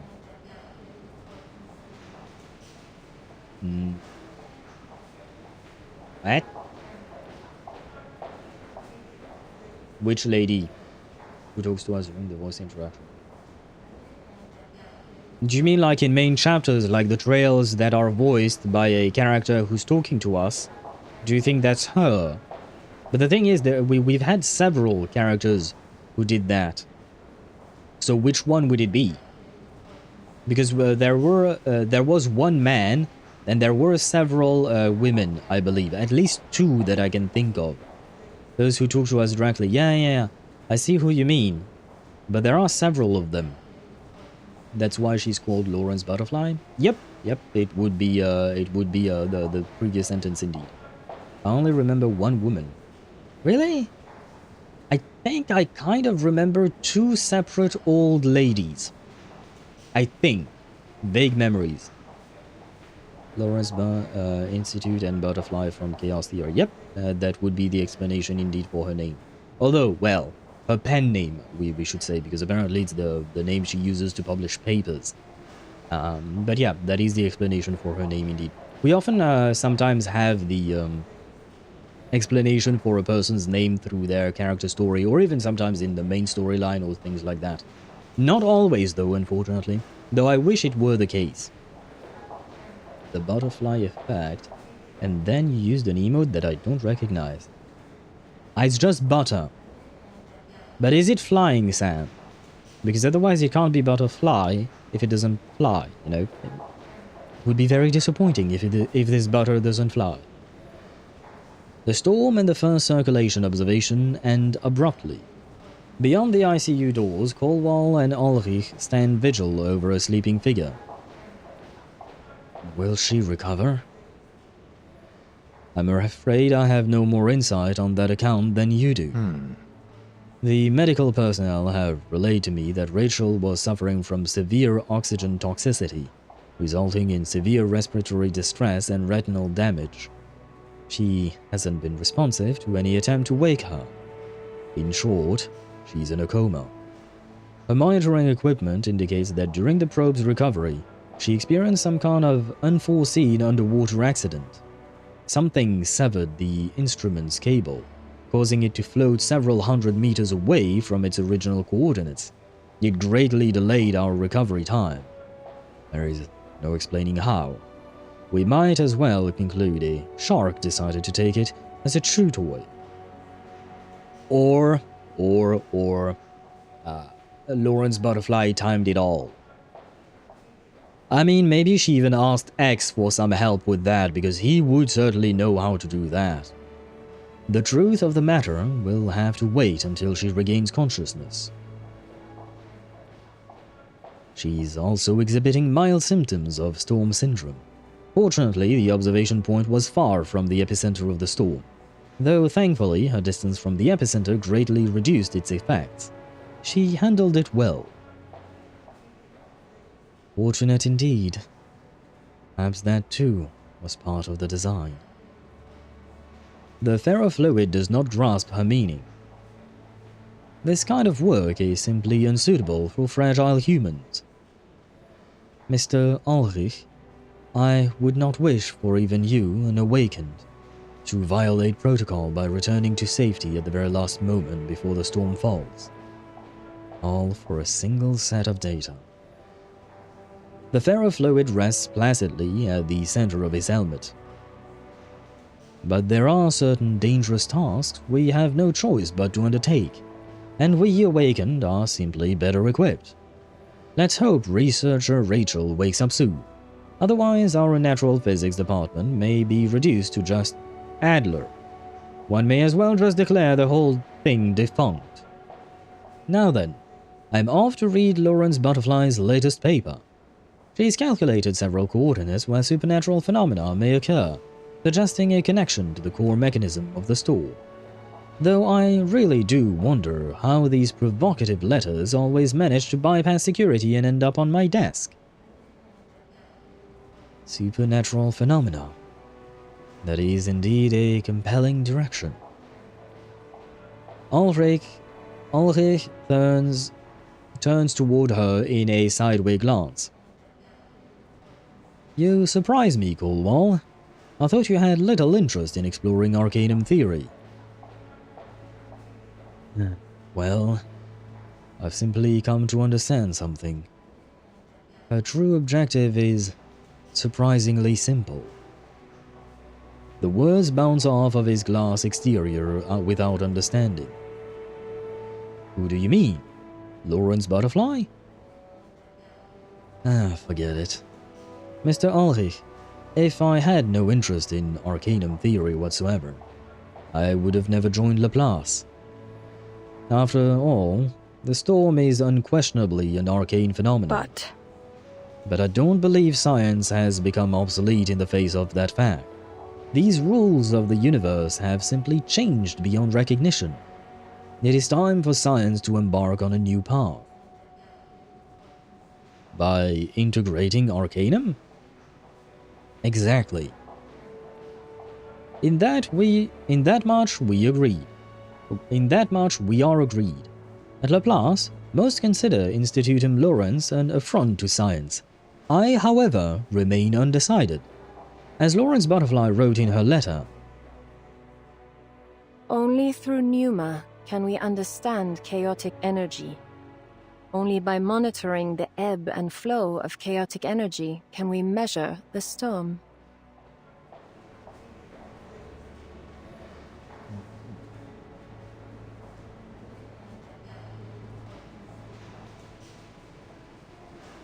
Oh god, wait.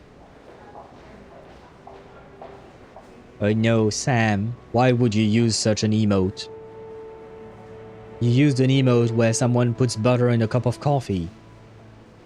I have lost all of my respect for you. I'm just kidding. You do whatever you want with that. People in Laplace, you do whatever you want with your coffee is what I meant. People in Laplace always have such a unique code name. And then there is Lucy. Hey, don't slander my Lucy, okay? Lucy is great. We love Lucy. And we should appreciate her sacrifice. Because without her, we wouldn't have an equilibrium umbrella. Cheese on chocolate. Ah, my god, cheese on chocolate. Ah, no. I've lost even more respect for you, Deidara. But I do remember our conversation from back then. And I had already lost some of my respect for you back then, and I'm losing it again today. Because you're mentioning it again. Only now I realize that she did the exact same thing as Anil, placing her competition in a situation where they would lose from killing her. Yes, and I guess that is why they, not got along, but they managed to work together, you know? And, why they came to an understanding, because at the end of the day, they behave in very, similar fashion, right? The ever so innocent looking Marguerite. I would marry Colwall. Wait, do you mean you would marry Colwall, or do you mean Marguerite would marry Colwall? Because I don't think Marguerite would marry anyone, really. Two black things talking to each other, meaning ferrofluid and coal. True that, I suppose, yes. Although in one case it's actual ferrofluid, in the other case it's just a name. And Kuhani says he can see that working when talking about cheese on chocolate. Why? Why? No. No, please put some respect on my cheese. Put some respect on cheese, man. I'm just kidding once again. If that suits your palate, please go ahead. And you meant yourself, Sam, you want to marry Cornwall. Why not? Earlier I was asking, who's this cutie and when is she becoming playable? But I'm gonna take a wild guess and she's not going to become playable whatsoever. Chocolate on white cheese should be fine. Not for me. I do no, not for me. But like I said, everyone has different tastes, but I would never put chocolate and cheese together. Sweet cheese. There are some cheeses that are on the relatively sweeter sides. Why not? I tried. I was surprised when I first enjoyed fried ice cream in Poland. Fried ice cream? Or do you mean ice cream with fries? Because how do you fry ice cream itself? Like, do you take... Because if you... Fried snow. So what, you take a ball of snow and you put it in a frying pan with a lot of oil? Blue cheese on gingerbread cookies, amazing. I dislike blue cheese in the first place, personally. So I wouldn't put it anywhere, much less gingerbread cookies specifically. You cannot... You coat the ice in cornflakes, says Gamer. Yes. And by the way, hello Gamer, welcome to the stream. I hope you're doing well. I mean like cottage cheese with chocolate.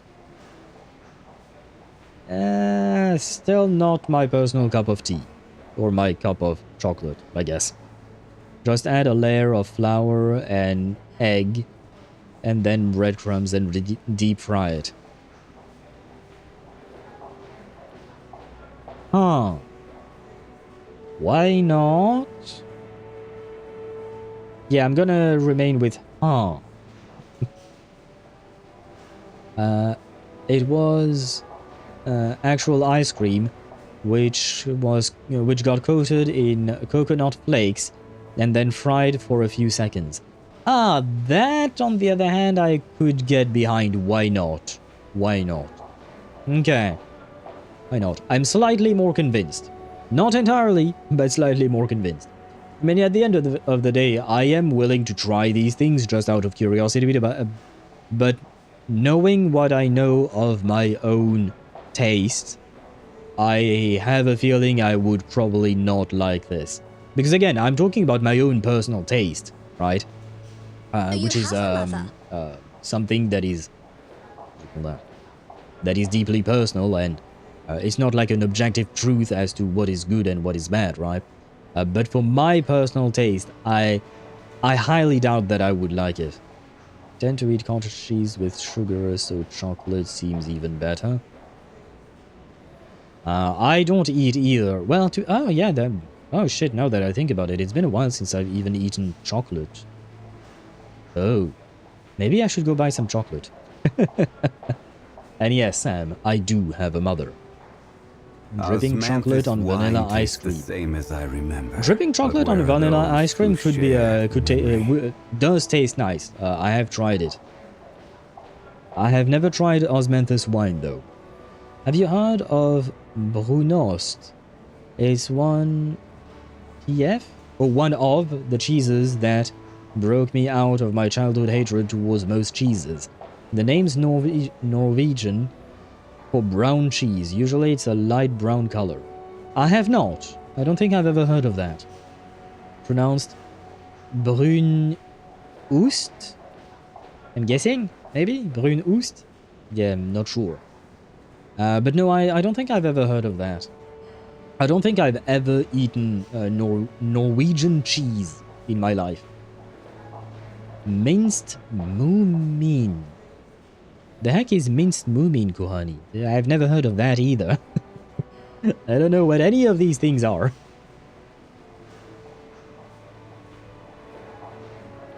Cottage cheese. Is it like just a different way of saying cottage cheese? Or is it like a brand or a different subtype or something? And Dan said not moomin, That's a cartoon icon from Finland. Oh. Oh, wait, so... Now I'm even more confused. Oh god, you guys are confusing me even more and more. Noodles with chicken and mushroom broth. That to me sounds fine. And I probably have eaten some before. Most likely. At least it rings a bell. I don't entirely understand her methodology, but it may yet reveal the truth of our world. I'm curious about this Lorentz Butterfly. What sort of person do you think she is? Colwall gazes at her sleeping companion beyond the glass in quiet contemplation. A genius, unbound by rules or limitations. I thought she was going to continue yapping, but no. A genius, one unconstrained by rules, norms, maybe even basic manners. But a genius, that much no one can deny. That is true. Despite how much I dislike her personality, I don't deny how smart Lorentz Butterfly is. And there you go. We have finished the story. And I do believe we have done everything, right? Yes, we did do the... what do you call that? The survey. Num. I did find this interesting as a story. And it pushed the detail a bit further into how much of a manipulator Lorentz Butterfly is. And once again, as I've said before, I do like the fact that the game gives us these kinds of complex characters, because I'm not trying to throw shades at other games, so I shall not name these other games, but I have grown slightly tired of games giving us cutesy characters all the time. Too many cute characters, cute waifus basically is what they tend to give us. And it's nice and all, but at some point, you know, I kind of grow tired of that. Mention it, do it, says Deidra. I'm thinking about Genshin. I'm thinking about Genshin and specifically Colombina. I'm thinking about specifically Colombina. She's cute and all that, but man, I wished so much that they kept her as some kind of scary lady. The way Tartaglia described her, the way she was portrayed in the Winter Night Lazzo trailer, and whatnot. I so wish they had kept that, because we don't have enough of those kinds of characters. I guess they released Lohan now. I haven't done his story quest, but he seems unhinged, and I welcome that that unhinged side, which I do find quite interesting. But we got Nefer. I don't feel like Nefer is as scary as Colombina would have been, had she stayed in that way that they were describing her. We have Father, that is true, but what I'm saying is that we don't have enough of those. Well, not just like that, but you know, different types of characters. We have a few exceptions like Father, and that is a good example, Charamasta. But I do feel like I personally would want more diversity in terms of personality. Because, like, there are so many cutesy type characters in Genshin. At some point it becomes obnoxious how cute everyone is supposed to be. Well, again, not everyone, but there are a handful of exceptions like Lowen, Father. Tartaglia is a bit unhinged as well, in a way. But yeah, too many cute characters that drop out of nowhere, and I just wish we had more scary characters in there. She will sell you for a piece of information if you are not the traveler. Do you mean Nefer? I think she has a good heart. She portrays herself as being ruthless, but I think at the end of the day she does have a good heart. For not saying... for saying she's not scary. Well, you kind of proved my point, Shadowmaster, because I used the images from the game when she actually bonked, what do you call that, Sandrone. And you can see she just says bonk, right? So it kind of proves my point of how non-scary Bina is. So yeah, well, it is what it is, right? I mean, Genshin is built upon a team that started off as enthusiastic otakus. Yes. Yeah, but see, the thing is, I mean, I don't mind if they're enthusiastic or unenthusiastic otakus that save the world or not. But like, there are some games where all the characters are cute all the time, right? And I don't mind that. Oh wait, and Shadowmaster has been abonked. Shadowmaster, who has been abonked 2 times. Oh shit, because you wrote something after my name, it didn't understand and it took and it bonked you, Shadowmaster. I just realized that. Well, there are limitations to the way the bot works. Linnea, kind of scary though. Linnea is exactly one of the examples I had of characters that was way too cute. And she's adorable, don't get me wrong, I do like her well enough, she's cute. But yeah, Linnea is exactly the type of character that I was thinking of. Another character I quite enjoyed was Zibai, because she wasn't that cutie patootie, right? She was slightly scarier and a bit weird. She definitely reminded me a lot of Ishwan, and not just because of the character design. Those grey characters or anti-heroes can really drive a good story. Not sure if I mentioned it here, but I still remember another game character whose introduction was killing his boss and employees after being fired. Who was that? Because I don't think I remember that. But who are you talking about, and what game are you talking about then? Because that's dark, for one, and there is probably another better term that I can't think of.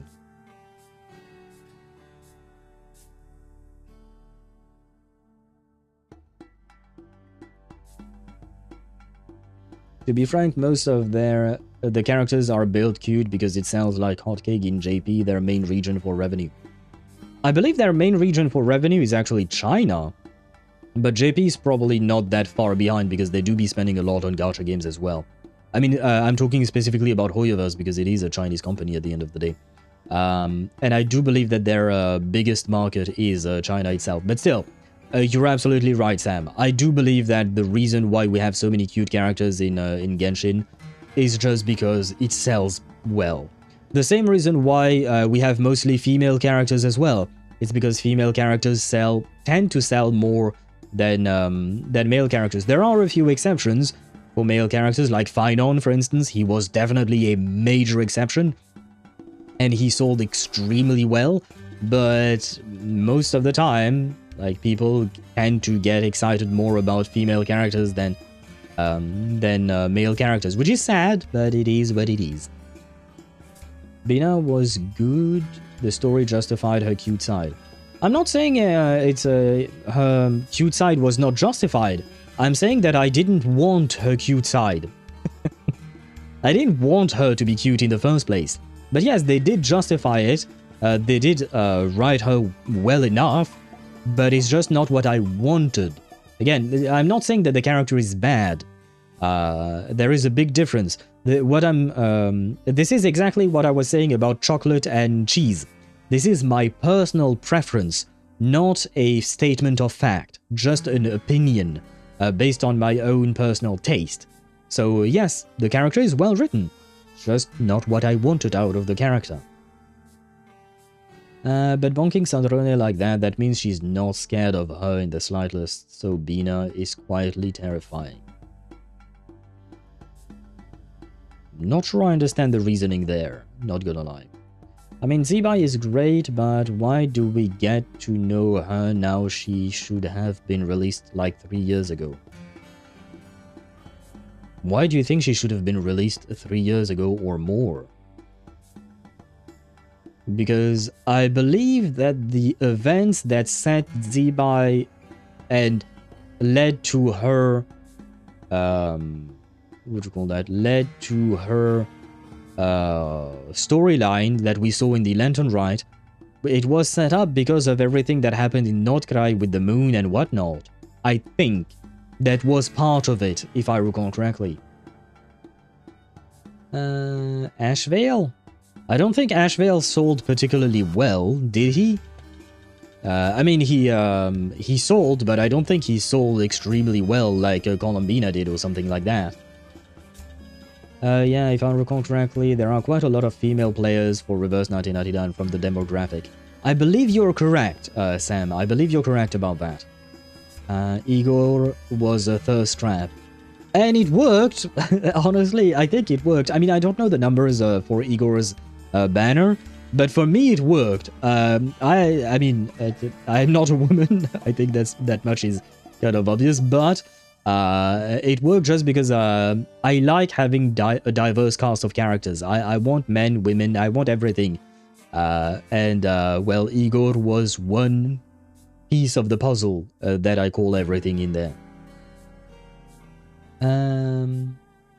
A shade character named Yakumo in the game Another Eden. He really broke the mold because most characters there either stay or become unapologetically heroic.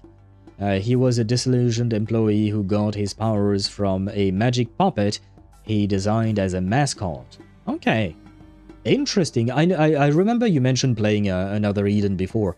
And I've never played that, so I've no idea. But it is interesting, see?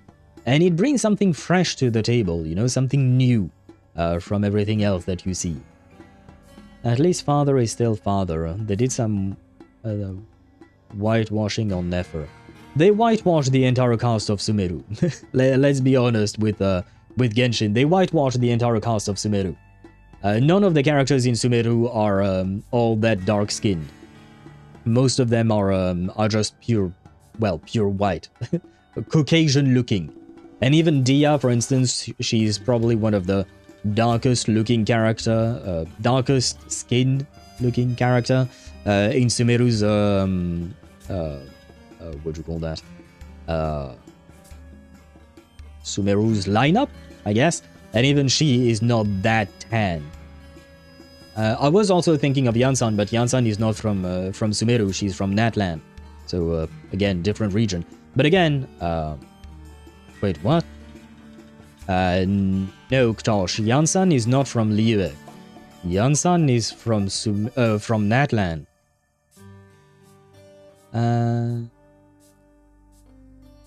Shade is one of the playable elements. They tend to hurt themselves to deal more damage. I see. Interesting. I mean, it would make sense for the character that you've described, that he would use that kind of element.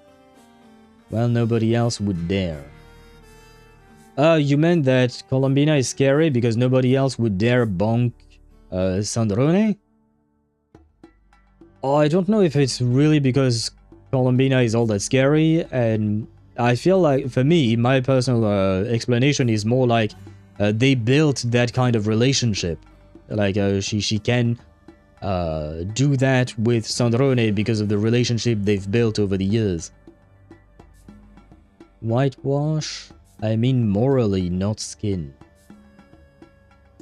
Oh, I don't think that you can use whitewash in that context, I think. I think whitewash has a very specific meaning, but I could be wrong. But anyway, okay, if you meant morally speaking, or yeah, like I said, she kind of has a good heart at the end of the day. But like, was it always intended to be that way, or did they just decide to do that because they thought it would sell better? I honestly don't know. Sorry then. Oh, don't apologize, Data. As far as I know, that word is supposed to be used in a very specific context, but I could be wrong. I'm speaking from a place of doubt. Yao Yao is from Liyue. Yao Yao is from Liyue indeed. But Yao Yao is... Well, I will say again, I've said it on a previous stream, but I do find Yao Yao's friendship with Chi Chi to be very endearing. The way she constantly tries to include Chi-Chi in her activities, whether it was in the event of the mini Hexen Circle, you know, with Klee, or I stumbled upon an anecdote between the two of them. Their friendship is very adorable and endearing. Hope you got time to do Lowen's story. We'll see. We'll see, because we have a lot on our plate, not gonna lie. Because right now we finished, finally, Reverse 1999. Part of me wanted to do the anecdote. Has it come out yet? Ah, yes, it has. Yeah, I still have 8 days for this. I don't know if I'll be able to do it on stream. I might do a Centurion story on a video, maybe, then. Because I don't think we'll have time for it on stream.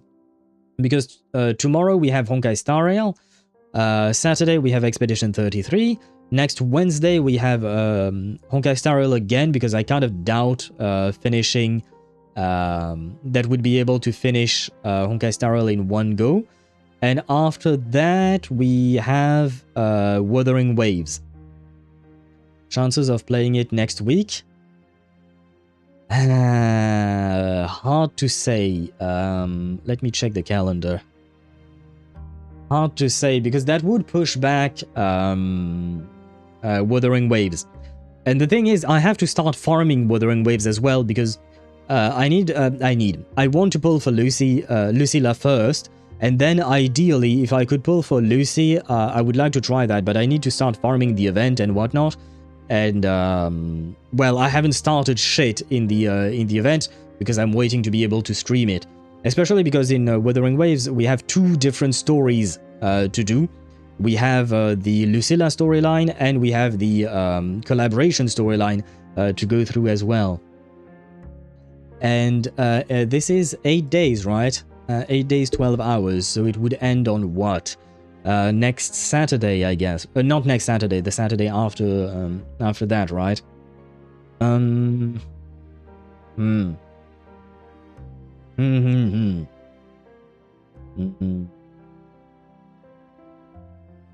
wondering.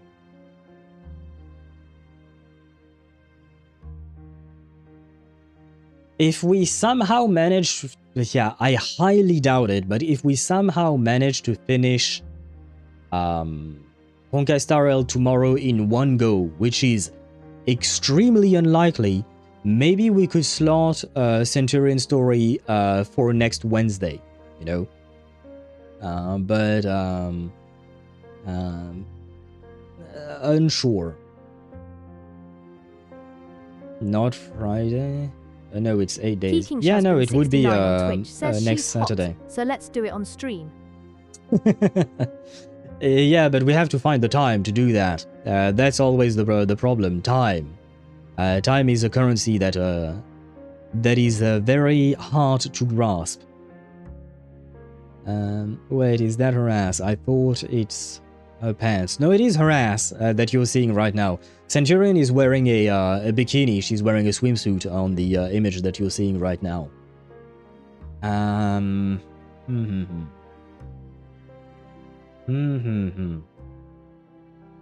So wait, Honkai Star Rail?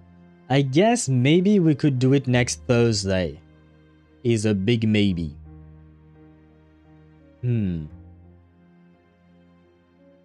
Because wait, that would be... Yeah, Honkai Star Rail on Friday and Wednesday. And then we would start... you know what? That could work out. That could work out. We can do... tomorrow Honkai Star Rail, Saturday 13th, Expedition 33. Wednesday the 17th, Honkai Star Rail, we finish it. Thursday the 18th, so next week, Centurion, and then we start Wuthering Waves, and we try to do Lucilla's story quest in one go on Friday. That could be achievable because it's a segue quest, and then on Saturday the 20th, we start the collaboration of Cyberpunk 2077. That could work, and then on Sunday 21st, we finish Expedition 33 story. We could do something along those lines. Yeah. I think that could work. And then the week after that, we'll probably finish the storyline for the collaboration and we can start Zenless Zone Zero. We might be able to. We might be able to slot in Centurion's anecdote. Maybe. It could be. I will keep you updated with the, what do you call that? With the schedule. As always, on Mondays I will post the schedule for the upcoming week. But I think we might be able to slot it in on next Thursday. Halfway done with it anyway. I'm considering finishing it tonight, then giving Path to Nowhere another chance this weekend. If I don't get my account back, losing 1 month of progress ain't too bad. For a good story. Wait, you lost your account on Path to Nowhere, Dan? What happened? Slap it even if you died. God damn it, Daedra. And Shadowmaster said smash. Understandable. I mean, she is hot. Centurion, I mean. Where is she? Centurion? Do I have a portrait on her? Ah, there she is. Oh yeah, I do have a portrait on her. Oh, have faith. Take a seat. Don't stand on ceremony. But yeah, she is hot indeed. I wish she had more skins. But she is very hot, so understandable. Smash indeed. Not sure if I did or did not lose said account. I'll find out soon. Good luck, Dan. I hope that you didn't lose your account. That would kind of feel bad. But I suppose if it's just a 1 month account, could be worse, right? If it was an account that you had played on for years and years, that would have been more of a problem, right? But hopefully still you didn't lose that. Not as much physics simulation in this game. No. This game is very tame in terms of fan service. We do have huge boobs. We've talked about them before, such as where is she? We saw her before. Ah, Miss Moisson. Hello, Chilemanien. Where we do have her, right? But there is no boobs physics that is completely outrageous, like you would see in Zenless Zone Zero or well, even Wuthering Waves. Well, Wuthering Waves has toned down a bit the boobs physics, a bit, but yeah, no, Reverse is not much in terms of fan service. Which is honestly a nice thing, because most gacha games tend to have a lot of fan service.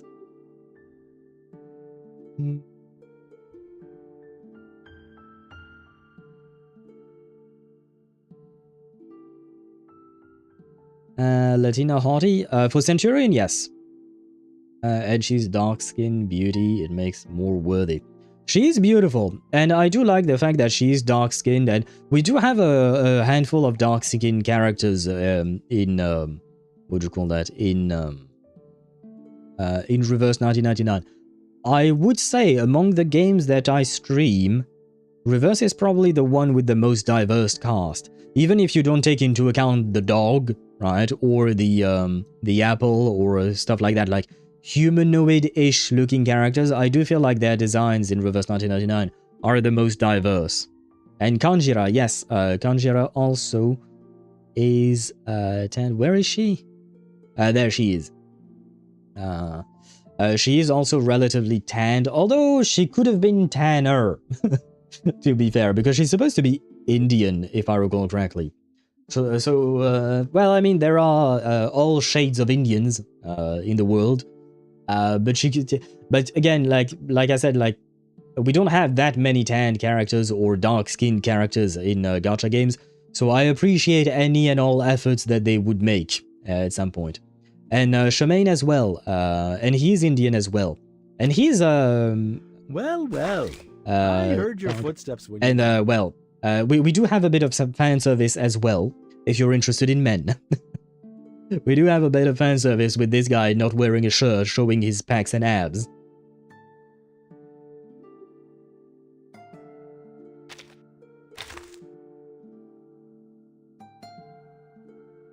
Shadowmaster, is this who you meant? Willow. Because you said above Lucy. Who was that? It's Willow. Enough sniffing about me like a mole. I haven't any tea or cake. She's a hag, a tsundere hag, but she has a good heart. And she has quite a few skins. And she is beautiful. But she also has quite the adorable side to her. And she takes care of... where is she? Oh, I think I have her at P2, right? Yes. Oh no, P1. She takes care of this kid. A gust of wind from the door. She takes care of this kid, Flutter Page. The dancer skin is nice. She's actually a dancer. We call her a hag because that's what other people called her. But in truth, she's actually a dancer, a performer. Which is why she wears that skin. It's literally what she does. Or rather, it's what she used to do. Then she stopped. Then she started again. It's kind of a long story. Guy's a trooper, survived in the woods on his own with one arm before getting his prosthetic. Do you mean Shemaine? Yes. Shemaine indeed. He was an interesting character. And that storyline that happened in India, I forgot the name of the patch, but it was a very dark storyline, especially the way it ended. An athlete, actually. Floor, a ritual.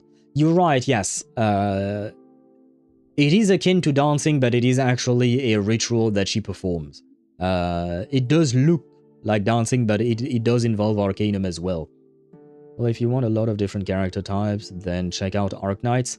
I tried playing Arknights, I did not like it. The gameplay, the loop. I mean, I know they've implemented a lot of quality of life as well. But my number one gripe with Arknights, and it's not in the sense that it's a bad game or anything like that, is that it doesn't have any voice acting. And I tried going through the story without the voice acting, but honestly, it just doesn't hit the same way. I was completely detached and uninterested, basically. And I had a hard time getting into, what you call that, into that game with that. Also, I'm not exactly into the whole, well, I don't know if you would they would qualify as furry characters, but you know, the whole humans with animal traits thing, it's not really my cup of tea. There's also an anime. Yeah, I know, I watched the first season of the anime, and I always said, why aren't they taking the voice lines they recorded for the anime to put it in the game? They literally have the same voice lines in the game sometimes. Maybe all the time, I don't know. I didn't compare one to one. But I do remember a handful of voice lines from the anime that actually appeared in the game. Because I watched the anime first and then I tried the game out. And I was like, why? Why? It's literally right there. You have the voices. Well, it is what it is. Journey to more punk. Still getting emotional over Kumar. Kumar was the name of the teacher, right? If I recall correctly then. Arknights was fine the first time I played it, but after Reverse 1999, it ain't worth the grind anymore. They've implemented a bit more quality of life in Arknights to make the grind less grindy. But that happened after I dropped the game. But yeah, when I started the Arknights, the grind was insane for daily quests. I gave up on it in like less than a week or 2 weeks at most. The grind was insane. Now they made it faster, I believe, which is good. But still, because of the other factors that I've mentioned before, I still dropped the game. If it has animal features and looks like some type of soldier, it is from Arknights. Probably. Most likely, yes. I love how I can spot gacha characters from the few features. If it has a halo on their head and looks like a student, it will be Blue Archive. I know very little about Blue Archive. I know they have an anime, I think. I've seen posters for the game or the anime, either one. But I have no idea what happens in that game. Or anime. Or story in general, basically.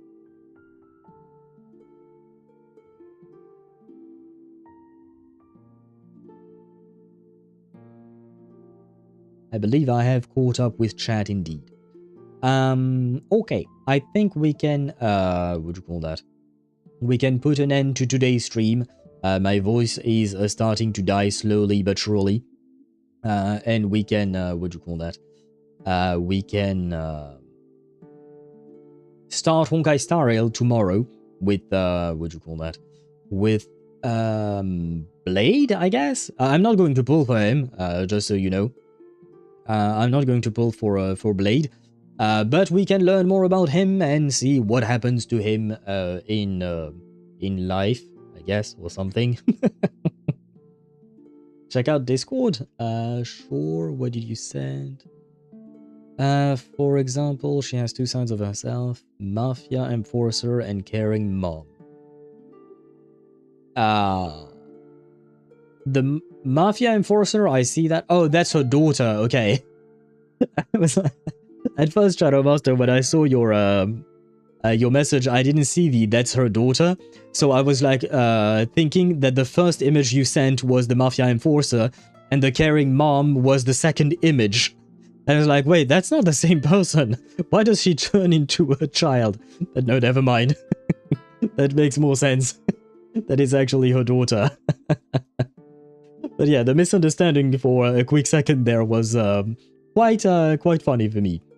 To be fair, some Arknights and other popular fandom characters made for good prison stories on DeviantArts.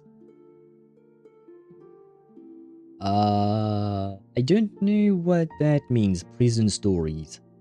Unsure what you mean by that, Dan. DeviantArt is say so, right? And Dan says, heck no.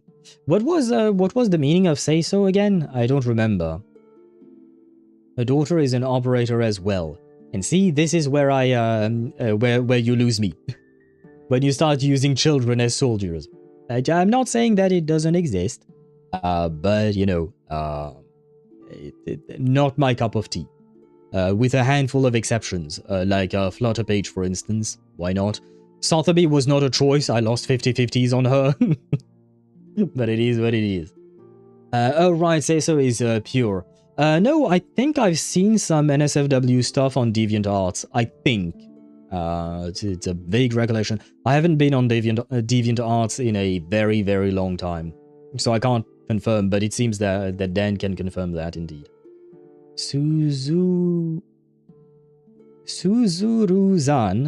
the light of Arknight's players. I don't know who that is. Who is Suzuru-zan? Let me check this out real quick.